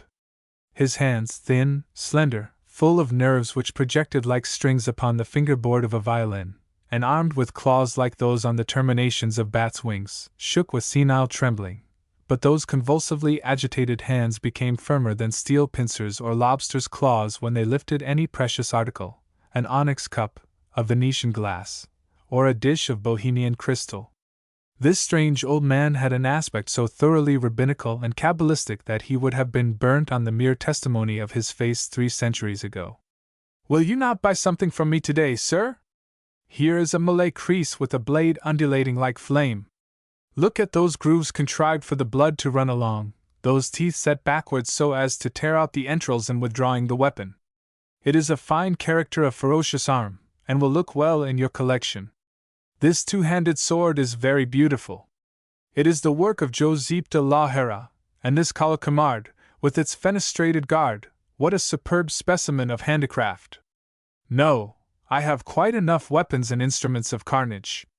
I want a small figure, something which will suit me as a paperweight, for I cannot endure those trumpery bronzes which the stationers sell, and which may be found on everybody's desk." The old gnome foraged among his ancient wares, and finally arranged before me some antique bronzes, so called at least, fragments of malachite, little Hindu or Chinese idols, a kind of pussatoys in jadestone, representing the incarnations of Brahma or Vishnu, and wonderfully appropriate to the very undivine office of holding papers and letters in place. I was hesitating between a porcelain dragon, all constellated with warts, its mouth formidable with bristling tusks and ranges of teeth, and an abominable little Mexican fetish, representing the god Huitzilopochtli natural, when I caught sight of a charming foot, which I at first took for a fragment of some antique Venus. It had those beautiful ruddy and tawny tints that lend to Florentine bronze that warm living look so much preferable to the gray-green aspect of common bronzes, which might easily be mistaken for statues in a state of putrefaction. Satiny gleams played over its rounded forms, doubtless polished by the amorous kisses of 20 centuries, for it seemed a Corinthian bronze, a work of the best era of art, perhaps molded by Lysippus himself. "That foot will be my choice," I said to the merchant, who regarded me with an ironical and saturnine air, and held out the object desired that I might examine it more fully. I was surprised at its lightness. It was not a foot of metal, but in sooth a foot of flesh, an embalmed foot, a mummy's foot. On examining it still more closely, the very grain of the skin, and the almost imperceptible lines impressed upon it by the texture of the bandages, became perceptible. The toes were slender and delicate, and terminated by perfectly formed nails, pure and transparent as agates. The great toe, slightly separated from the rest, afforded a happy contrast, in the antique style, to the position of the other toes, and lent it an aerial lightness, the grace of a bird's foot. The sole, scarcely streaked by a few almost imperceptible cross lines, afforded evidence that it had never touched the bare ground, and had only come in contact with the finest matting of Nile rushes and the softest carpets of panther skin. "Ha ha, you want the foot of the Princess Hermonthis!" exclaimed the merchant, with a strange giggle, fixing his owlish eyes upon me. "Ha ha ha! For a paperweight! An original idea, artistic idea! Old Pharaoh would certainly have been surprised had someone told him that the foot of his adored daughter would be used for a paperweight after he had had a mountain of granite hollowed out as a receptacle for the triple coffin, painted and gilded, covered with hieroglyphics and beautiful paintings of the judgment of souls," continued the queer little merchant, half audibly, as though talking to himself. "How much will you charge me for this mummy fragment?" "Ah, the highest price I can get, for it is a superb piece. If I had the match of it, you could not have it for less than 500 francs. The daughter of a pharaoh! Nothing is more rare. Assuredly that is not a common article, but still, how much do you want? In the first place, let me warn you that all my wealth consists of just 5 louis. I can buy anything that costs 5 louis, but nothing dearer. You might search my vest pockets and most secret drawers without even finding one poor 5-franc piece more. 5 louis for the foot of the Princess Hermonthis. That is very little, indeed. 'Tis an authentic foot," muttered the merchant, shaking his head, and imparting a peculiar rotary motion to his eyes. "Well, take it, and I will give you the bandages into the bargain," he added, wrapping the foot in an ancient damask rag. "Very fine! Real damask, Indian damask which has never been readied. It is strong, and yet it is soft," he mumbled, stroking the frayed tissue with his fingers, through the trade-acquired habit which moved him to praise even an object of such little value that he himself deemed it only worth the giving away. He poured the gold coins into a sort of medieval alms purse hanging at his belt, repeating, "The foot of the Princess Hermonthis to be used for a paperweight." Then, turning his phosphorescent eyes upon me, he exclaimed in a voice strident as the crying of a cat which has swallowed a fishbone, "Old Pharaoh will not be well pleased. He loved his daughter, the dear man. You speak as if you were a contemporary of his. You are old enough, goodness knows. But you do not date back to the pyramids of Egypt," I answered laughingly, from the threshold. I went home, delighted with my acquisition. With the idea of putting it to profitable use as soon as possible, I placed the foot of the divine Princess Hermonthis upon a heap of papers scribbled over with verses, in themselves an undecipherable mosaic work of erasures, articles freshly begun, letters forgotten, and posted in the table drawer instead of the letter box, an error to which absent-minded people are peculiarly liable. The effect was charming, bizarre, and romantic. Well satisfied with this embellishment, I went out with the gravity and pride becoming one who feels that he has the ineffable advantage over all the passers-by whom he elbows, of possessing a piece of the Princess Hermonthis, daughter of Pharaoh.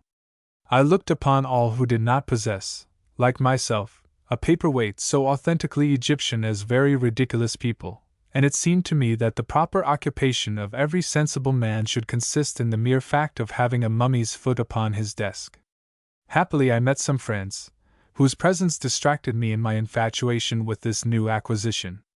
I went to dinner with them, for I could not very well have dined with myself. When I came back that evening, with my brain slightly confused by a few glasses of wine, a vague whiff of oriental perfume delicately titillated my olfactory nerves.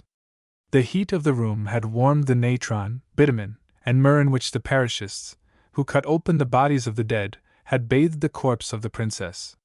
It was a perfume at once sweet and penetrating, a perfume that 4,000 years had not been able to dissipate. The dream of Egypt was eternity. Her odors have the solidity of granite and endure as long. I soon drank deeply from the black cup of sleep. For a few hours all remained opaque to me. Oblivion and nothingness inundated me with their somber waves. Yet light gradually dawned upon the darkness of my mind. Dreams commenced to touch me softly in their silent flight. The eyes of my soul were opened, and I beheld my chamber as it actually was. I might have believed myself awake but for a vague consciousness which assured me that I slept, and that something fantastic was about to take place. The odor of the myrrh had augmented in intensity, and I felt a slight headache, which I very naturally attributed to several glasses of champagne that we had drunk to the unknown gods and our future fortunes. I peered through my room with a feeling of expectation which I saw nothing to justify. Every article of furniture was in its proper place. The lamp, softly shaded by its globe of ground crystal, burned upon its bracket. The watercolor sketches shone under their bohemian glass. The curtains hung down languidly. Everything wore an aspect of tranquil slumber. After a few moments, however, all this calm interior appeared to become disturbed. The woodwork cracked stealthily, the ash-covered logs suddenly emitted a jet of blue flame, and the discs of the pateras seemed like great metallic eyes, watching, like myself, for the things which were about to happen. My eyes accidentally fell upon the desk where I had placed the foot of the Princess Hermonthis. Instead of remaining quiet, as behooved a foot which had been embalmed for 4,000 years, it commenced to act in a nervous manner, contracted itself, and leaped over the papers like a startled frog. One would have imagined that it had suddenly been brought into contact with a galvanic battery. I could distinctly hear the dry sound made by its little heel, hard as the hoof of a gazelle. I became rather discontented with my acquisition, inasmuch as I wished my paperweights to be of a sedentary disposition, and thought it very unnatural that feet should walk about without legs, and I commenced to experience a feeling closely akin to fear. Suddenly I saw the folds of my bed curtain stir, and heard a bumping sound, like that caused by some person hopping on one foot across the floor. I must confess I became alternately hot and cold, that I felt a strange wind chill my back, and that my suddenly rising hair caused my nightcap to execute a leap of several yards. The bed curtains opened and I beheld the strangest figure imaginable before me. It was a young girl of a very deep coffee-brown complexion, like the Baidir Amani, and possessing the purest Egyptian type of perfect beauty. Her eyes were almond-shaped and oblique, with eyebrows so black that they seemed blue. Her nose was exquisitely chiseled, almost Greek in its delicacy of outline, and she might indeed have been taken for a Corinthian statue of bronze but for the prominence of her cheekbones and the slightly African fullness of her lips, which compelled one to recognize her as belonging beyond all doubt to the hieroglyphic race which dwelt upon the banks of the Nile. Her arms, slender and spindle-shaped like those of very young girls, were encircled by a peculiar kind of metal bands and bracelets of glass beads. Her hair was all twisted into little cords, and she wore upon her bosom a little idol figure of green paste, bearing a whip with 7 lashes, which proved it to be an image of Isis. Her brow was adorned with a shining plate of gold, and a few traces of paint relieved the coppery tint of her cheeks. As for her costume, it was very odd indeed. Fancy a pane, or skirt, all formed of little strips of material bedizened with red and black hieroglyphics, stiffened with bitumen, and apparently belonging to a freshly unbandaged mummy. In one of those sudden flights of thought so common in dreams, I heard the hoarse falsetto of the bric-a-brac dealer, repeating like a monotonous refrain the phrase he had uttered in his shop with so enigmatical an intonation. "Old Pharaoh will not be well pleased. He loved his daughter, the dear man." One strange circumstance, which was not at all calculated to restore my equanimity, was that the apparition had but one foot, the other was broken off at the ankle. She approached the table where the foot was starting and fidgeting about more than ever, and there supported herself upon the edge of the desk. I saw her eyes fill with pearly gleaming tears. Although she had not as yet spoken, I fully comprehended the thoughts which agitated her. She looked at her foot, for it was indeed her own, with an exquisitely graceful expression of coquettish sadness, but the foot leaped and ran hither and thither, as though impelled on steel springs. Twice or thrice she extended her hand to seize it, but could not succeed. Then commenced between the Princess Hermonthis and her foot, which appeared to be endowed with a special life of its own, a very fantastic dialogue in a most ancient Coptic tongue, such as might have been spoken 30 centuries ago in the syrinxes of the land of Ser. Luckily I understood Coptic perfectly well that night. The Princess Hermonthis cried, in a voice sweet and vibrant as the tones of a crystal bell, "Well, my dear little foot, you always flee from me, yet I always took good care of you. I bathed you with perfumed water in a bowl of alabaster. I smoothed your heel with pumice stone mixed with palm oil. Your nails were cut with golden scissors and polished with a hippopotamus tooth. I was careful to select tatbebs for you, painted and embroidered and turned up at the toes, which were the envy of all the young girls in Egypt. You wore on your great toe rings bearing the device of the sacred Scarabaeus, and you supported one of the lightest bodies that a lazy foot could sustain." The foot replied in a pouting and chagrined tone, "You know well that I do not belong to myself any longer. I have been bought and paid for. The old merchant knew what he was about. He bore you a grudge for having refused to espouse him. This is an ill turn which he has done you. The Arab who violated your royal coffin in the subterranean pits of the necropolis of Thebes was sent thither by him. He desired to prevent you from being present at the reunion of the shadowy nations in the cities below. Have you 5 pieces of gold for my ransom?" "Alas, no! My jewels, my rings, my purses of gold and silver were all stolen from me," answered the Princess Hermonthis, with a sob. "Princess," I then exclaimed, "I never retained anybody's foot unjustly. Even though you have not got the 5 louis which it cost me, I present it to you gladly. I should feel unutterably wretched to think that I were the cause of so amiable a person as the Princess Hermonthis being lame." I delivered this discourse in a royally gallant, troubadour tone which must have astonished the beautiful Egyptian girl. She turned a look of deepest gratitude upon me, and her eyes shone with bluish gleams of light. She took her foot, which surrendered itself willingly this time, like a woman about to put on her little shoe, and adjusted it to her leg with much skill. This operation over, she took a few steps about the room, as though to assure herself that she was really no longer lame. "Ah, how pleased my father will be! He who was so unhappy because of my mutilation, and who from the moment of my birth set a whole nation at work to hollow me out a tomb so deep that he might preserve me intact until that last day, when souls must be weighed in the balance of Amenti. Come with me to my father. He will receive you kindly, for you have given me back my foot." I thought this proposition natural enough. I arrayed myself in a dressing gown of large flowered pattern, which lent me a very pharaonic aspect, hurriedly put on a pair of Turkish slippers, and informed the Princess Hermonthis that I was ready to follow her. Before starting, Hermonthis took from her neck the little idol of green paste, and laid it on the scattered sheets of paper which covered the table. "It is only fair," she observed, smilingly, "that I should replace your paper-weight." She gave me her hand, which felt soft and cold, like the skin of a serpent, and we departed. We passed for some time with the velocity of an arrow through a fluid and grayish expanse, in which half-formed silhouettes flitted swiftly by us, to right and left. For an instant we saw only sky and sea. A few moments later obelisks commenced to tower in the distance. Pylons and vast flights of steps guarded by sphinxes became clearly outlined against the horizon. We had reached our destination. The princess conducted me to a mountain of rose-colored granite, in the face of which appeared an opening so narrow and low that it would have been difficult to distinguish it from the fissures in the rock, had not its location been marked by two steely wrought with sculptures. Hermonthis kindled a torch and led the way before me. We traversed corridors hewn through the living rock. Their walls, covered with hieroglyphics and paintings of allegorical processions, might well have occupied thousands of arms for thousands of years in their formation.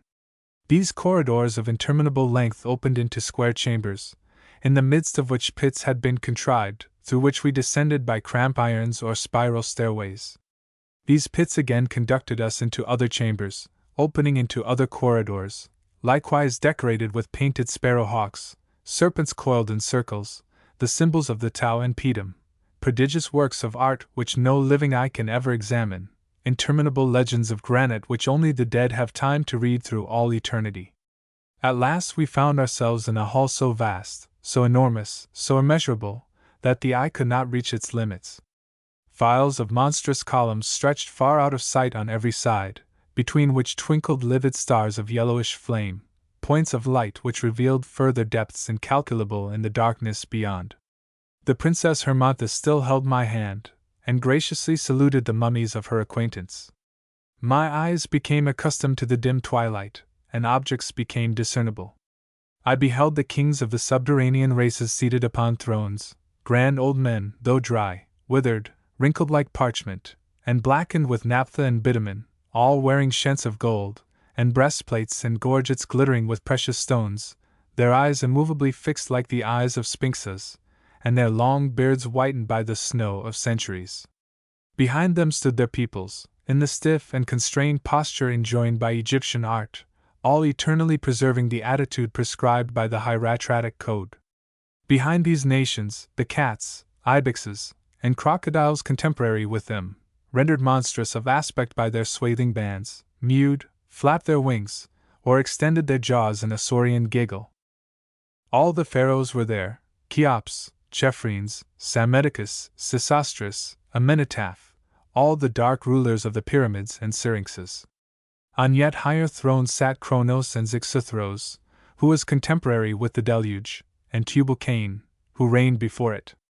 The beard of King Xisuthros had grown 7 times around the granite table, upon which he leaned, lost in deep reverie, and buried in dreams. Farther back, through a dusty cloud, I beheld dimly the 72 Priatamite kings, with their 72 peoples, forever passed away. After permitting me to gaze upon this bewildering spectacle a few moments, the Princess Hermonthis presented me to her father Pharaoh, who favored me with a most gracious nod. "I have found my foot again! I have found my foot!" cried the princess, clapping her little hands together with every sign of frantic joy. "It was this gentleman who restored it to me." The races of Chemi, the races of Nahasi, all the black, bronzed, and copper-colored nations repeated in chorus. "The Princess Hermonthis has found her foot again!" Even Xisuthros himself was visibly affected. He raised his heavy eyelids, stroked his mustache with his fingers, and turned upon me a glance weighty with centuries. "Bioems, the dog of hell, and Tme, daughter of the sun and of truth, this is a brave and worthy lad!" exclaimed Pharaoh, pointing to me with his scepter, which was terminated with a lotus flower. "What recompense do you desire?" Filled with that daring inspired by dreams in which nothing seems impossible, I asked him for the hand of the Princess Hermonthis. The hand seemed to me a very proper antithetic recompense for the foot. Pharaoh opened wide his great eyes of glass in astonishment at my witty request. "What country do you come from, and what is your age?"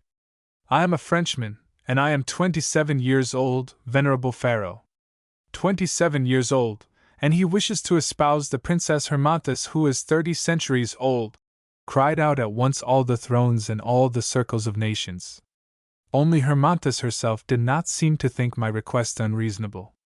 "If you were even only 2,000 years old," replied the ancient king, "I would willingly give you the princess, but the disproportion is too great, And besides, we must give our daughters husbands who will last well.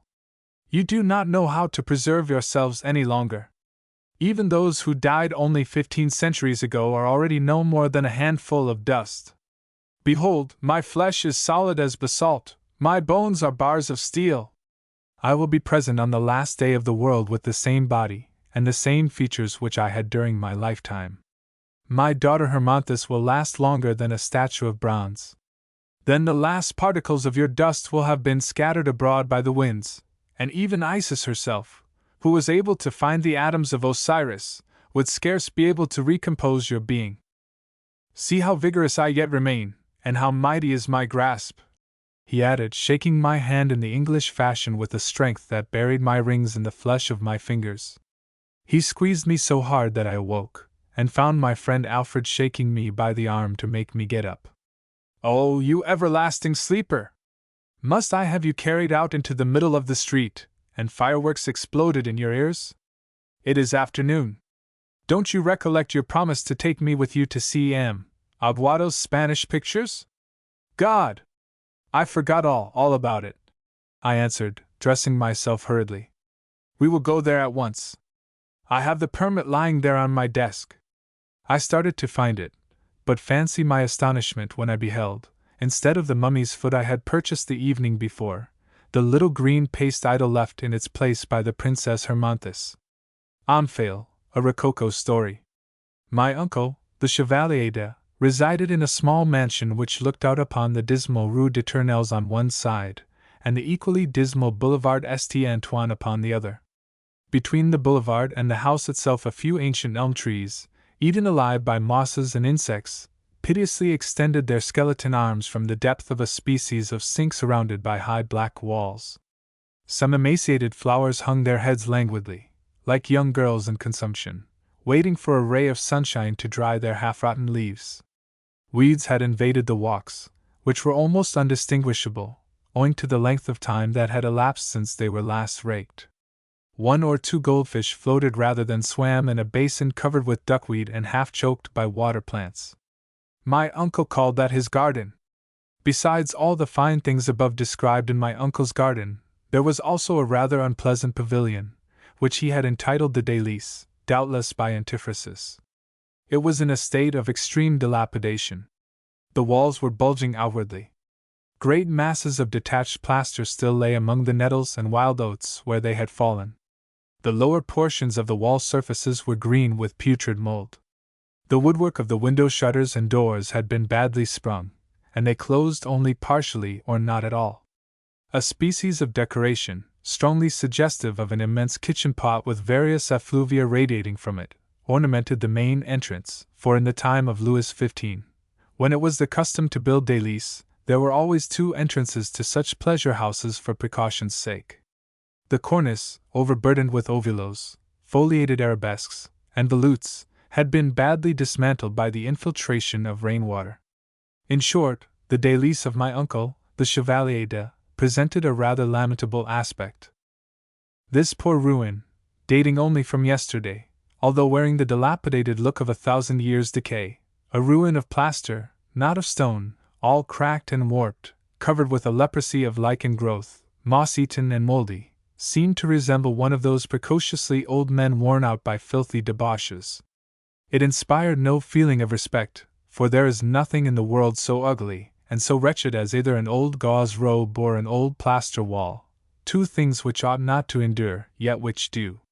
It was in this pavilion that my uncle had lodged me. The interior was not less rococo than the exterior, although remaining in a somewhat better state of preservation. The bed was hung with yellow lampas, spotted over with large white flowers. An ornamental shellwork clock ticked away upon a pedestal inlaid with ivory and mother-of-pearl. A wreath of ornamental roses coquettishly twined around a Venetian glass. Above the door the 4 seasons were painted in cameo. A fair lady with thickly powdered hair, a sky-blue corset, and an array of ribbons of the same hue, who had a bow in her right hand, a partridge in her left, a crescent upon her forehead, and a leveret at her feet, strutted and smiled with ineffable graciousness from within a large oval frame. This was one of my uncle's mistresses of old, whom he had had painted as Diana. It will scarcely be necessary to observe that the furniture itself was not of the most modern style. There was, in fact, nothing to prevent one from fancying himself living at the time of the Regency, and the mythological tapestry with which the avails were hung rendered the illusion complete. The tapestry represented Hercules spinning at the feet of Omphale. The design was tormented after the fashion of Van Loo, and in the most pompadour style possible to imagine. Hercules had a spindle decorated with rose-colored favors. He elevated his little finger with a peculiar and special grace, like a marquis in the act of taking a pinch of snuff, while turning a white flake of flax between his thumb and index finger. His muscular neck was burdened with bows of ribbons, rosettes, strings of pearls, and 1,000 other feminine gewgaws, and a large gorged pigeon-colored petticoat, with 2 very large panniers, lent quite a gallant air to the monster-conquering hero. Omphale's white shoulders were half covered by the skin of the Nemean lion. Her slender hand leaned upon her lover's knotty club. Her lovely blonde hair, powdered to ash color, fell loosely over her neck, a neck as supple and undulating in its outlines as the neck of a dove. Her little feet, true realizations of the typical Andalusian or Chinese foot, and which would have been lost in Cinderella's glass slippers, were shod with half-antique buskins of a tender lilac color, sprinkled with pearls. In truth, she was a charming creature. Her head was thrown back with an adorable little mock swagger, her dimpled mouth wore a delicious little pout, her nostrils were slightly expanded, her cheeks had a delicate glow, an assassin one cunningly placed there relieved their beauty in a wonderful way. She only needed a little mustache to make her a first-class musketeer. There were many other personages also represented in the tapestry, the kindly female attendant, the indispensable little Cupid, but they did not leave a sufficiently distinct outline in my memory to enable me to describe them. In those days I was quite young, not that I wished to be understood as saying that I am now very old, but I was fresh from college, and was to remain in my uncle's care until I could choose a profession. If the good man had been able to foresee that I should embrace that of a fantastic story writer, he would certainly have turned me out of doors forthwith and irrevocably disinherited me, for he always entertained the most aristocratic contempt for literature in general and authors in particular. Like the fine gentleman that he was, it would have pleased him to have had all those petty scribblers who busy themselves in disfiguring paper, and speaking irreverentially about people of quality, hung or beaten to death by his attendants. Lord have mercy on my poor uncle! He really esteemed nothing in the world except the epistle to Zitulba. Well, then, I had only just left college. I was full of dreams and illusions. I was as naive as a Rochier of Salency, perhaps more so. Delighted at having no more pensums to make, everything seemed to me for the best in the best of all possible worlds. I believed in an infinity of things. I believed in the Florian's shepherdess with her combed and powdered sheep. I never for a moment doubted the reality of Madame Descholiers's flock. I believed that there were actually 9 muses, as stated in Father Juvency's Appendix de Dies et Heroibus. My recollections of Birken and of Gessner had created a little world for me in which everything was rose-colored, sky-blue, and apple-green. O holy innocence, sancta simplicitas, as Mephistopheles says. When I found myself alone in this fine room, my own room, all to myself, I felt superlatively overjoyed. I made a careful inventory of everything, even the smallest article of furniture. I rummaged every corner, and explored the chamber in the fullest sense of the word. I was in the 4th heaven, as happy as a king, or rather as 2 kings. After supper, for we used to sup at my uncle's, a charming custom, now obsolete, together with many other equally charming customs which I mourn for with all the heart I have left, I took my candle and retired forthwith, so impatient did I feel to enjoy my new dwelling place. While I was undressing I fancied that Omphale's eyes had moved. I looked more attentively in that direction, not without a slight sensation of fear, for the room was very large, and the feeble luminous penumbra which floated about the candle only served to render the darkness still more visible. I thought I saw her turning her head toward me. I became frightened in earnest, and blew out the light. I turned my face to the wall, pulled the bedclothes over my head, drew my nightcap down to my chin, and finally went to sleep. I did not dare to look at the accursed tapestry again for several days. It may be well here, for the sake of imparting something of verisimilitude to the very unlikely story I am about to relate, to inform my fair readers that in those days I was really a very pretty boy. I had the handsomest eyes in the world, at least they used to tell me so, a much fairer complexion than I have now, a true carnation tint, curly brown hair, which I still have, and 17 years, which I have no longer. I needed only a pretty stepmother to be a very tolerable cherub.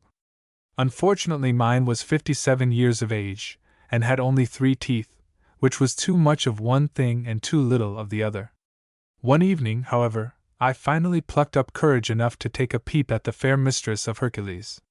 She was looking at me with the saddest and most languishing expression possible.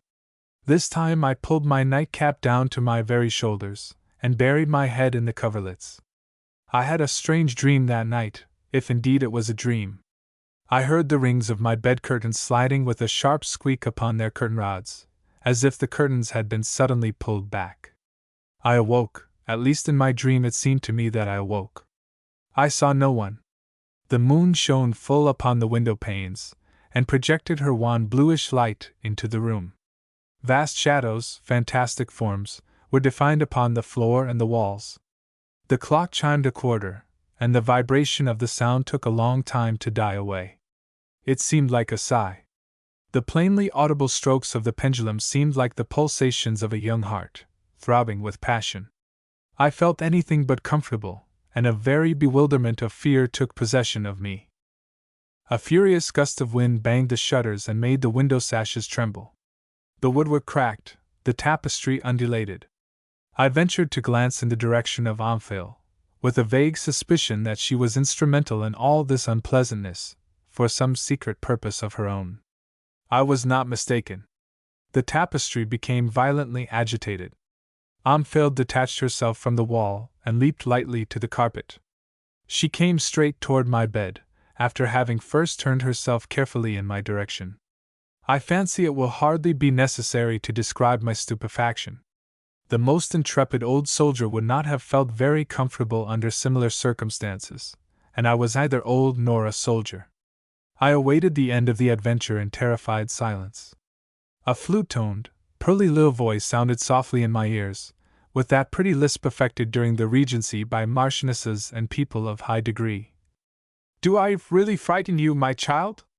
It is true that you are only a child, but it is not nice to be afraid of ladies, especially when they are young ladies and only wish you well.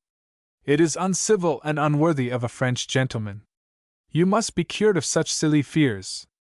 Come, little savage, leave off these foolish airs, and cease hiding your head under the bedclothes.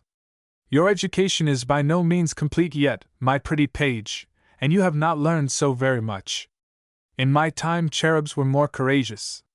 But, lady, it is because it seems strange to you to find me here instead of there," she said, biting her ruddy lip with her white teeth, and pointing toward the wall with her long taper finger. "Well, in fact, the thing does not look very natural, but were I to explain it all to you, you would be none the wiser. Let it be sufficient for you to know that you are not in any danger. I am afraid you may be the devil, out with the word, is it not? That is what you wanted to say. Well, at least you will grant that I am not black enough for a devil, and that if hell were peopled with devils shaped as I am, one might have quite as pleasant a time there as in paradise." And to prove that she was not flattering herself, Theophile threw back her lion's skin and allowed me to behold her exquisitely molded shoulders and bosom, dazzling in their white beauty. "Well, what do you think of me?" she exclaimed, with a pretty little air of satisfied coquetry. "I think that even were you the devil himself I should not feel afraid of you any more, Madame Theophile." "Ah, now you talk sensibly, but do not call me Madame or Theophile. I do not wish you to look upon me as a madam, and I am no more Theophile than I am the devil." "Then who are you?" "I am the Marchioness de T. A short time after I was married the Marquis had this tapestry made for my apartments, and had me represented on it in the character of Theophile. He himself figures there as Hercules. That was a queer notion he took, for God knows there never was anybody in the world who bore less resemblance to Hercules than the poor Marquis. It has been a long time since this chamber was occupied. I naturally love company, and I almost died of ennui in consequence. It gave me the headache. To be only with one's husband is the same thing as being alone. When you came, I was overjoyed. This dead room became reanimated. I had found someone to feel interested in. I watched you come in and go out, I heard you murmuring in your sleep, I watched you reading, and my eyes followed the pages. I found you were nicely behaved, and had a fresh, innocent way about you that pleased me. In short, I fell in love with you. I tried to make you understand. I sighed.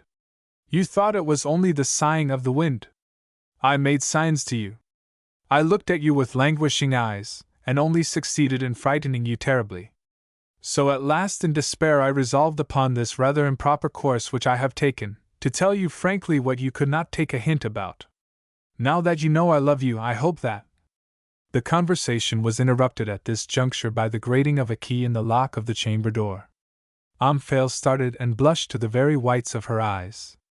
Adieu, she whispered. Till tomorrow. And she returned to her place on the wall, walking backward, for fear that I should see her reverse side, doubtless. It was Baptiste, who came to brush my clothes. You ought not to sleep with your bed curtains open, sir, he remarked.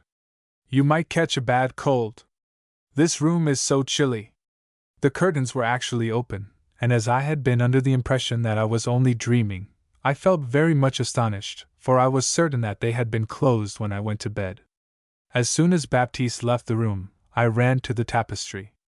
I felt it all over. It was indeed a real woolen tapestry, rough to the touch like any other tapestry. Theophile resembled the charming phantom of the night only as a dead body resembles a living one. I lifted the hangings. The wall was solid throughout. There were no masked panels or secret doors. I only noticed that a few threads were broken in the groundwork of the tapestry where the feet of Theophile rested. This afforded me food for reflection. All that day I remained buried in the deepest brown study imaginable. I longed for evening with a mingled feeling of anxiety and impatience. I retired early, resolved on learning how this mystery was going to end. I got into bed. The Marchioness did not keep me waiting long. She leaped down from the tapestry in front of the pier glass, and dropped right by my bed. She seated herself by my pillow, and the conversation commenced. I asked her questions as I had done the evening before, and demanded explanations. She eluded the former, and replied in an evasive manner to the latter, yet always after so witty a fashion that within a quarter of an hour I felt no scruples whatever in regard to my liaison with her. While conversing she passed her fingers through my hair, tapped me gently on the cheeks, and softly kissed my forehead. She chatted and chatted in a pretty mocking way, in a style at once elegantly polished, and yet familiar and altogether like a great lady, such as I have never since heard from the lips of any human being. She was then seated upon the easy-chair beside the bed. In a little while she slipped one of her arms around my neck, and I felt her heart beating passionately against me. It was indeed a charming and handsome real woman, a veritable marchioness whom I found beside me, poor student of 17. There was more than enough to make one lose his head, so I lost mine. I did not know very well what was going to happen, but I felt a vague presentiment that it would displease the Marquis. And Monsieur le Marquis, on the wall up there, what will he say? The lion's skin had fallen to the floor, and the soft lilac-colored buskins, filigreed with silver, were lying beside my shoes. He will not say anything, replied the Marchioness, laughing heartily. Do you suppose he ever sees anything? Besides, even should he see, he is the most philosophical and inoffensive husband in the world. He is used to such things. Do you love me, little one? Indeed I do, ever so much, ever so much. Morning dawned. My mistress stole away. The day seemed to me frightfully long. At last evening came. The same things happened as on the evening before, and the second night left no regrets for the first. The Marchioness became more and more adorable, and this state of affairs continued for a long time. As I never slept at night, I wore a somnolent expression in the daytime which did not augur well for me with my uncle. He suspected something. He probably listened at the door and heard everything, for one fine morning he entered my room so brusquely that Antoinette had scarcely time to get back to her place on the tapestry. He was followed by a tapestry hanger with pincers and a ladder. He looked at me with a shrewd and severe expression which convinced me that he knew all. "This Marchioness de T is certainly crazy. What the devil could have put it into her head to fall in love with a brat like that?" muttered my uncle between his teeth. "She promised to behave herself. Jean, take that tapestry down, roll it up, and put it in the garret." Every word my uncle spoke went through my heart like a poniard thrust. Jean rolled up my sweetheart Omphale, otherwise the Marchioness Antoinette de T, together with Hercules, or the Marquis de T, and carried the whole thing off to the garret. I could not restrain my tears. Next day my uncle sent me back in the diligence to my respectable parents, to whom, you may feel assured, I never breathed a word of my adventure. My uncle died. His house and furniture were sold. Probably the tapestry was sold with the rest. But a long time afterward, while foraging the shop of a bric-a-brac merchant in search of oddities, I stumbled over a great dusty roll of something covered with cobwebs. "What is that?" I said to the Auvergnat. "That is a rococo tapestry representing the amours of Madame Omphale and Monsieur Hercule. It is genuine Beauvais, worked in silk, and in an excellent state of preservation. Buy this from me for your study. I will not charge you dear for it, since it is you." At the name of Omphale all my blood rushed to my heart. "Unroll that tapestry," I said to the merchant in a hurried, gasping voice, like one in a fever. It was indeed she. I fancied that her mouth smiled graciously at me, and that her eye lighted up on meeting mine. "How much do you ask?" "Well, I could not possibly let you have it for any less than 500 francs. I have not that much with me now. I will get it and be back in an hour." I returned with the money, but the tapestry was no longer there. An Englishman had bargained for it during my absence, offered 600 francs for it, and taken it away with him. After all, perhaps it was best that it should have been thus, and that I should preserve this delicious souvenir intact. They say one should never return to a first love, or look at the rose which one admired the evening before. And then I am no longer so young or so pretty that tapestries should come down from their walls to honor me. King Candaules? Chapter 1. 500 years before the Trojan War, and 1715 years before our own era, there was a grand festival at Sardes. King Candaules was going to marry. The people were affected with that sort of pleasurable interest and aimless emotion wherewith any royal event inspires the masses, even though it in no wise concerns them, and transpires in superior spheres of life which they can never hope to reach. As soon as Phoebus Apollo, standing in his quadriga, had gilded to saffron the summits of fertile Mount Tmolus with his rays, the good people of Sardes were all astir, going and coming, mounting or descending the marble stairways leading from the city to the waters of the Pactolus, that opulent river whose sands Midas filled with tiny sparks of gold when he bathed in its stream. One would have supposed that each one of these good citizens was himself about to marry, so solemn and important was the demeanor of all. Men were gathering in groups in the agora, upon the steps of the temples and along the porticos. At every street corner one might have encountered women leading by the hand little children, whose uneven walk ill suited the maternal anxiety and impatience. Maidens were hastening to the fountains, all with urns gracefully balanced upon their heads, or sustained by their white arms as with natural handles, so as to procure early the necessary water provision for the household, and thus obtain leisure at the hour when the nuptial procession should pass. Washerwomen hastily folded the still damp tunics and chlamydy, and piled them upon mule wagons. Slaves turned the mill without any need of the overseer's whip to tickle their naked and scar-seamed shoulders. Sardes was hurrying itself to finish with those necessary everyday cares which no festival can wholly disregard. The road along which the procession was to pass had been strewn with fine yellow sand. Brazen tripods, disposed along the way at regular intervals, sent up to heaven the odorous smoke of cinnamon and spikenard. These vapors, moreover, alone clouded the purity of the azure above. The clouds of a hymeneal day ought, indeed, to be formed only by the burning of perfumes. Myrtle and rose laurel branches were strewn upon the ground, and from the walls of the palaces were suspended by little rings of bronze rich tapestries, whereon the needles of industrious captives, intermingling wool, silver, and gold, had represented various scenes in the history of the gods and heroes, Ixion embracing the cloud, Diana surprised in the bath by Actaeon, the shepherd Paris as judge in the contest of beauty held upon Mount Ida between Hera, the snowy-armed, Athena of the sea-green eyes, and Aphrodite, girded with her magic cestus, the old men of Troy rising to honor Helena as she passed through the Scaean gate, a subject taken from one of the poems of the blind man of Meles. Others exhibited in preference scenes taken from the life of Heracles the Theban, through flattery to Candaules, himself a Heraclid, being descended from the hero through Alcaeus. Others contented themselves by decorating the entrances of their dwellings with garlands and wreaths in token of rejoicing. Among the multitudes marshaled along the way from the royal house even as far as the gates of the city, through which the young queen would pass on her arrival, conversation naturally turned upon the beauty of the bride, whereof the renown had spread throughout all Asia, and upon the character of the bridegroom, who, although not altogether an eccentric, seemed nevertheless one not readily appreciated from the common standpoint of observation. Nisha, daughter of the satrap Megabazus, was gifted with marvelous purity of feature and perfection of form.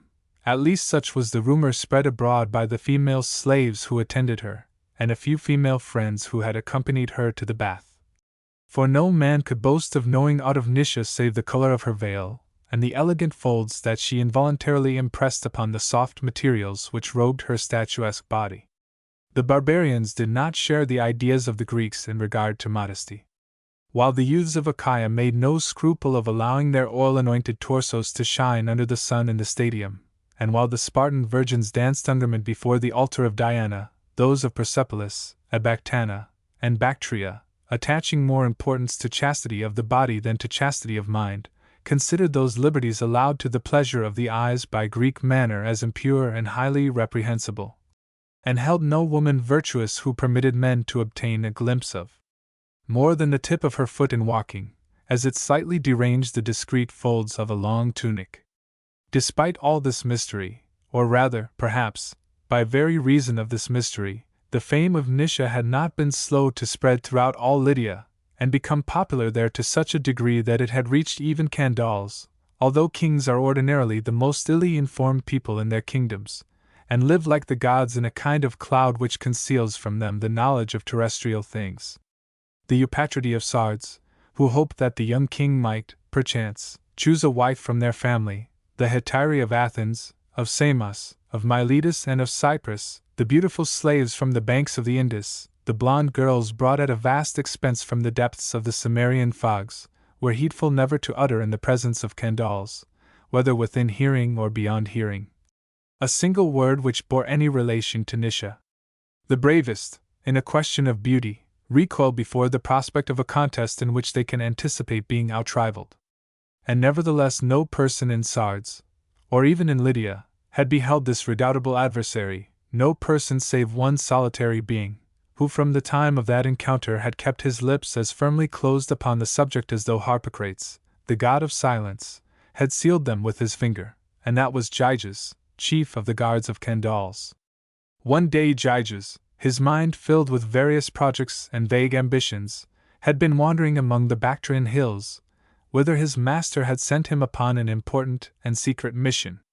He was dreaming of the intoxication of omnipotence, of treading upon purple with sandals of gold, of placing the diadem upon the brows of the fairest of women.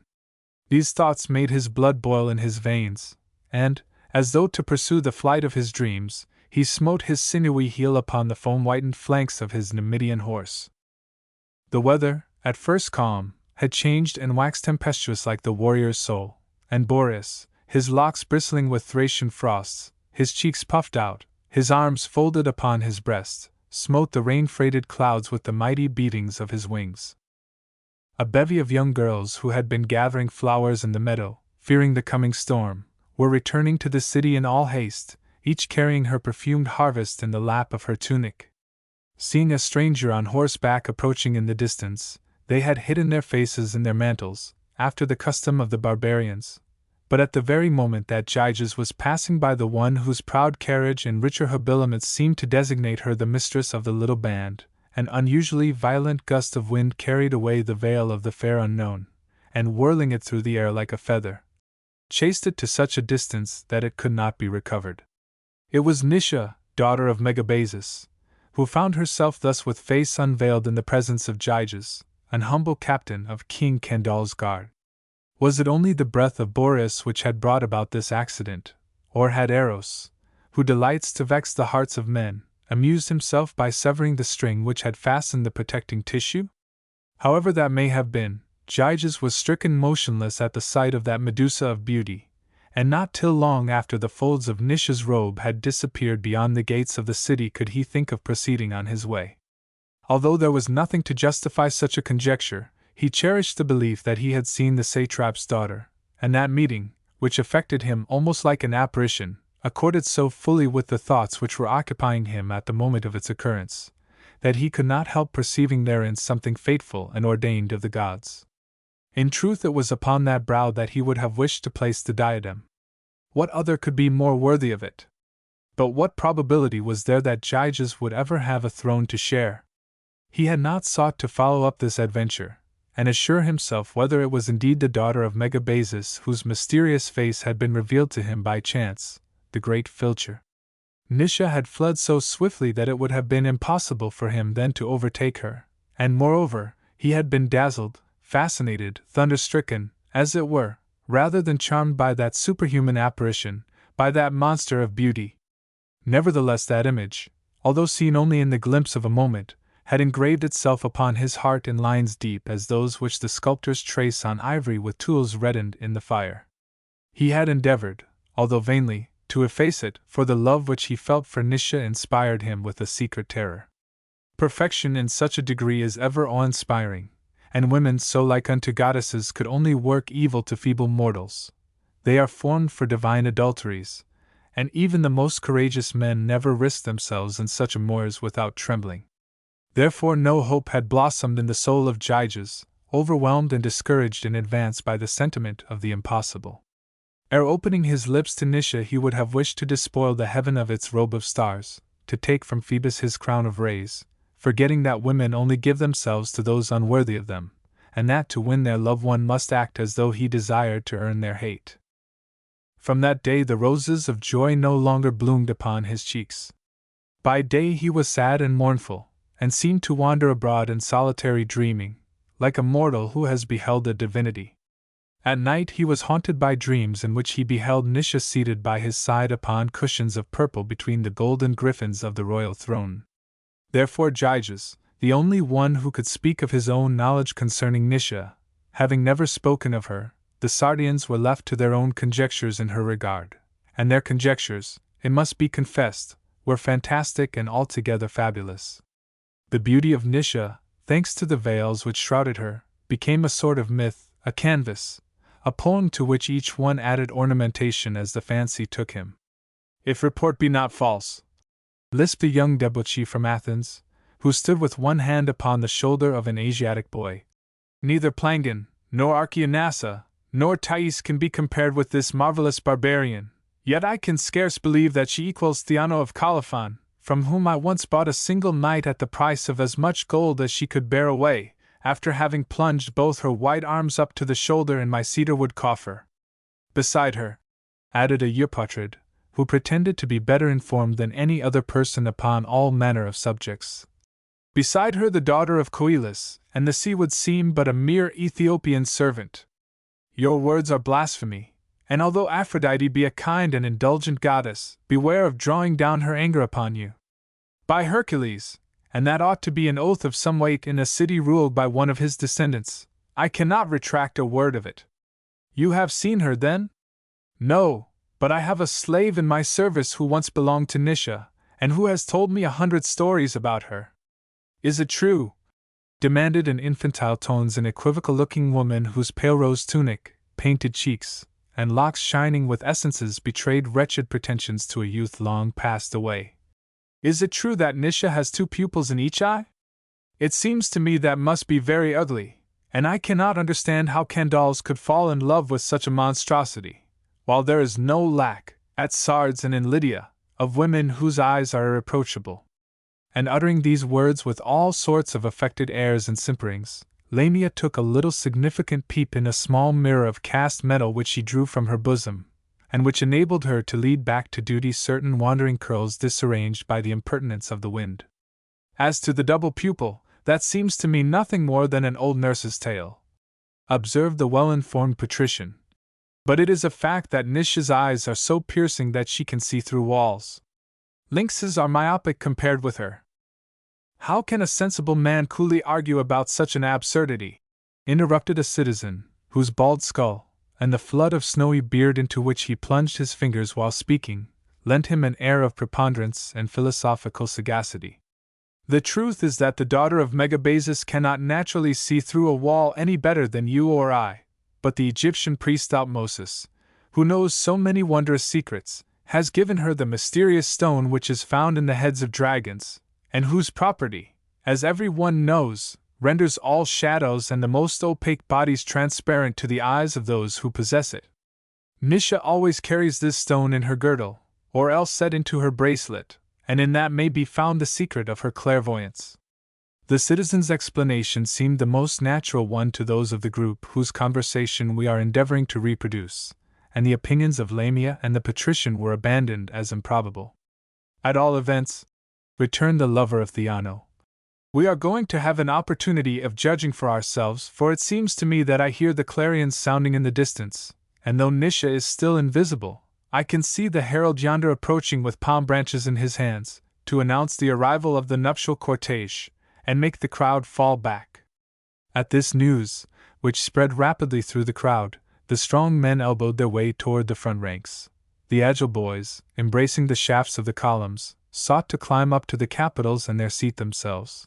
Others, not without having skinned their knees against the bark, succeeded in perching themselves comfortably enough in the Y of some tree branch. The women lifted their little children upon their shoulders, warning them to hold tightly to their necks. Those who had the good fortune to dwell on the street along which Kendall's and Nisha were about to pass, leaned over from the summit of their roofs, or, rising on their elbows, abandoned for a time the cushions upon which they had been reclining. A murmur of satisfaction and gratified expectation ran through the crowd, which had already been waiting many long hours, for the arrows of the midday sun were commencing to sting. The heavy-armed warriors, with cuirasses of bull's hide covered with overlapping plates of metal, helmets adorned with plumes of horsehair dyed red, Neimides or greaves faced with tin, baldricks studded with nails, emblazoned bucklers, and swords of brass, rode behind a line of trumpeters who blew with might and main upon their long tubes, which gleamed under the sunlight. The horses of these warriors were all white as the feet of Thetis, and might have served, by reason of their noble paces and purity of breeds, as models for those which Phidias at a later day sculptured upon the metopes of the Parthenon.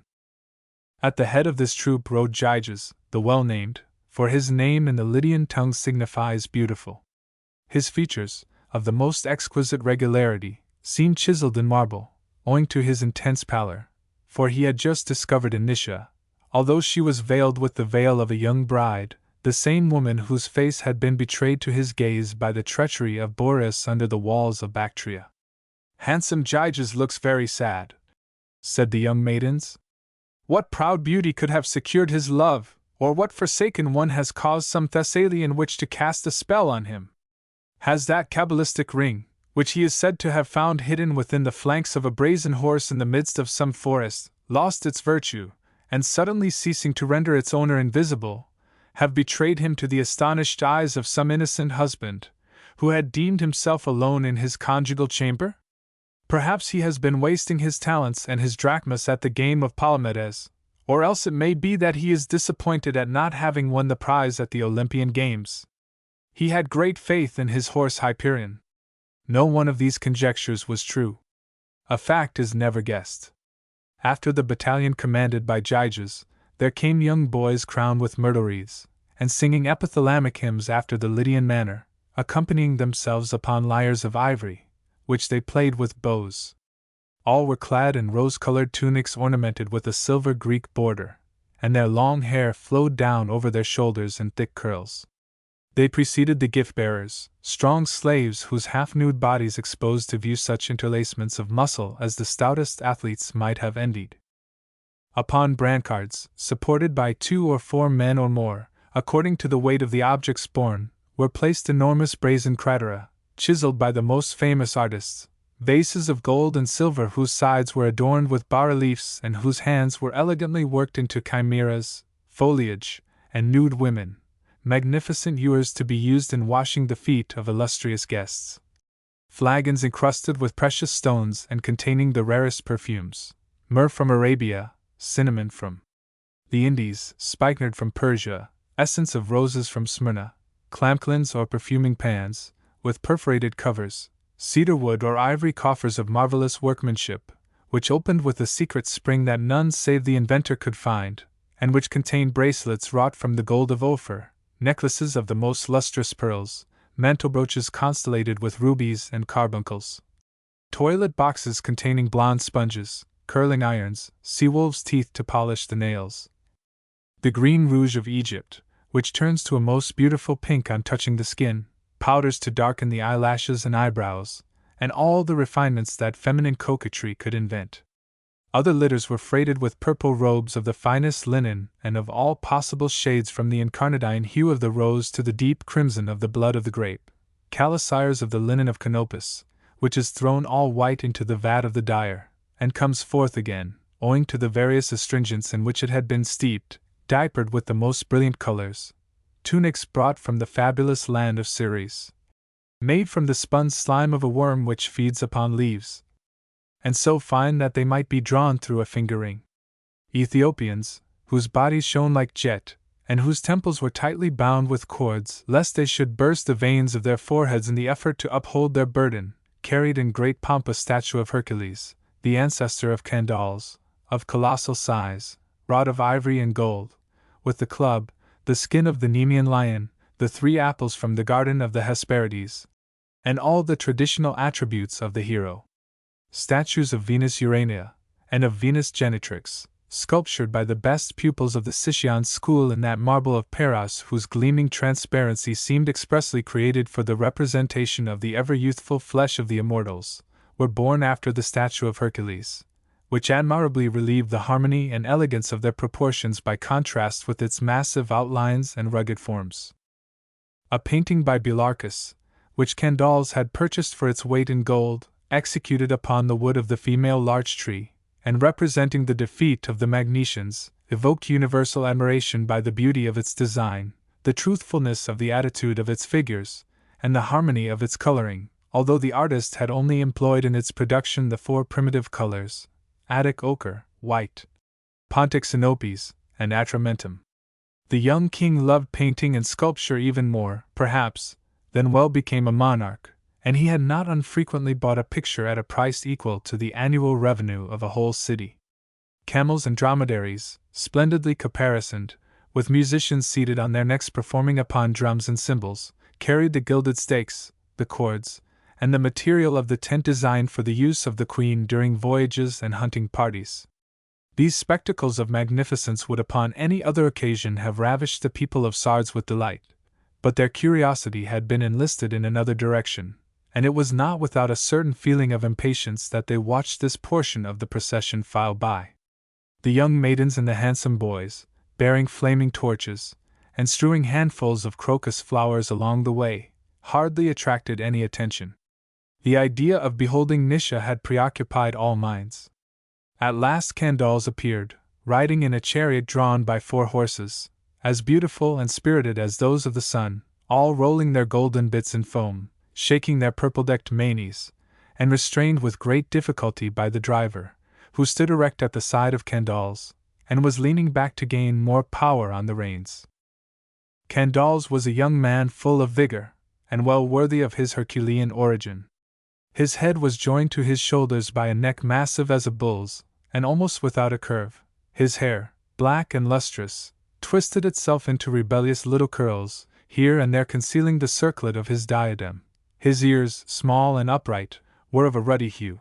His forehead was broad and full, though a little low, like all antique foreheads. His eyes full of gentle melancholy, his oval cheeks, His chin with its gentle and regular curves, his mouth with its slightly parted lips, all bespoke the nature of the poet rather than that of the warrior.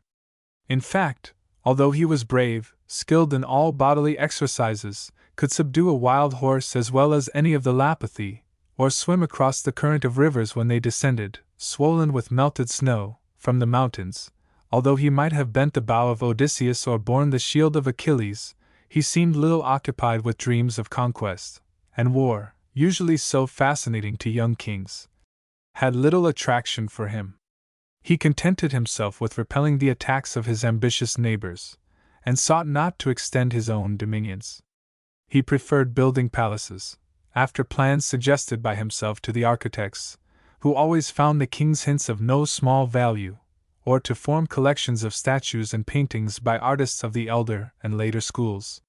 He had the works of Telephanes of Sicyon, Cleanthes, Artices of Corinth, Hygimen, Dionysius, Charmides, Eumerus, and Cimon, some being simple drawings, and other paintings in various colors or monochromes.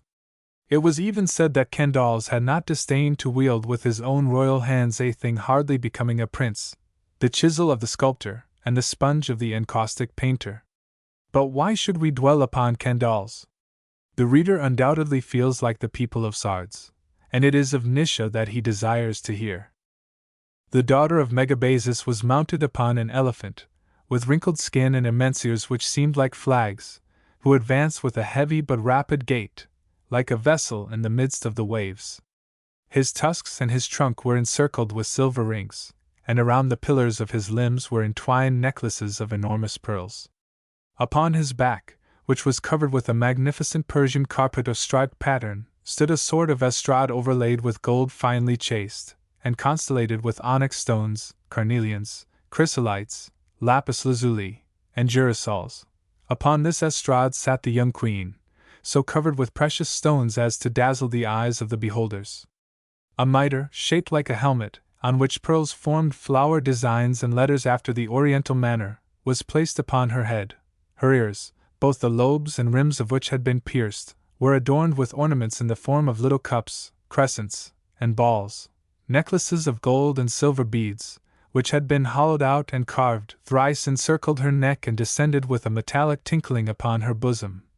Emerald serpents with topaz or ruby eyes coiled themselves in many folds about her arms, and clasped themselves by biting their own tails.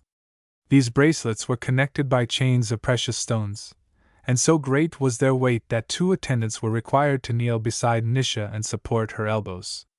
She was clad in a robe embroidered by Syrian workmen with shining designs of golden foliage and diamond fruits, and over this she wore the short tunic of Persepolis, which hardly descended to the knee, and of which the sleeves were slit and fastened by sapphire clasps. Her waist was encircled from hip to loins by a girdle wrought of narrow material, variegated with stripes and flowered designs, which formed themselves into symmetrical patterns as they were brought together by a certain arrangement of the folds which Indian girls alone know how to make. Her trousers of byssus, which the Phoenicians called sindon, were confined at the ankles by anklets adorned with gold and silver bells, and completed this toilet, so fantastically rich and wholly opposed to Greek taste. But, alas! A saffron-colored flammeum pitilessly masked the face of Nisha, who seemed embarrassed, veiled though she was, at finding so many eyes fixed upon her, and frequently signed to a slave behind her to lower the parasol of ostrich plumes, and thus conceal her yet more from the curious gaze of the crowd. Candaules had vainly begged of her to lay aside her veil, even for that solemn occasion. The young barbarian had refused to pay the welcome of her beauty to his people. Great was the disappointment.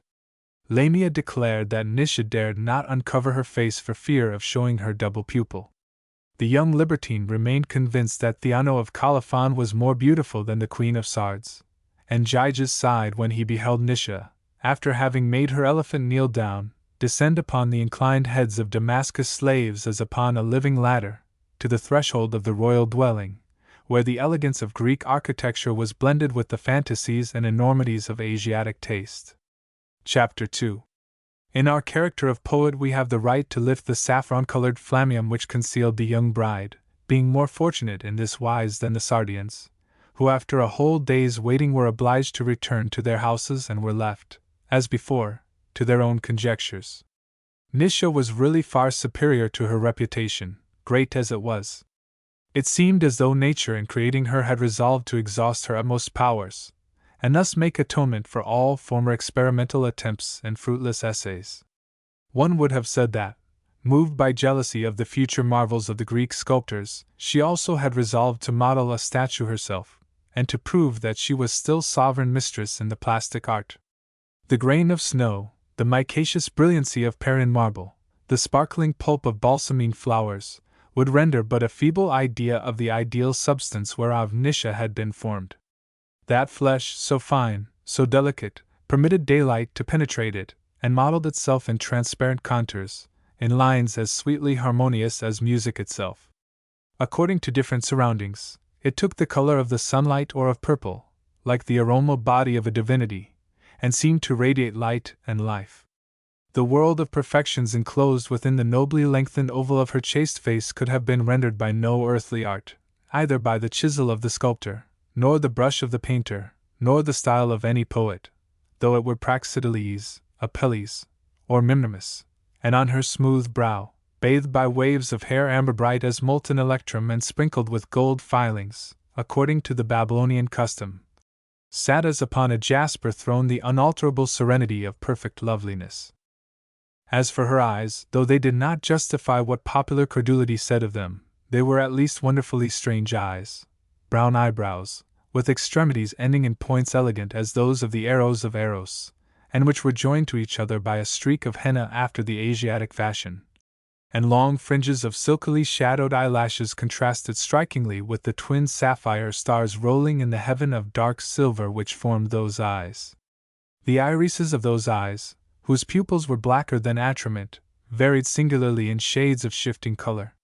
From sapphire they changed to turquoise, from turquoise to beryl, from beryl to yellow amber, and sometimes, like a limpid lake whose bottom is strewn with jewels, they offered, through their incalculable depths, glimpses of golden and diamond sands upon which green fibrils vibrated and twisted themselves into emerald serpents.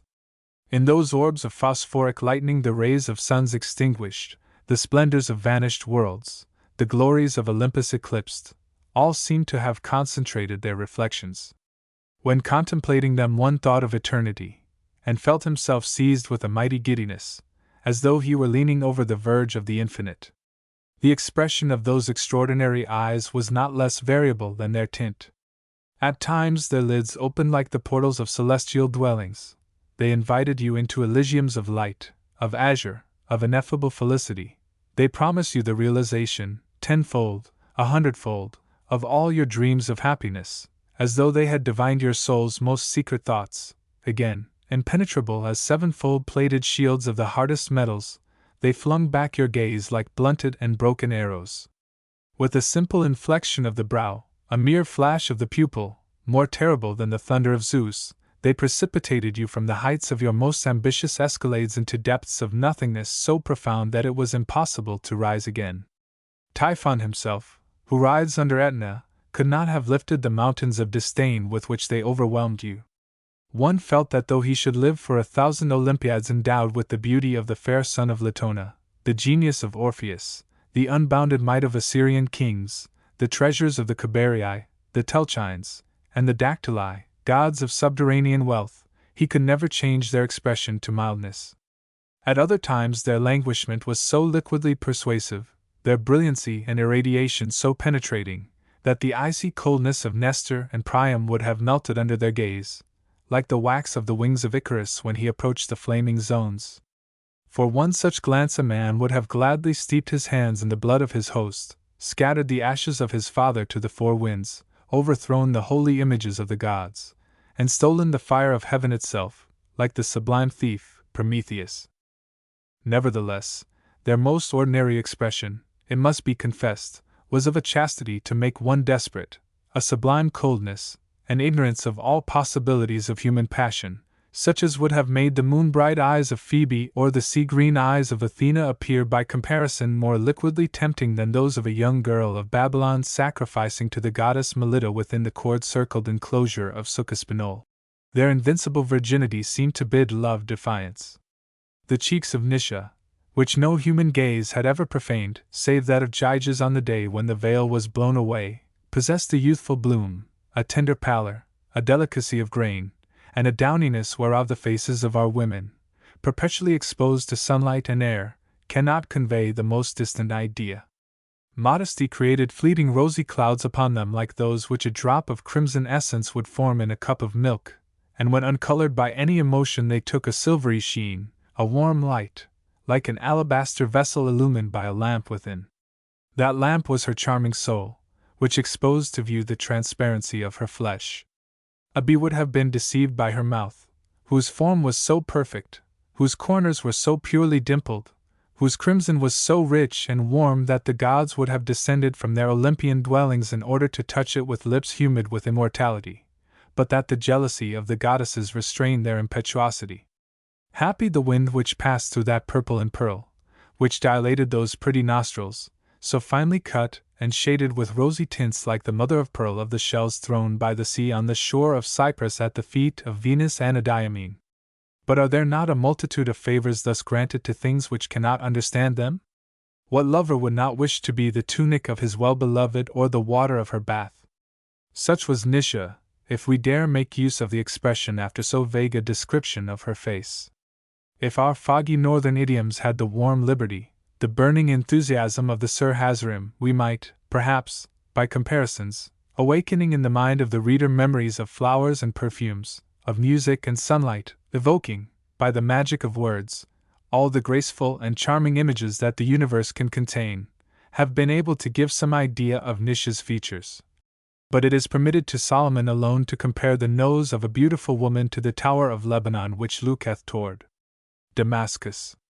And yet what is there in the world of more importance than the nose of a beautiful woman? Had Helen, the white Tyndarid, been flat-nosed, would the Trojan War have taken place? And if the profile of Semiramis had not been perfectly regular, would she have bewitched the old monarch of Nineveh and encircled her brow with the mitre of pearls, the symbol of supreme power? Although Candaules had brought to his palace the most beautiful slaves from the people of the Sori, of Ascalon, of Sogdiana, of the Sakai, of Rapta, the most celebrated courtesans from Ephesus, from Pergamus, from Smyrna, and from Cyprus, he was completely fascinated by the charms of Nisha. Up to that time he had not even suspected the existence of such perfection. Privileged as a husband to enjoy fully the contemplation of this beauty, he found himself dazzled, giddy, like one who leans over the edge of an abyss, or fixes his eyes upon the sun. He felt himself seized, as it were, with the delirium of possession, like a priest drunk with the God who fills and moves him. All other thoughts disappeared from his soul, and the universe seemed to him only as a vague mist in the midst of which beamed the shining phantom of Nisha. His happiness transformed itself into ecstasy, and his love into madness. At times his very felicity terrified him. To be only a wretched king, only a remote descendant of a hero who had become a god by mighty labors, only a common man formed of flesh and bone, and without having in aught rendered himself worthy of it, without having even, like his ancestor, strangled some hydra, or torn some lion asunder, to enjoy a happiness whereof Zeus of the ambrosial hair would scarce be worthy, though lord of all Olympus. He felt, as it were, ashamed to thus hoard up for himself alone so rich a treasure, to steal this marvel from the world, to be the dragon with scales and claws who guarded the living type of the ideal of lovers, sculptors, and poets. All they had ever dreamed of in their hope, their melancholy, and their despair, he possessed, he, Candaules, poor tyrant of Sardes, who had only a few wretched coffers filled with pearls, a few cisterns filled with gold pieces, and 30 or 40,000 slaves, purchased or taken in war. Candaules's felicity was too great for him, and the strength which he would doubtless have found at his command in time of misfortune was wanting to him in time of happiness. His joy overflowed from his soul like water from a vase placed upon the fire, and in the exasperation of his enthusiasm for Nisha he had reached the point of desiring that she were less timid and less modest, for it cost him no little effort to retain in his own breast the secret of such wondrous beauty. Ah! He would murmur to himself during the deep reveries which absorbed him at all hours that he did not spend at the Queen's side. How strange a lot is mine! I am wretched because of that which would make any other husband happy. Nisha will not leave the shadow of the gynecium, and refuses, with barbarian modesty, to lift her veil in the presence of any other than myself. Yet with what an intoxication of pride would my love behold her, radiantly sublime, gaze down upon my kneeling people from the summit of the royal steps, and, like the rising dawn, extinguish all those pale stars who during the night thought themselves suns. Proud Lydian women, who believe yourselves beautiful, but for Nisha's reserve you would appear, even to your lovers, as ugly as the oblique-eyed and thick-lipped slaves of Nahasi and Cush. Were she but once to pass along the streets of Sardes with face unveiled, you might in vain pull your adorers by the lappet of their tunic, for none of them would turn his head, or if he did, it would be to demand your name, so utterly would he have forgotten you. They would rush to precipitate themselves beneath the silver wheels of her chariot, that they might have even the pleasure of being crushed by her, like those devotees of the Indus who paved the pathway of their idol with their bodies.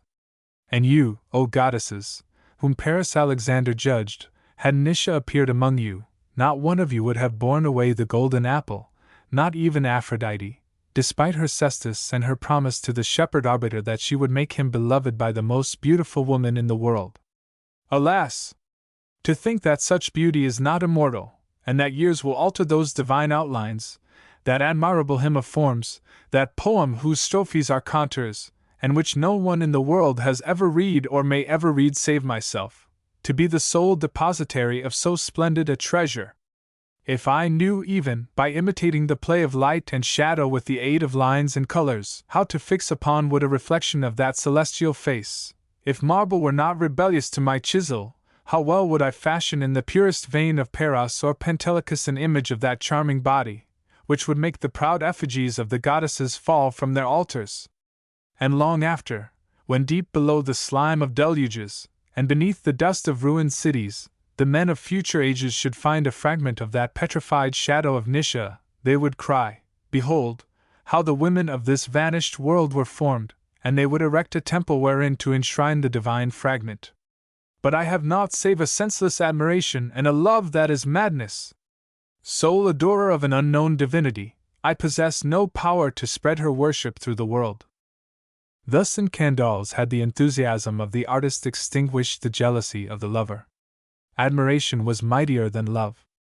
If in place of Nisha, daughter of the satrap Megabazus, all imbued with oriental ideas, he had espoused some Greek girl from Athens or Corinth, he would certainly have invited to his court the most skillful painters and sculptors, and have given them the queen for their model, as did afterward Alexander his favorite Campaspe, who posed naked before Apelles. Such a whim would have encountered no opposition from a woman of the land where even the most chaste made a boast of having contributed, some for the back, some for the bosom, to the perfection of a famous statue. But hardly would the bashful Nisha consent to unveil herself in the discreet shadow of the thalamus, and the earnest prayers of the king really shocked her rather than gave her pleasure. The sentiment of duty and obedience alone induced her to yield at times to what she styled the whims of Candaules. Sometimes he besought her to allow the flood of her hair to flow over her shoulders in a river of gold richer than the Pactolus, to encircle her brow with a crown of ivy and linden leaves like a bacchante of Mount Maenalus, to lie, hardly veiled by a cloud of tissue finer than woven wind, upon a tiger skin with silver claws and ruby eyes, or to stand erect in a great shell of mother of pearl, with the dew of pearls falling from her tresses in lieu of drops of sea water. When he had placed himself in the best position for observation, he became absorbed in silent contemplation. His hand, tracing vague contours in the air, seemed to be sketching the outlines for some picture, and he would have remained thus for whole hours if Nisha, soon becoming weary of her role of model, had not reminded him in chill and disdainful tones that such amusements were unworthy of royal majesty and contrary to the holy laws of matrimony. "It is thus," she would exclaim, as she withdrew, draped to her very eyes, into the most mysterious recesses of her apartment, "that one treats a mistress, not a virtuous woman of noble blood." These wise remonstrances did not cure Candaules, whose passion augmented in inverse ratio to the coldness shown him by the queen. And it had at last brought him to that point that he could no longer keep the secrets of the nuptial couch. A confidant became as necessary to him as to the prince of a modern tragedy. He did not proceed, you may feel assured, to fix his choice upon some crabbed philosopher of frowning mien, with a flood of grey and white beard rolling down over a mantle in proud tatters, nor a warrior who could talk of nothing save ballista, catapults, and scythed chariots, nor a sententious Eupatrid full of counsels and politic maxims, but Gyges, whose reputation for gallantry caused him to be regarded as a connoisseur in regard to women. One evening he laid his hand upon his shoulder in a more than ordinarily familiar and cordial manner, and after giving him a look of peculiar significance, he suddenly strode away from the group of courtiers, saying in a loud voice, "Gyges, come and give me your opinion in regard to my effigy, which the Sicyon sculptors have just finished chiseling on the genealogical bas-relief where the deeds of my ancestors are celebrated. O king, your knowledge is greater than that of your humble subject, and I know not how to express my gratitude for the honor you do me in deigning to consult me," replied Gyges, with a sign of assent. Candaules and his favorite traversed several halls ornamented in the Hellenic style, where the Corinthian acanthus and the Ionic volute bloomed or curled in the capitals of the columns, where the friezes were peopled with little figures in polychromatic plastique representing processions and sacrifices, and they finally arrived at a remote portion of the ancient palace whose walls were built with stones of irregular form, put together without cement in the Cyclopean manner. This ancient architecture was colossally proportioned and weirdly grim. The immeasurable genius of the elder civilizations of the Orient was there legibly written, and recalled the granite and brick debauches of Egypt and Assyria.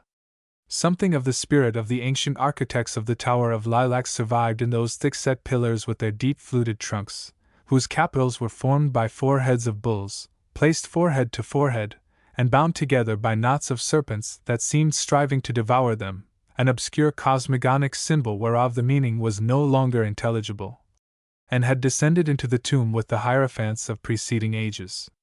The gates were neither of a square nor rounded form. They described a sort of ogive much resembling the mitre of the Magi, and by their fantastic character gave still more intensity to the character of the building. This portion of the palace formed a sort of court surrounded by a portico whose architecture was ornamented with the genealogical bas-relief to which Candaules had alluded. In the midst thereof sat Heracles upon a throne, with the upper part of his body uncovered, and his feet resting upon a stool, according to the rite for the representation of divine personages. His colossal proportions would otherwise have left no doubt as to his apotheosis, and the archaic rudeness and hugeness of the work, wrought by the chisel of some primitive artist, imparted to his figure an air of barbaric majesty, a savage grandeur more appropriate, perhaps, to the character of this monster-slaying hero than would have been the work of a sculptor consummate in his art. On the right of the throne were Alcaeus, son of the hero and of Omphale, Ninus, Belus, Argon, the earlier kings of the dynasty of the Heraclidae, then all the line of intermediate kings, terminating with Artus, Aliats, Meles or Mursus, father of Candaules, and finally Candaules himself. All these personages, with their hair braided into little strings, their beards spirally twisted, their oblique eyes, angular attitudes, cramped and stiff gestures, seemed to own a sort of factitious life, due to the rays of the setting sun, and the ruddy hue which time lends to marble in warm climates. The inscriptions in antique characters, graven beside them after the manner of legends, enhanced still more the mysterious weirdness of the long procession of figures in strange barbarian garb. By a singular chance, which Gyges could not help observing, the statue of Candaules occupied the last available place at the right hand of Heracles. The dynastic cycle was closed, and in order to find a place for the descendants of Candaules it would be absolutely necessary to build a new portico and commence the formation of a new bas-relief. Candaules, whose arm still rested on the shoulder of Gyges, walked slowly round the portico in silence. He seemed to hesitate to enter into the subject, and had altogether forgotten the pretext under which he had led the captain of his guards into that solitary place. "What would you do, Gyges?" said Candaules, at last breaking the silence which had been growing painful to both. "If you were a diver, and should bring up from the green bosom of the ocean a pearl of incomparable purity and luster, and of worth so vast as to exhaust the richest treasures of the earth? I would enclose it, answered Gyges, a little surprised at this brusque question, in a cedar box overlaid with plates of brass, and I would bury it under a detached rock in some desert place, and from time to time, when I should feel assured that none could see me, I would go thither to contemplate my precious jewel and admire the colors of the sky mingling with its nacreous tints. And I, replied Candaules, his eye illuminated with enthusiasm, if I possessed so rich a gem, I would enshrine it in my diadem, that I might exhibit it freely to the eyes of all men, in the pure light of the sun, that I might adorn myself with its splendor and smile with pride when I should hear it said, Never did king of Assyria or Babylon, never did Greek or Trinacrian tyrant possess so lustrous a pearl as Candaules, son of Myrsus and descendant of Heracles, king of Sardes and of Lydia. Compared with Candaules, Midas, who changed all things to gold, were only a mendicant as poor as Iris. Gyges listened with astonishment to this discourse of Candaules, and sought to penetrate the hidden sense of these lyric divagations. The king appeared to be in a state of extraordinary excitement. His eyes sparkled with enthusiasm, a feverish rosiness tinted his cheeks, his dilated nostrils inhaled the air with unusual effort. Well, Gyges, continued Candaules, without appearing to notice the uneasiness of his favorite, I am that diver. Amid this dark ocean of humanity, wherein confusedly move so many defective or misshapen beings, so many forms incomplete or degraded, so many types of bestial ugliness, wretched outlines of nature's experimental essays, I have found beauty, pure, radiant, without spot, without flaw, the ideal made real, the dream accomplished. A form which no painter or sculptor has ever been able to translate upon canvas or into marble. I have found Nisha.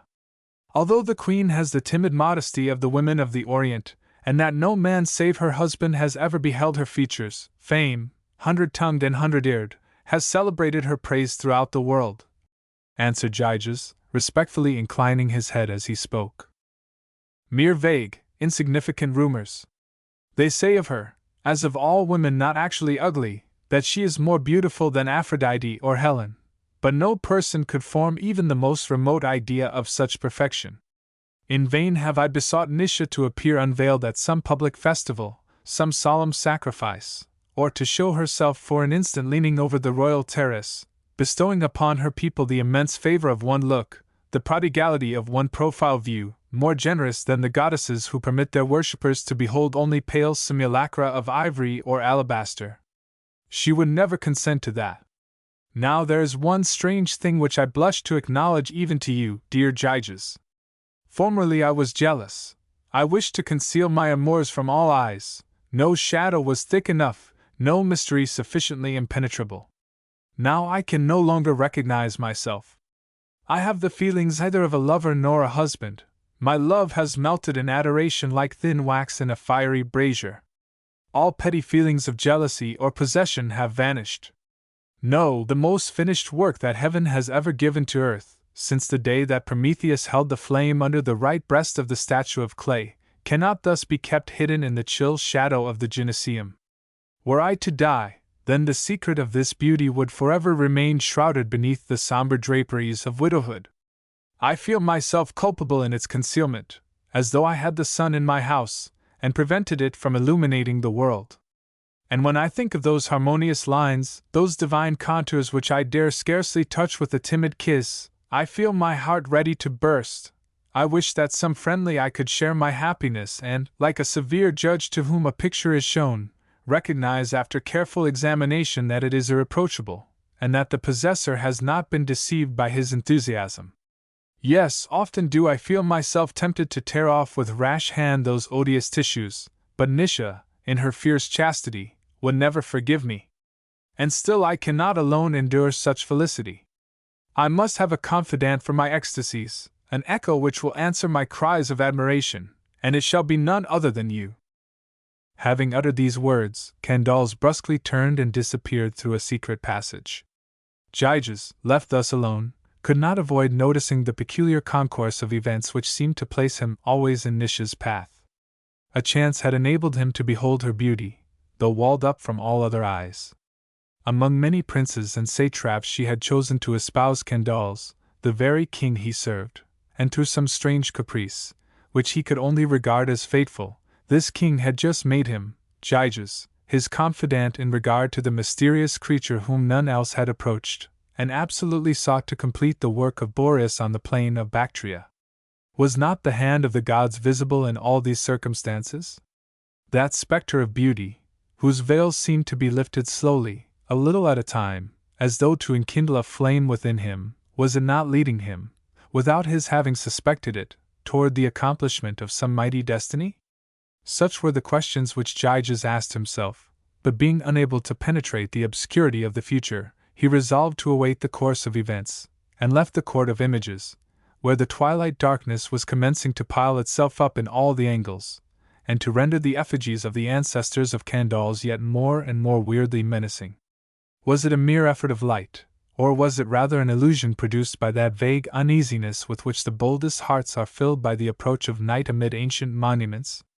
As he stepped across the threshold, Gyges fancied that he heard deep groans issue from the stone lips of the bas-reliefs, and it seemed to him that Heracles was making enormous efforts to loosen his granite club. Chapter 3. On the following day Candaules again took Gyges aside and continued the conversation begun under the portico of the Heraclidae.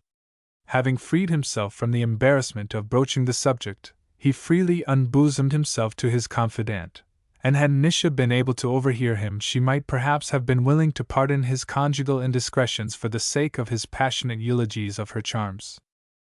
Gyges listened to all these bursts of praise with the slightly constrained air of one who is yet uncertain whether his interlocutor is not feigning an enthusiasm more ardent than he actually feels, in order to provoke a confidence naturally cautious to utter itself. Candaules at last said to him in a tone of disappointment, "I see, Gyges, that you do not believe me. You think I am boasting, or have allowed myself to be fascinated like some clumsy laborer by a robust country girl on whose cheeks Hygeia has crushed the gross hues of health. No, by all the gods! I have collected within my home, like a living bouquet, the fairest flowers of Asia and of Greece. I know all that the art of sculptors and painters has produced since the time of Daedalus, whose statues walked and spoke. Linus, Orpheus, Homer, have taught me harmony and rhythm. I do not look about me with love's bandage blindfolding my eyes. I judge of all things coolly. The passions of youth never influence my admiration, and when I am as withered, decrepit, wrinkled, as Tithonus in his swaddling bands, my opinion will be still the same. But I forgive your incredulity and want of sympathy.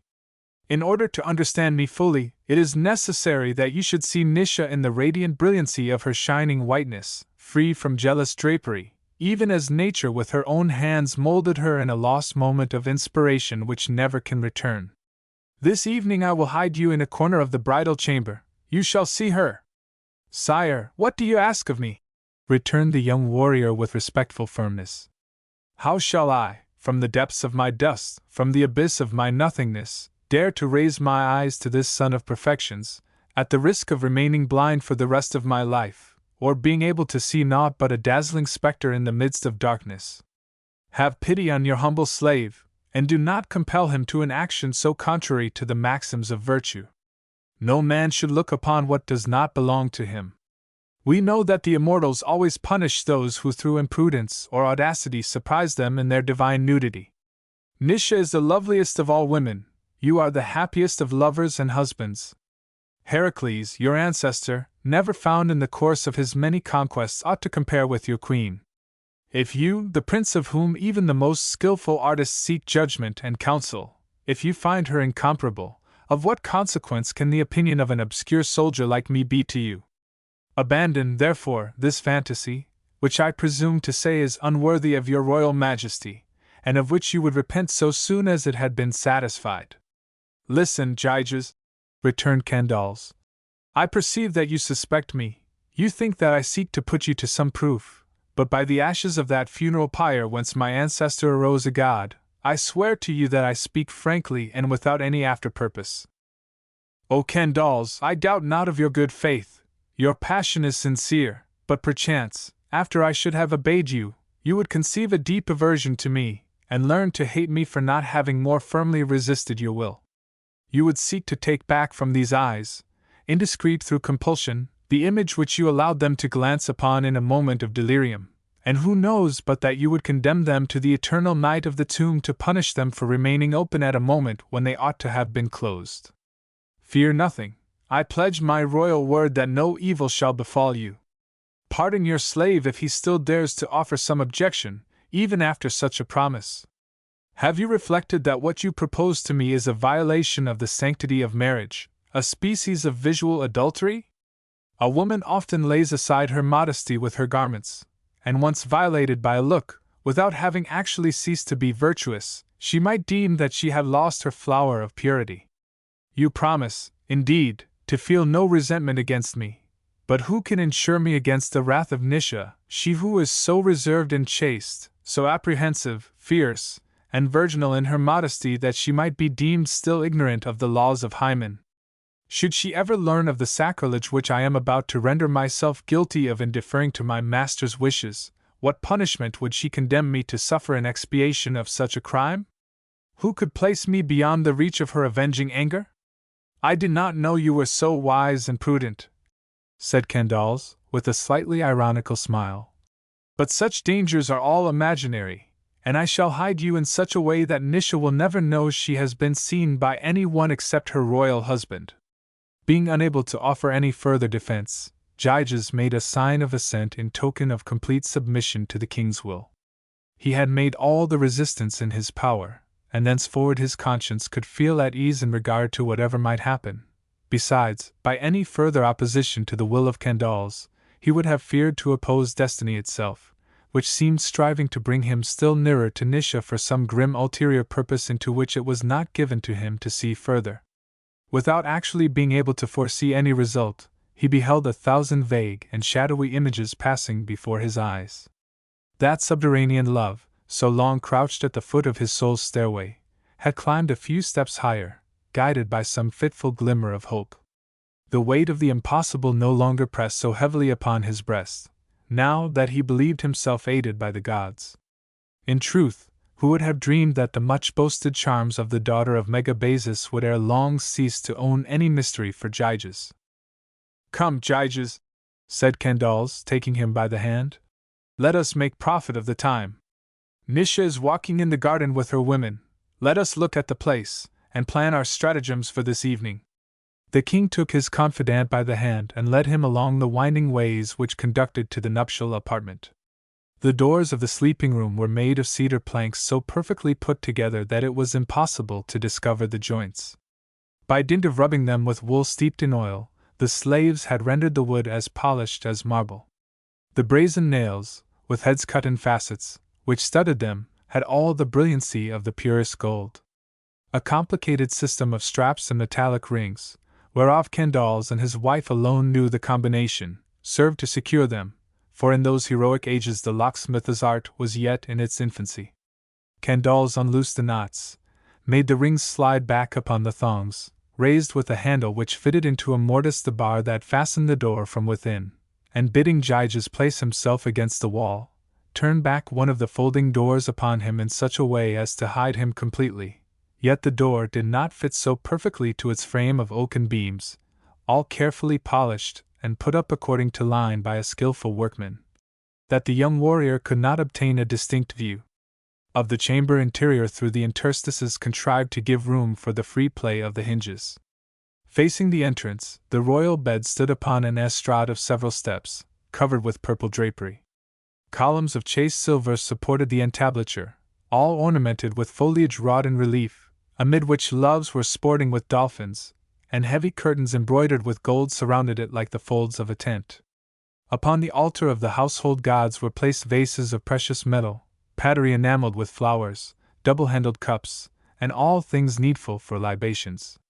Along the walls, which were faced with planks of cedar wood, marvelously worked, at regular intervals stood tall statues of black basalt in the constrained attitudes of Egyptian art, each sustaining in its hand a bronze torch into which a splinter of resinous wood had been fitted. An onyx lamp, suspended by a chain of silver, hung from that beam of the ceiling which is called the black beam, because more exposed than the others to the embrowning smoke. Every evening a slave carefully filled this lamp with odoriferous oil. Near the head of the bed, on a little column, hung a trophy of arms, consisting of a visored helmet, a twofold buckler made of 4 bulls' hides and covered with plates of brass and tin, a 2-edged sword, and several ashen javelins with brazen heads. The tunics and mantles of Candaules were hung upon wooden pegs. They comprised garments both simple and double, that is, capable of going twice around the body. A mantle of thrice-dyed purple, ornamented with embroidery representing a hunting scene wherein Laconian hounds were pursuing and tearing deer, and a tunic whereof the material, fine and delicate as the skin which envelopes an onion, had all the sheen of woven sunbeams, were especially noticeable. Opposite to the trophy stood an armchair inlaid with silver and ivory upon which Nisha hung her garments. Its seat was covered with a leopard skin more eye-spotted than the body of Argus, and its foot support was richly adorned with openwork carving. "I am generally the first to retire," observed Candaules to Gyges, "and I always leave this door open as it is now. Nisha, who has invariably some tapestry flower to finish, or some order to give her women, usually delays a little in joining me, but at last she comes, and slowly takes off, one by one, as though the effort cost her dearly, and lays upon that ivory chair all those draperies and tunics which by day envelop her like mummy bandages. From your hiding place you will be able to follow all her graceful movements, admire her unrivaled charms, and judge for yourself whether Candaules be a young fool prone to vain boasting, or whether he does not really possess the richest pearl of beauty that ever adorned a diadem." "O king, I can well believe your words without such a proof as this," replied Gyges, stepping forth from his hiding place. "When she has laid aside her garments," continued Candaules, without heeding the exclamation of his confidant, "she will come to lie down with me. You must take advantage of the moment to steal away, for in passing from the chair to the bed she turns her back to the door. Step lightly as though you were treading upon ears of ripe wheat. Take heed that no grain of sand squeaks under your sandals.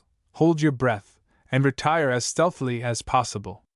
The vestibule is all in darkness, and the feeble rays of the only lamp which remains burning do not penetrate beyond the threshold of the chamber. It is therefore certain that Nisha cannot possibly see you, and tomorrow there will be someone in the world who can comprehend my ecstasies, and will feel no longer astonished at my bursts of admiration. But see, the day is almost spent. The sun will soon water his steeds in the Hesperian waves at the further end of the world, and beyond the pillars erected by my ancestors. Return to your hiding place, Gyges, and though the hours of waiting may seem long, I can swear by Eros of the golden arrows that you will not regret having waited." After this assurance Candaules left Gyges again hidden behind the door. The compulsory quiet which the king's young confidant found himself obliged to maintain left him ample leisure for thought. His situation was certainly a most extraordinary one. He had loved Nisha as one loves a star. Convinced of the hopelessness of the undertaking, he had made no effort to approach her. And nevertheless, by a succession of extraordinary events, he was about to obtain a knowledge of treasures reserved for lovers and husbands only. Not a word, not a glance had been exchanged between himself and Nisha, who probably ignored the very existence of the one being for whom her beauty would so soon cease to be a mystery. Unknown to her whose modesty would have naught to sacrifice for you, how strange a situation!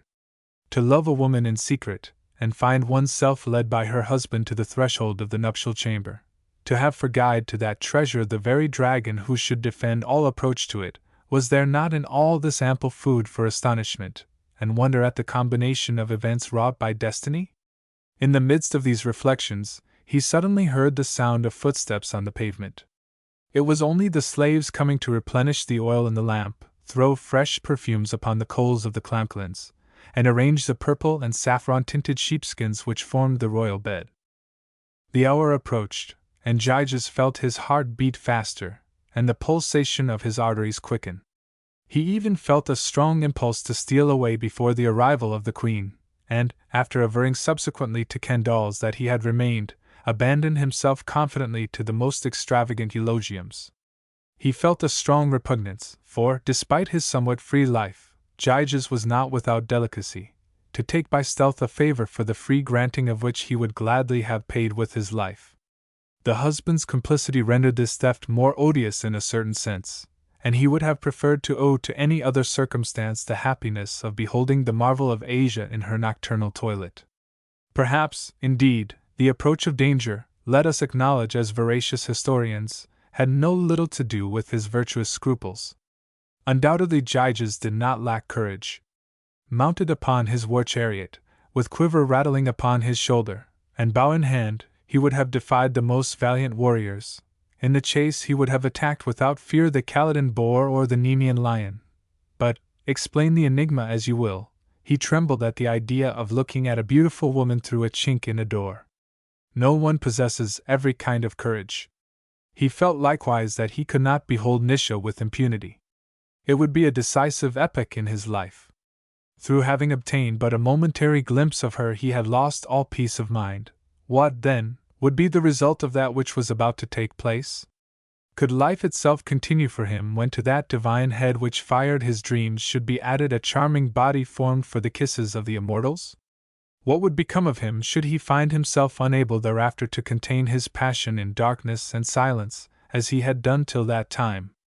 Would he exhibit to the court of Lydia the ridiculous spectacle of an insane love, or would he strive by some extravagant action to bring down upon himself the disdainful pity of the queen? Such a result was strongly probable, since the reason of Candaules himself, the legitimate possessor of Nisha, had been unable to resist the vertigo caused by that superhuman beauty.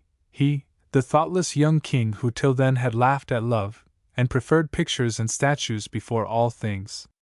These arguments were very rational but wholly useless, for at the same moment Candaules entered the chamber, and exclaimed in a low but distinct voice as he passed the door, "Patience, my poor Gyges, Nisha will soon come." When he saw that he could no longer retreat, Gyges, who was but a young man after all, forgot every other consideration, and no longer thought of aught save the happiness of feasting his eyes upon the charming spectacle which Candaules was about to offer him. One cannot demand from a captain of 25 the austerity of a hoary philosopher. At last a low whispering of raiment sweeping and trailing over marble, distinctly audible in the deep silence of the night, announced the approach of the queen. In effect it was she. With a step as cadenced and rhythmic as an ode, she crossed the threshold of the thalamus, and the wind of her veil with its floating folds almost touched the burning cheek of Gyges, who felt well nigh on the point of fainting, and found himself compelled to seek the support of the wall. But soon recovering from the violence of his emotions, he approached the chink of the door, and took the most favorable position for enabling him to lose nothing of the scene whereof he was about to be in. Invisible witness. Nisha advanced to the ivory chair and commenced to detach the pins, terminated by hollow balls of gold, which fastened her veil upon her head, and Gyges from the depths of the shadow-filled angle where he stood concealed could examine at his ease the proud and charming face of which he had before obtained only a hurried glimpse, that rounded neck, at once delicate and powerful, whereon Aphrodite had traced with the nail of her little finger those 3 faint lines which are still at this very day known as the necklace of Venus, that white nape on whose alabaster surface little wild, rebellious curls were disporting and entwining themselves, those silver shoulders, half rising from the opening of the chlamys, like the moon's disk emerging from an opaque cloud.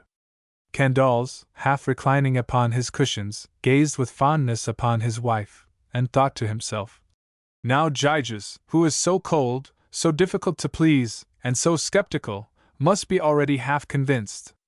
Opening a little coffer which stood on a table supported by one leg terminating in carven lion's paws, the queen freed her beautiful arms from the weight of the bracelets and jewelry wherewith they had been overburdened during the day, arms whose form and whiteness might well have enabled them to compare with those of Hera, sister and wife of Zeus, the lord of Olympus.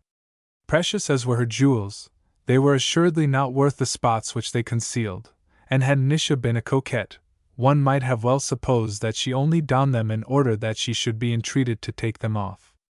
The rings and chased work had left upon her skin, fine and tender as the interior pulp of a lily, light rosy imprints, which she soon dissipated by rubbing them with her little taper-fingered hand, all rounded and slender at its extremities. Then, with the movement of a dove trembling in the snow of its feathers, she shook her hair, which, being no longer held by the golden pins, rolled down in languid spirals like hyacinth flowers over her back and bosom. Thus she remained for a few moments ere reassembling the scattered curls and finally reuniting them into one mass. It was marvelous to watch the blonde ringlets streaming like jets of liquid gold between the silver of her fingers, and her arms undulating like swans' necks as they were arched above her head in the act of twisting and confining the natural bullion. If you have ever by chance examined one of those beautiful Etruscan vases with red figures on a black ground, and decorated with one of those subjects which are designated under the title of Greek toilette, then you will have some idea of the grace of Nisha in that attitude which, from the age of antiquity to our own era, has furnished such a multitude of happy designs for painters and statuaries. Having thus arranged her coiffure, she seated herself upon the edge of the ivory footstool and commenced to untie the little bands which fastened her buskins. We moderns, owing to our horrible system of footgear, which is hardly less absurd than the Chinese shoe, no longer know what a foot is. That of Nisha was of a perfection rare even in Greece and antique Asia. The great toe, a little apart like the thumb of a bird, the other toes, slightly long, and all ranged in charming symmetry, the nails well shaped and brilliant as agates, the ankles well rounded and supple, the heels slightly tinted with a rosy hue, nothing was wanting to the perfection of the little member. The leg attached to this foot, and which gleamed like polished marble under the lamplight, was irreproachable in the purity of its outlines and the grace of its curves. Gyges, lost in contemplation, though all the while fully comprehending the madness of Candaules, said to himself that had the gods bestowed such a treasure upon him he would have known how to keep it to himself. "Well, Nisha, are you not coming to sleep with me?" exclaimed Candaules, seeing that the queen was not hurrying herself in the least, and feeling desirous to abridge the watch of Gyges. "Yes, my dear lord, I will soon be ready," answered Nisha. And she detached the cameo which fastened the peplum upon her shoulder. There remained only the tunic to let fall. Gyges, behind the door, felt his veins hiss through his temples. His heart beat so violently that he feared it must make itself heard in the chamber, and to repress its fierce pulsations he pressed his hand upon his bosom, and when Nisha, with a movement of careless grace, unfastened the girdle of her tunic, he thought his knees would give way beneath him.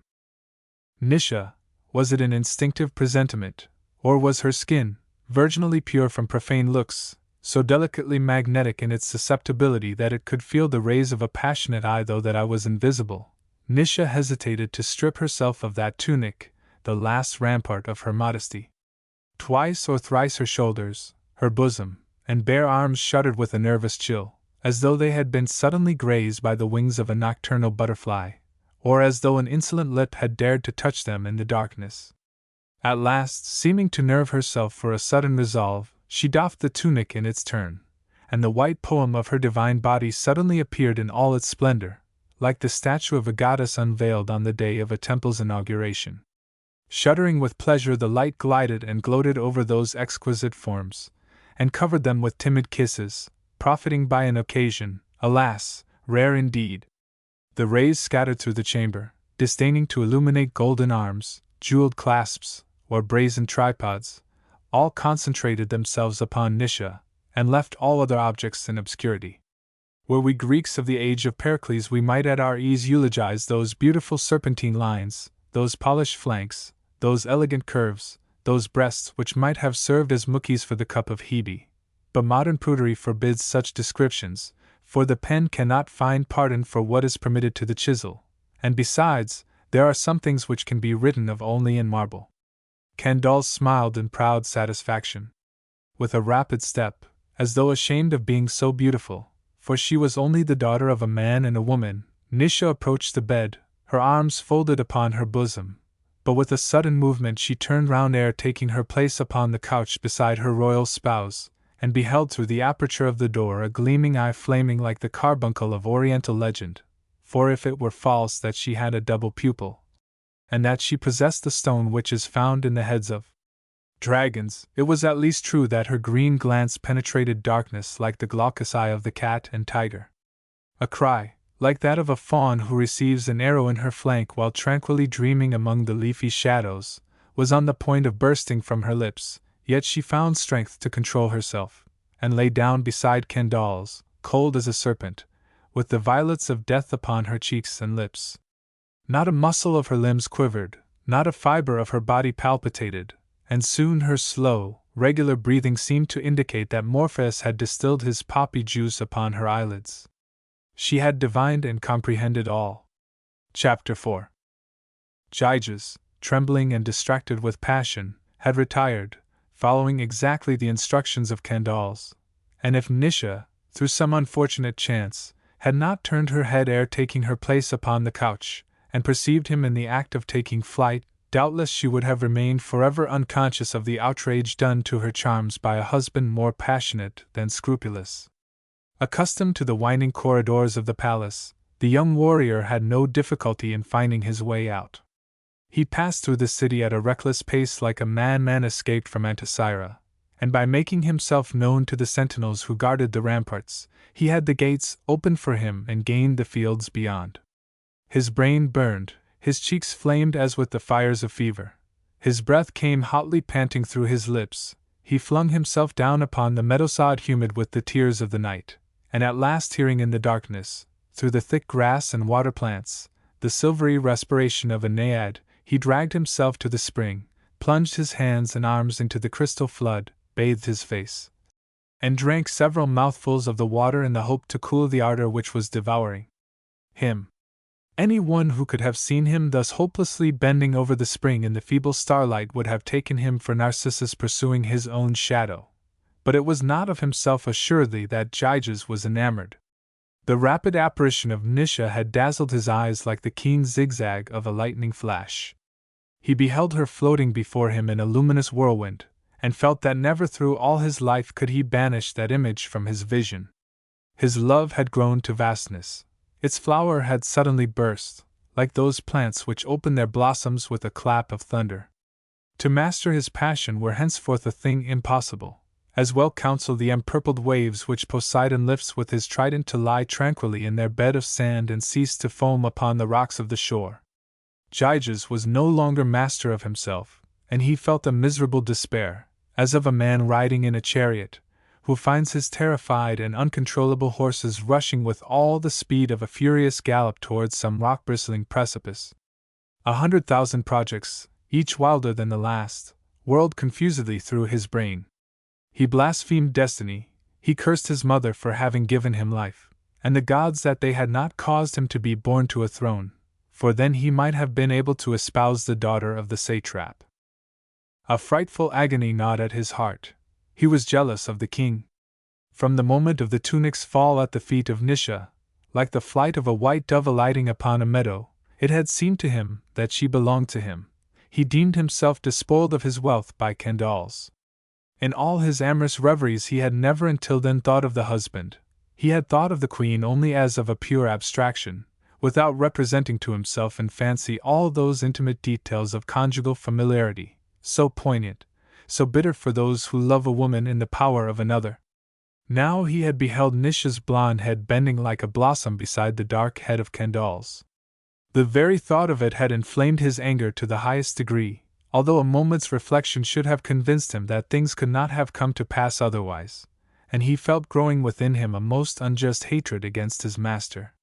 The act of having compelled his presence at the queen's dishabille seemed to him a barbarous irony, an odious refinement of cruelty, for he did not remember that his love for her could not have been known by the king, who had sought in him only a confidant of easy morals and a connoisseur in beauty.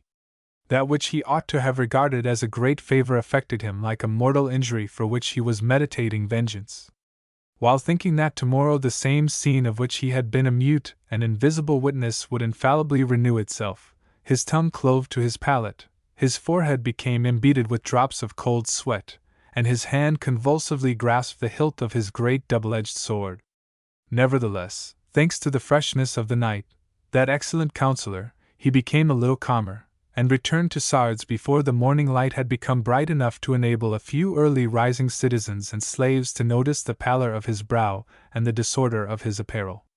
He betook himself to his regular post at the palace, well suspecting that Kendall's would shortly send for him, and however violent the agitation of his feelings, he felt he was not powerful enough to brave the anger of the king, and could in no way escape submitting again to this role of confidant, which could thenceforth only inspire him with horror. Having arrived at the palace, he seated himself upon the steps of the cypress-paneled vestibule, leaned his back against a column, and under the pretext of being fatigued by the long vigil under arms, he covered his head with his mantle and feigned sleep to avoid answering the questions of the other guards. If the night had been terrible to Gyges, it had not been less so to Nisha, as she never for an instant doubted that he had been purposely hidden there by Candaules. The king's persistency in begging her not to veil so austerely a face which the gods had made for the admiration of men, his evident vexation upon her refusal to appear in Greek costume at the sacrifices and public solemnities, his unsparing raillery at what he termed her barbarian shyness, all tended to convince her that the young Heraclid had sought to admit someone into those mysteries which should remain secret to all. For without his encouragement no man could have dared to risk himself in an undertaking the discovery of which would have resulted in the punishment of a speedy death. How slowly did the black hours seem to her to pass! How anxiously did she await the coming of dawn to mingle its bluish tints with the yellow gleams of the almost exhausted lamp! It seemed to her that Apollo would never mount his chariot again, and that some invisible hand was sustaining the sand of the hourglass in air. Though brief as any other, that night seemed to her like the Cimmerian nights, 6 long months of darkness. While it lasted, she lay motionless and rigid at full length on the very edge of her couch in dread of being touched by Candaules.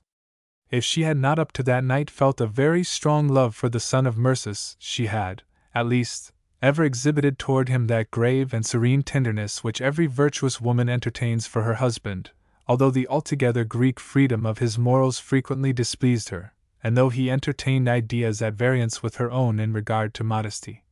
But after such an affront she could only feel the chilliest hatred and most icy contempt for him. She would have preferred even death to one of his caresses. Such an outrage it was impossible to forgive, for among the barbarians, and above all among the Persians and Bactrians, it was held a great disgrace, not for women only, but even for men, to be seen without their garments. At length Candaules arose, and Nisha, awaking from her simulated sleep, hurried from that chamber now profaned in her eyes as though it had served for the nocturnal orgies of bacchantes and courtesans. It was agony for her to breathe that impure air any longer, and that she might freely give herself up to her grief she took refuge in the upper apartments reserved for the women, summoned her slaves by clapping her hands, and poured ewers of water over her shoulders, her bosom, and her whole body, as, though hoping by this species of lustral ablution to efface the soil imprinted by the eyes of Gyges, she would have voluntarily torn, as it were, from her body that skin upon which the rays shot from a burning pupil seemed to have left their traces, taking from the hands of her waiting women the thick downy materials which served to drink up the last pearls of the bath. She wiped herself with such violence that a slight purple cloud rose to the spots she had rubbed. In vain, she exclaimed, letting the damp tissues fall, and dismissing her attendants. In vain would I pour over myself all the waters of all the springs and the rivers. The ocean with all its bitter gulfs could not purify me. Such a stain may be washed out only with blood. Oh, that look, that look!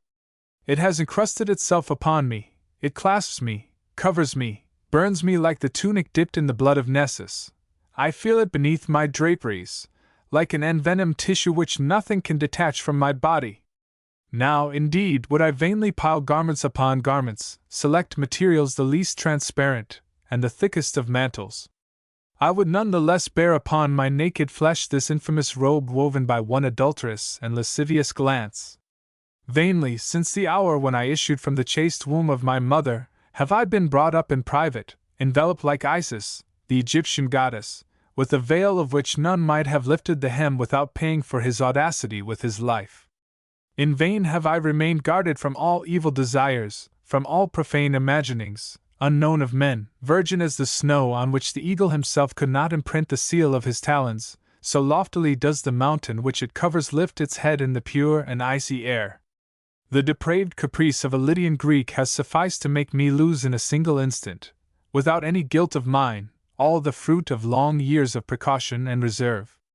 Innocent and dishonored, hidden from all yet made public to all, this is the lot to which Candaules has condemned me. Who can assure me that, at this very moment, Gyges is not in the act of discoursing upon my charms with some soldiers at the very threshold of the palace? O shame! O infamy! 2 men have beheld me naked and yet at this instant enjoy the sweet light of the sun. In what does Nisha now differ from the most shameless Hetaira, from the vilest of courtesans? This body which I have striven to render worthy of being the habitation of a pure and noble soul, serves for a theme of conversation. It is talked of like some lascivious idol brought from Sicyon or from Corinth. It is commended or found fault with. The shoulder is perfect, the arm is charming, perhaps a little thin, what know I? All the blood of my heart leaps to my cheeks at such a thought. O beauty, fatal gift of the gods! Why am I not the wife of some poor mountain goatherd of innocent and simple habits? He would not have suborned a goatherd like himself at the threshold of his cabin to profane his humble happiness. My lean figure, my unkempt hair, my complexion faded by the burning sun, would then have saved me from so gross an insult, and my honest homeliness would not have been compelled to blush. How shall I dare, after the scene of this night, to pass before those men, proudly erect under the folds of a tunic which has no longer aught to hide from either of them? I should drop dead with shame upon the pavement. Candaules, I was at least entitled to more respect from you, and there was nothing in my conduct which could have provoked such an outrage. Was I one of those ones whose arms forever cling like ivy to their husbands' necks, and who seem more like slaves bought with money for a master's pleasure than free-born women of noble blood? Have I ever after a repast sung amorous hymns accompanying myself upon the lyre, with wine-moist lips, naked shoulders, and a wreath of roses about my hair, or given you cause, by any immodest action, to treat me like a mistress whom one shows after a banquet to his companions in debauch? While Nisha was thus buried in her grief, great tears overflowed from her eyes like raindrops from the azure chalice of a lotus flower after some storm, and rolling down her pale cheeks fell upon her fair forlorn hands, languishingly open, like roses whose leaves are half shed, for no order came from the brain to give them activity. The attitude of Niobe, beholding her 14th child succumb beneath the arrows of Apollo and Diana, was not more sadly despairing, but soon starting from this state of prostration, she rolled herself upon the floor, rent her garments, covered her beautiful disheveled hair with ashes, tore her bosom and cheeks with her nails amid convulsive sobs, and abandoned herself to all the excesses of oriental grief. The more violently that she had been forced so long to contain her indignation, shame, pangs of wounded dignity, and all the agony that convulsed her soul, for the pride of her whole life had been broken, and the idea that she had nothing wherewith to reproach herself afforded her no consolation. As a poet has said, only the innocent know remorse. She was repenting of the crime which another had committed. Nevertheless, she made an effort to recover herself, ordered the baskets filled with wools of different colors, and the spindles wrapped with flax to be brought to her, and distributed the work to her women as she had been accustomed to do. But she thought she noticed that the slaves looked at her in a very peculiar way, and had ceased to entertain the same timid respect for her as before. Her voice no longer rang with the same assurance. There was something humble and furtive in her demeanor. She felt herself interiorly fallen. Doubtless her scruples were exaggerated, and her virtue had received no stain from the folly of Candaules, but ideas imbibed with a mother's milk obtain irresistible sway, and the modesty of the body is carried by Oriental nations to an extent almost incomprehensible to Occidental races. When a man desired to speak to Nisha in the palace of Megabazus at Bactria, he was obliged to do so keeping his eyes fixed upon the ground, and 2 eunuchs stood beside him, poniard in hand, ready to plunge their keen blades through his heart should he dare lift his head to look at the princess, notwithstanding that her face was veiled. You may readily conceive, therefore, how deadly an injury the action of Candaules would seem to a woman thus brought up, while any other would doubtless have considered it only a culpable frivolity. Thus the idea of vengeance had instantly presented itself to Nisha, and had given her sufficient self-control to strangle the cry of her offended modesty ere it reached her lips, at the moment when, turning her head, she beheld the burning eyes of Gyges flaming through the darkness. She must have possessed the courage of the warrior in ambush, who, wounded by a random dart, utters no syllable of pain through fear of betraying himself behind his shelter of foliage or river reeds, and in silence permits his blood to stripe his flesh with long red lines. Had she not withheld that first impulse to cry aloud, Candace, alarmed and forewarned, would have kept upon his guard, which must have rendered it more difficult, if not impossible, to carry out her purpose. Nevertheless, as yet she had conceived no definite plan, but she had resolved that the insult done to her honor should be fully expiated. At first she had thought of killing Candace herself while he slept, with the sword hung at the bedside. But she recoiled from the thought of dipping her beautiful hands in blood. She feared lest she might miss her blow, and with all her bitter anger, she hesitated at so violent and unwomanly an act. Suddenly she appeared to have decided upon some project. She summoned Statira, one of the waiting women who had come with her from Bactria, and in whom she placed much confidence, and whispered a few words close to her ear in a very low voice, although there were no other persons in the room, as if she feared that even the walls might hear her. Statira bowed low, and immediately left the apartment. Like all persons who are actually menaced by some great peril, Candace presumed himself perfectly secure. He was certain that Gyges had stolen away unperceived, and he thought only upon the delight of conversing with him about the unrivaled attractions of his wife. So he caused him to be summoned, and conducted him to the court of the Heraclidi. "Well, Gyges," he said to him with laughing mien, "I did not deceive you when I assured you that you would not regret having passed a few hours behind that blessed door. Am I right? Do you know of any living woman more beautiful than the Queen? If you know of any superior to her, tell me so frankly, and go bear her in my name this string of pearls, the symbol of power." "Sire," replied Gyges in a voice trembling with emotion, "no human creature is worthy to compare with Nisha. It is not the profile of queens which should adorn her brows, but only the starry crown of the immortals. I well knew that your ice must melt at last in the fires of that Sunday. Now can you comprehend my passion, my delirium, my mad desires? Is it not true, Gyges, that the heart of a man is not great enough to contain such a love? It must overflow and diffuse itself." A hot blush overspread the cheeks of Gyges, who now but too well comprehended the admiration of Candace.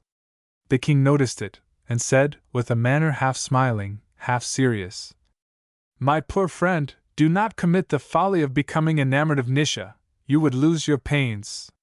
It is a statue which I have enabled you to see, not a woman. I have allowed you to read some stanzas of a beautiful poem, whereof I alone possess the manuscript, merely for the purpose of having your opinion, that is all. You have no need, sire, to remind me of my nothingness. Sometimes the humblest slave is visited in his slumbers by some radiant and lovely vision, with ideal forms, nacreous flesh, ambrosial hair. I have dreamed with open eyes. You are the god who sent me that dream. Now," continued the king, "it will scarcely be necessary for me to enjoin silence upon you. If you do not keep a seal upon your lips, you might learn to your cost that Nisha is not as good as she is beautiful." The king waved his hand in token of farewell to his confidant, and retired for the purpose of inspecting an antique bed sculptured by Icmalius, a celebrated artisan, which had been offered him for purchase. Candace had scarcely disappeared when a woman, wrapped in a long mantle so as to leave but one of her eyes exposed, after the fashion of the barbarians, came forth from the shadow of a column behind which she had kept herself hidden during the conversation of the king and his favorite, walked straight to Gyges, placed her finger upon his shoulder, and made a sign to him to follow her. Chapter 5. Statira, followed by Gyges, paused before a little door, of which she raised the latch by pulling a silver ring attached to a leathern strap, and commenced to ascend a stairway with rather high steps contrived in the thickness of the wall. At the head of the stairway was a second door, which she opened with a key wrought of ivory and brass. As soon as Gyges entered, she disappeared without any further explanation in regard to what was expected of him.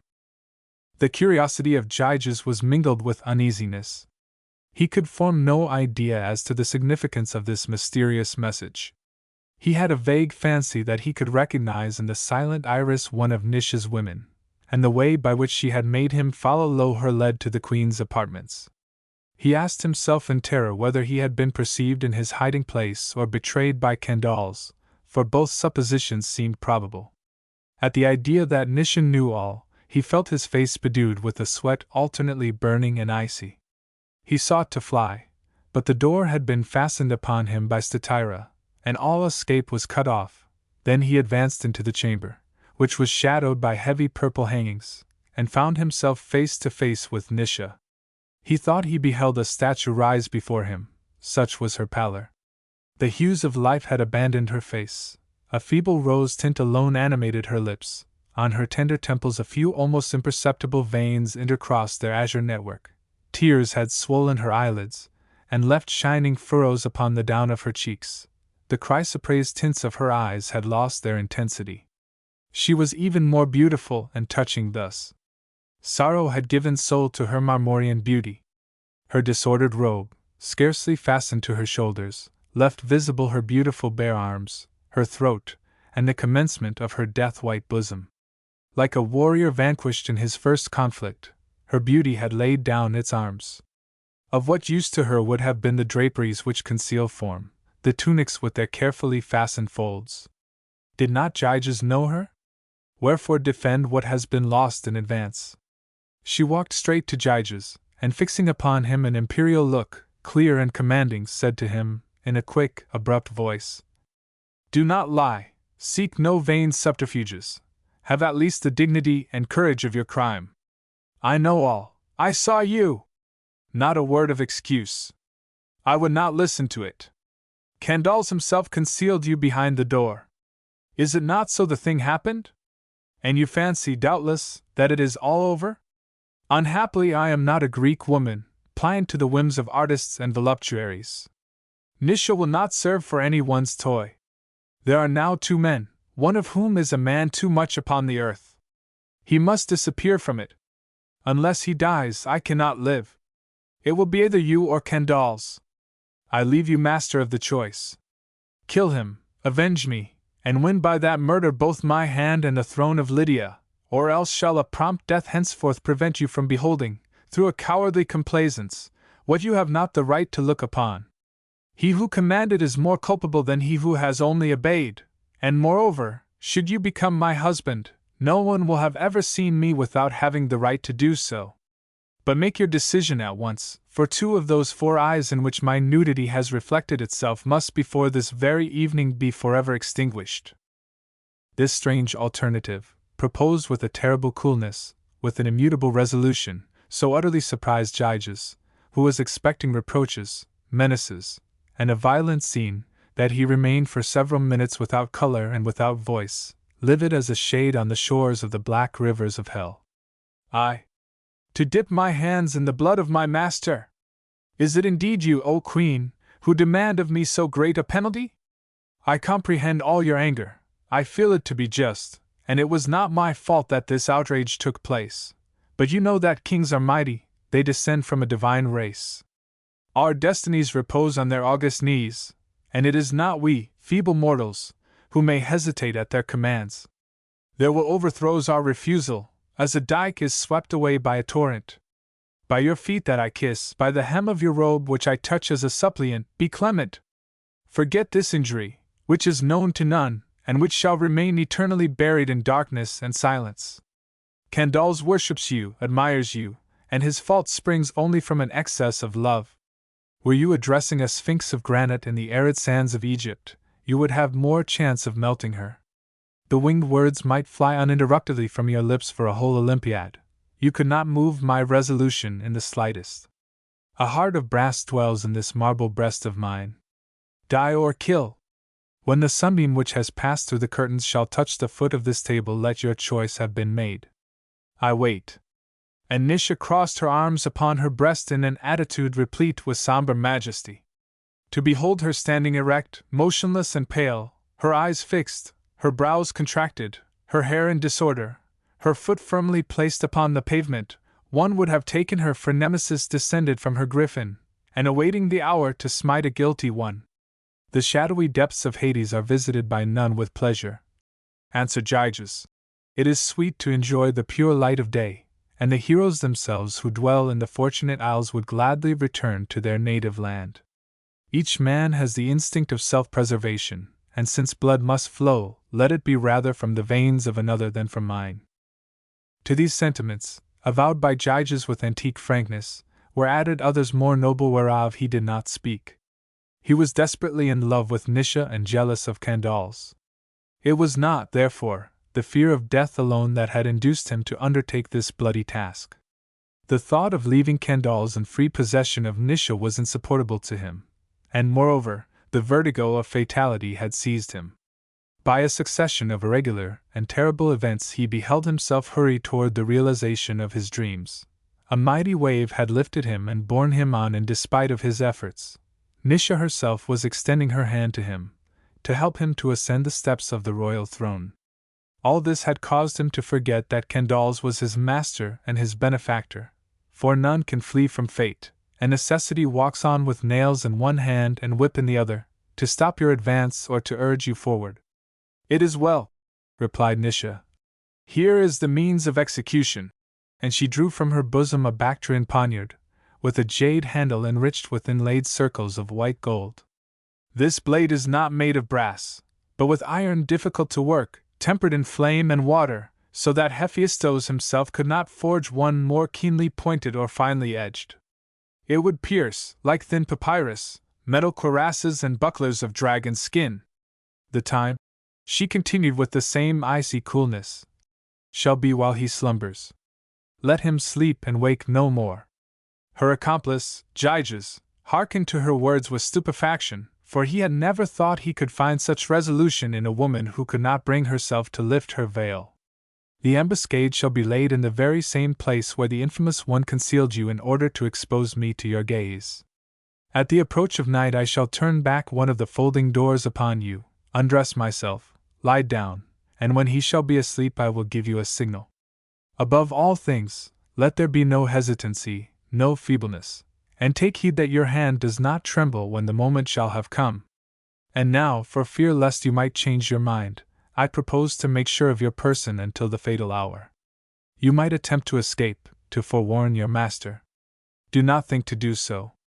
Nisha whistled in a peculiar way, and immediately from behind a Persian tapestry embroidered with flowers, there appeared 4 monsters, swarthy, clad in robes diagonally striped, which left visible arms muscled and gnarled as trunks of oaks. Their thick pouting lips, the gold rings which they wore through the partition of their nostrils, their great teeth sharp as the fangs of wolves, the expression of stupid civility on their faces, rendered them hideous to behold.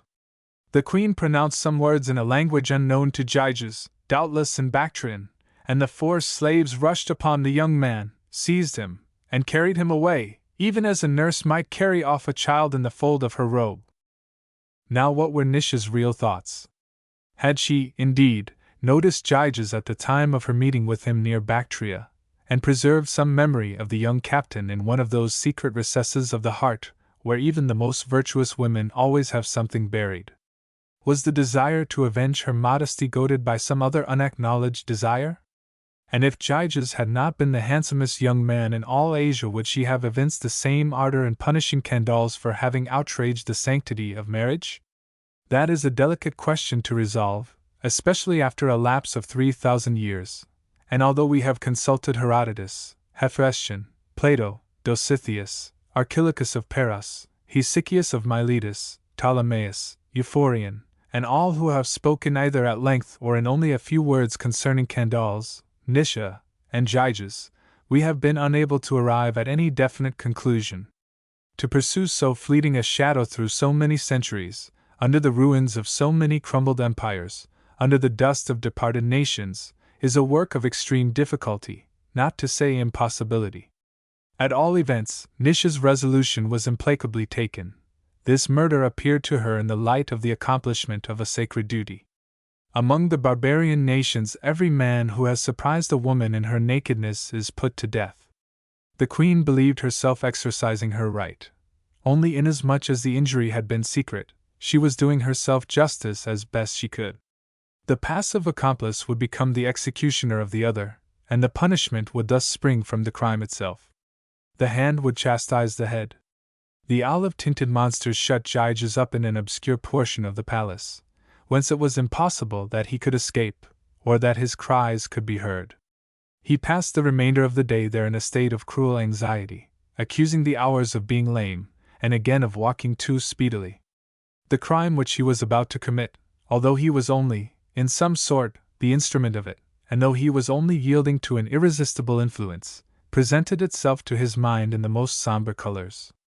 If the blow should miss through one of those circumstances which none could foresee? If the people of Sardes should revolt, and seek to avenge the death of the king? Such were the very sensible though useless reflections which Gyges made while waiting to be taken from his prison and led to the place whence he could only depart to strike his master. At last the night unfolded her starry robe in the sky, and its shadow fell upon the city and the palace. A light footstep became audible. A veiled woman entered the room and conducted him through the obscure corridors and multiplied mazes of the royal edifice with as much confidence as though she had been preceded by a slave bearing a lamp or a torch. The hand which held that of Gyges was cold, soft, and small. Nevertheless, those slender fingers clasped it with a bruising force, as the fingers of some statue of brass animated by a prodigy would have done. The rigidity of an inflexible will betray itself in that ever-equal pressure as of a vice, a pressure which no hesitation of head or heart came to vary.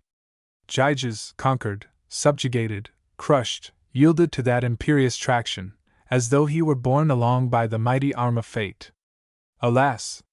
It was not thus he had wished to touch for the first time that fair royal hand, which had presented the poniard to him, and was leading him to murder, for it was Nisha herself who had come for Gyges, to conceal him in the place of ambuscade. No word was exchanged between the sinister couple on the way from the prison to the nuptial chamber. The queen unfastened the thongs, raised the bar of the entrance, and placed Gyges behind the folding door as Candaules had done the evening previous. This repetition of the same acts, with so different a purpose, had something of a lugubrious and fatal character. Vengeance, this time, had placed her foot upon every track left by the insult. The chastisement and the crime alike followed the same path. Yesterday it was the turn of Candaules, today it was that of Nisha, and Gyges, accomplice in the injury, was also accomplice in the penalty. He had served the king to dishonor the queen. He would serve the queen to kill the king, equally exposed by the vices of the one and the virtues of the other. The daughter of Megabazus seemed to feel a savage joy, a ferocious pleasure, in employing only the same means chosen by the Lydian king, and turning to account for the murder those very precautions which had been adopted for voluptuous fantasy. You will again this evening see me take off these garments which are so displeasing to Candaules. This spectacle should become wearisome to you, said the queen in accents of bitter irony, as she stood on the threshold of the chamber. You will end by finding me ugly. And a sardonic, forced laugh momentarily curled her pale mouth.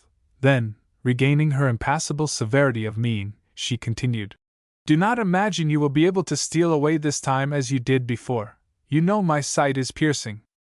At the slightest movement on your part one shall awake Candaules, and you know that it will not be easy for you to explain what you are doing in the king's apartments, behind a door, with a poniard in your hand. Further, my Bactrian slaves, the copper-colored mutes who imprisoned you a short time ago, guard all the issues of the palace, with orders to massacre you should you attempt to go out. Therefore let no vain scruples of fidelity cause you to hesitate. Think that I will make you king of Sardes, and that I will love you if you avenge me. The blood of Candaules will be your purple, and his death will make for you a place in that bed.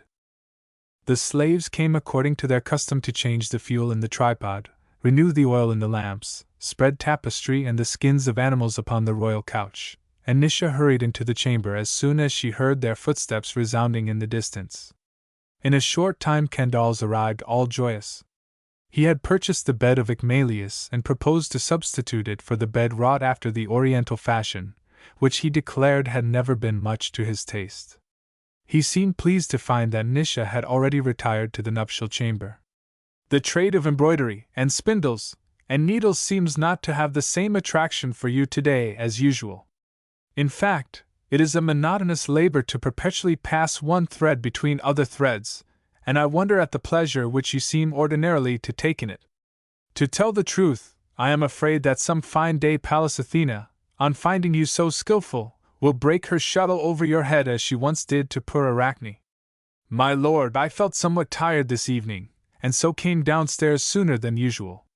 Would you not like before going to sleep to drink a cup of black Samian wine mixed with the honey of Hymettus? And she poured from a golden urn, into a cup of the same metal, the somber-colored beverage which she had mingled with the soporiferous juice of the Nepenthe. Candaules took the cup by both handles and drained it to the last drop.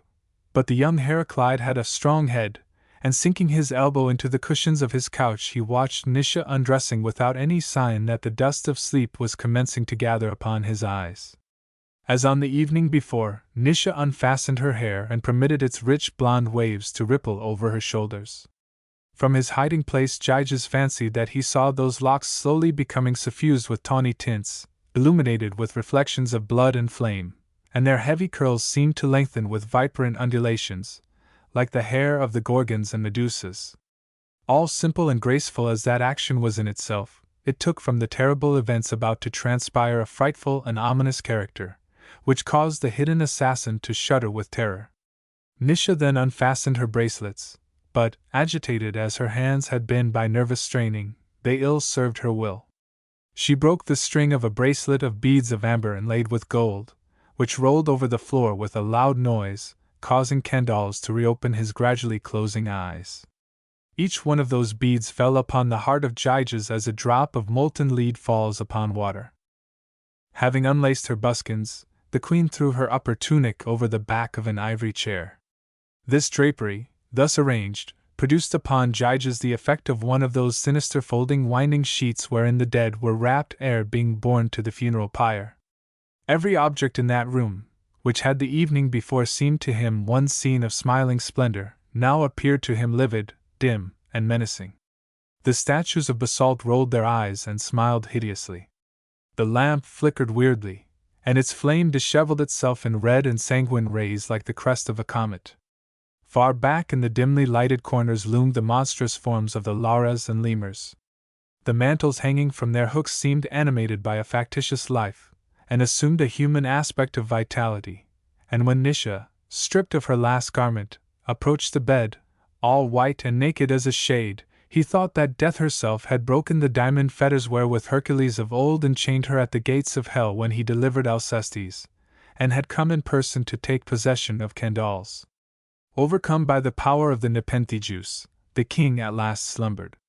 Nisha made a sign for Gyges to come forth from his retreat, and laying her finger upon the breast of the victim, she directed upon her accomplice a look so humid, so lustrous, so weighty with languishment, so replete with intoxicating promise, that Gyges, maddened and fascinated, sprang from his hiding place like the tiger from the summit of the rock where it has been crouching, traversed the chamber at a bound, and plunged the Bactrian poniard up to the very hilt in the heart of the descendant of Hercules. The chastity of Nisha was avenged, and the dream of Gyges accomplished. Thus ended the dynasty of the Heraclidae, after having endured for 505 years, and commenced that of the mermaids in the person of Gyges, son of Dascylus. The Sardians, indignant at the death of Candaules, threatened revolt, but the oracle of Delphi having declared in favor of Gyges, who had sent thither a vast number of silver vases and 6 golden cratera of the value of 30 talents, the new king maintained his seat on the throne of Lydia, which he occupied for many long years, lived happily, and never showed his wife to anyone, knowing too well what it cost. Addenda. A. There is no correct English plural of necropolis. The French word necropole is more normal. As the Greek plural could not be used very euphoniously, and as I have tried throughout to render an exact English equivalent for each French word whenever comprehensible, I beg indulgence for the illegitimate plural. Necropoli used to signify more than one necropolis, as an equivalent for the French necropolis. B. In the opening scene of What of Cleopatra's Knights? The reader may be surprised at the expression, the chuckling of the crocodiles.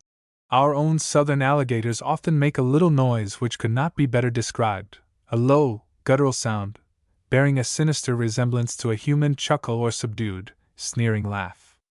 A Creole friend who has lived much in those regions of southern Louisiana intersected by bayous and haunted by alligators, comprehended at once the whole force of the term Rairetuff as applied to the sounds made by the crocodile. J'ai entendu souvent, he said with a smile. The idea of love after death has been introduced by Gautier into several beautiful creations, sometimes Hoffmannesquely, sometimes with an exquisite sweetness peculiarly his own. Among his most touching poems there is a fantastic, Les Taches Jaunes, so remarkable that I cannot refrain from offering a rude translation of it. Though transplanted even by a master hand into the richest soil of another language, such poetical flora necessarily lose something of their strange color and magical perfume. In this instance the translator, who is no poet, only strives to convey the beautiful weirdness of the original idea. With elbow buried in the downy pillow I've lain and read, all through the night, a volume strangely written in tongues long dead. For at my bedside lie no dainty slippers, and save my own, under the paling lamp I hear no breathing, I am alone. But there are yellow bruises on my body and violet stains, though no white vampire came with lips blood crimson to suck my veins. Now I bethink me of a sweet weird story, that in the dark our dead loves thus with seal of chilly kisses our bodies mark. Gliding beneath the coverings of our couches they share our rest, and with their dead lips sign their loving visit on arm and breast. Darksome and cold the bed where now she slumbers, I loved in vain, with sweet soft eyelids closed, to be reopened never again. Dead sweetheart, can it be that thou hast lifted with thy frail hand thy coffin lid, to come to me again from Shadowland? Thou who, one joyous night, didst, pale and speechless, pass from us all, dropping thy silken mask and gift of flowers amidst the ball? O, fondest of my loves, from that far heaven where thou must be, hast thou returned to pay the debt of kisses thou owest me?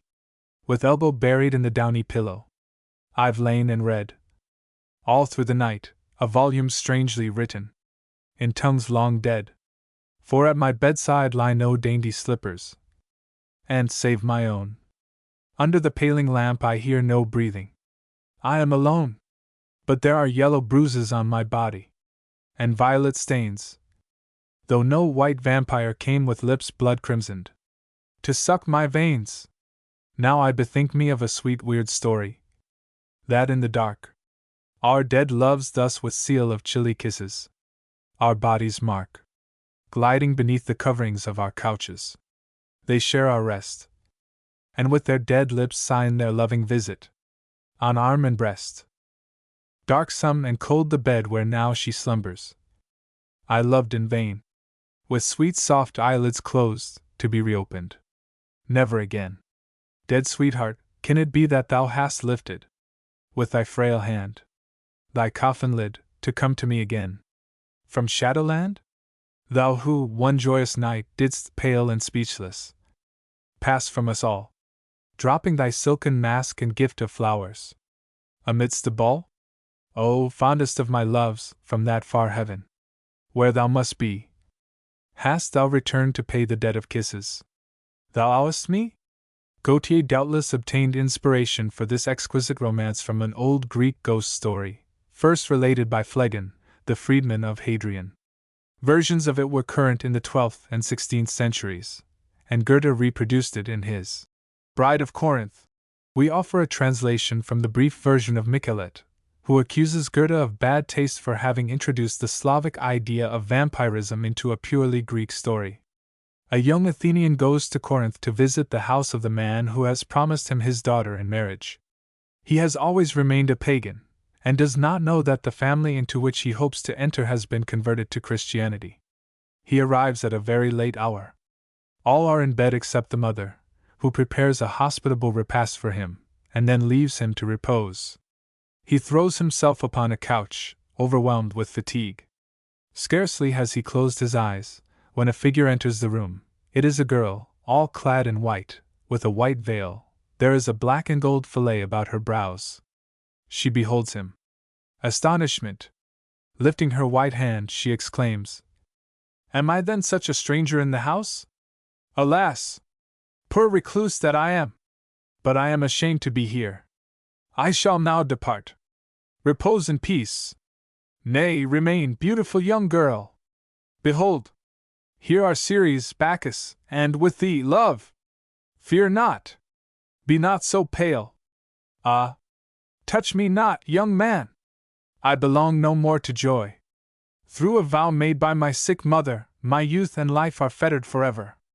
The gods have fled away. And now the only sacrifices are sacrifices of human victims. What? Is it thou? Thou, my beloved affianced, betrothed to me from childhood.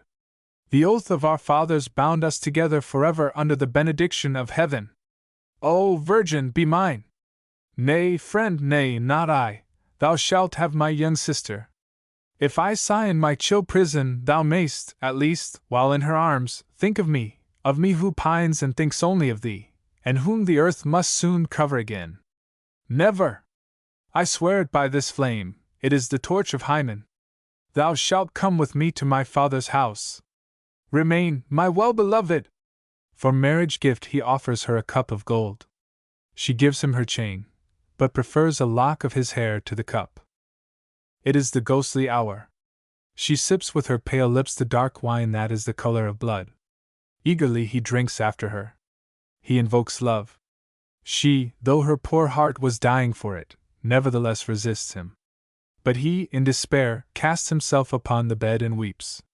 Then she, flinging herself down beside him, murmurs, Ah!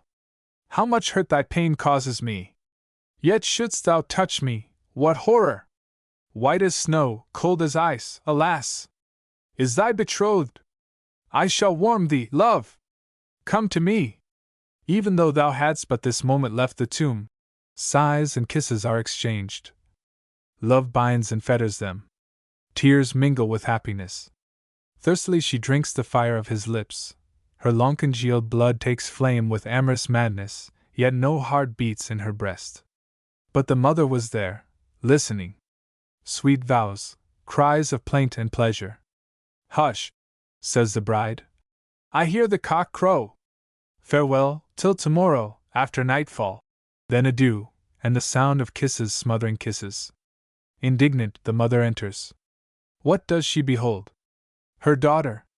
He seeks to hide her, to veil her. But she disengages herself, and waxing taller, towers from the couch to the roof. Oh, mother, mother! Dost thou then envy me my sweet night? Dost thou seek to drive me from this warm place? Was it not enough to have wrapped me in the shroud, and borne me so early to the tomb? But there was a power that lifted the stone. Vainly did thy priests hum above my grave. What avail salt and water where youth burns? The earth may not chill love. Thou didst promise me to this youth. I come to claim my right. Alack! Friend, thou must die. Here thou must pine and wither away. I possess thy hair, tomorrow it shall be white. Mother, a last prayer. Open my black dungeon, erect a funeral pyre, and let the sweetheart obtain the repose that only flames can give. Let the sparks gush out, let the ashes redden. We return to our ancient gods. La Sorcière, pages 32 to 34, edition of 1863. To the reader, one of Cleopatra's Knights, Chapter 1, Chapter 2, Chapter 3, Chapter 4, Chapter 5, Chapter 6, Clairemont, Aria Marcella, The Mummy's Foot, Omphale, A Rococo Story, King Kendall's, Chapter 1, Chapter 2, Chapter 3, Chapter 4, Chapter 5, Addenda. To the reader, one of Cleopatra's Knights, Chapter 1, Chapter 2, Chapter 3, Chapter 4, Chapter 5, Chapter 6, Clairemont, Aria Marcella, The Mummy's Foot, Omphale, A Rococo Story, King Kendall's, Chapter 1, Chapter 2, Chapter 3, Chapter 4, Chapter 5, Addenda.